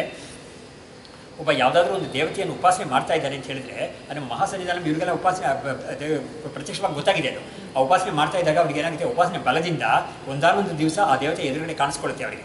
ಈ ಅಮ್ಮನವ್ರ ಮೇಲೆ ಶಂಕರ ಅಭಿನವ ವಿದ್ಯಾತೀರ್ಥರು ಉಪಾಸನೆ ಮಾಡಿ ಅವರಿಗೆ ಅಮ್ಮನವ್ರು ಎದುರುಗಡೆ ಕಾಣಿಸ್ಕೊಂಡ್ಲು ಅಂತ ಬರೆದಿದ್ದಾರೆ. ಹಾಗಾಗಿ ಆ ಅನುಭವದಲ್ಲಿ ಇದ್ದೇ ಇದೆ. ದೇವತೆಗಳೆಲ್ಲ ಇದ್ದ ಅಂತ ಹೇಳಿದ ಮೇಲೆ ಇವುಗಳೆಲ್ಲ ಇಲ್ಲ ಅಂತ ಹೇಳೋಕ್ಕೆ ನಮಗೆ ಏನು ಕಾರಣನೇ ಇಲ್ಲ. ಅವುಗಳು ಖಂಡಿತ ಇದ್ದಾರೆ ಅಂತಲೇ ಒಪ್ಪಬೇಕಾಗ್ತದೆ. ಅದ್ವೈತಾನಂದ ಪೂರ್ಣಾಯ ವ್ಯಾಸಶಂಕರರೂಪಿಣೆ ನಮೋಸ್ತು ವಾಸುದೇವಾಯ ಗುರವೇ ಸರ್ವಸಾಕ್ಷಿಣೇ. ಶ್ರುತಿಸ್ಮೃತಿ ಪುರಾಣಾನಾಮಾಲಯಂ ಕರುಣಾಲಯಂ ನಮಾಮಿ ಭಗವತ್ಪಾದಂ ಶಂಕರಂ ಲೋಕಶಂಕರಂ. ವಿದ್ಯಾವಿನಯ ಸಂಪನ್ನಂ ವೀತರಾಗಂ ವಿವೇಕಿನಂ ವಂದೇ ವೇದಾಂತ ತತ್ವಜ್ಞಂ ವಿಧುಶೇಖರ ಭಾರತೀ.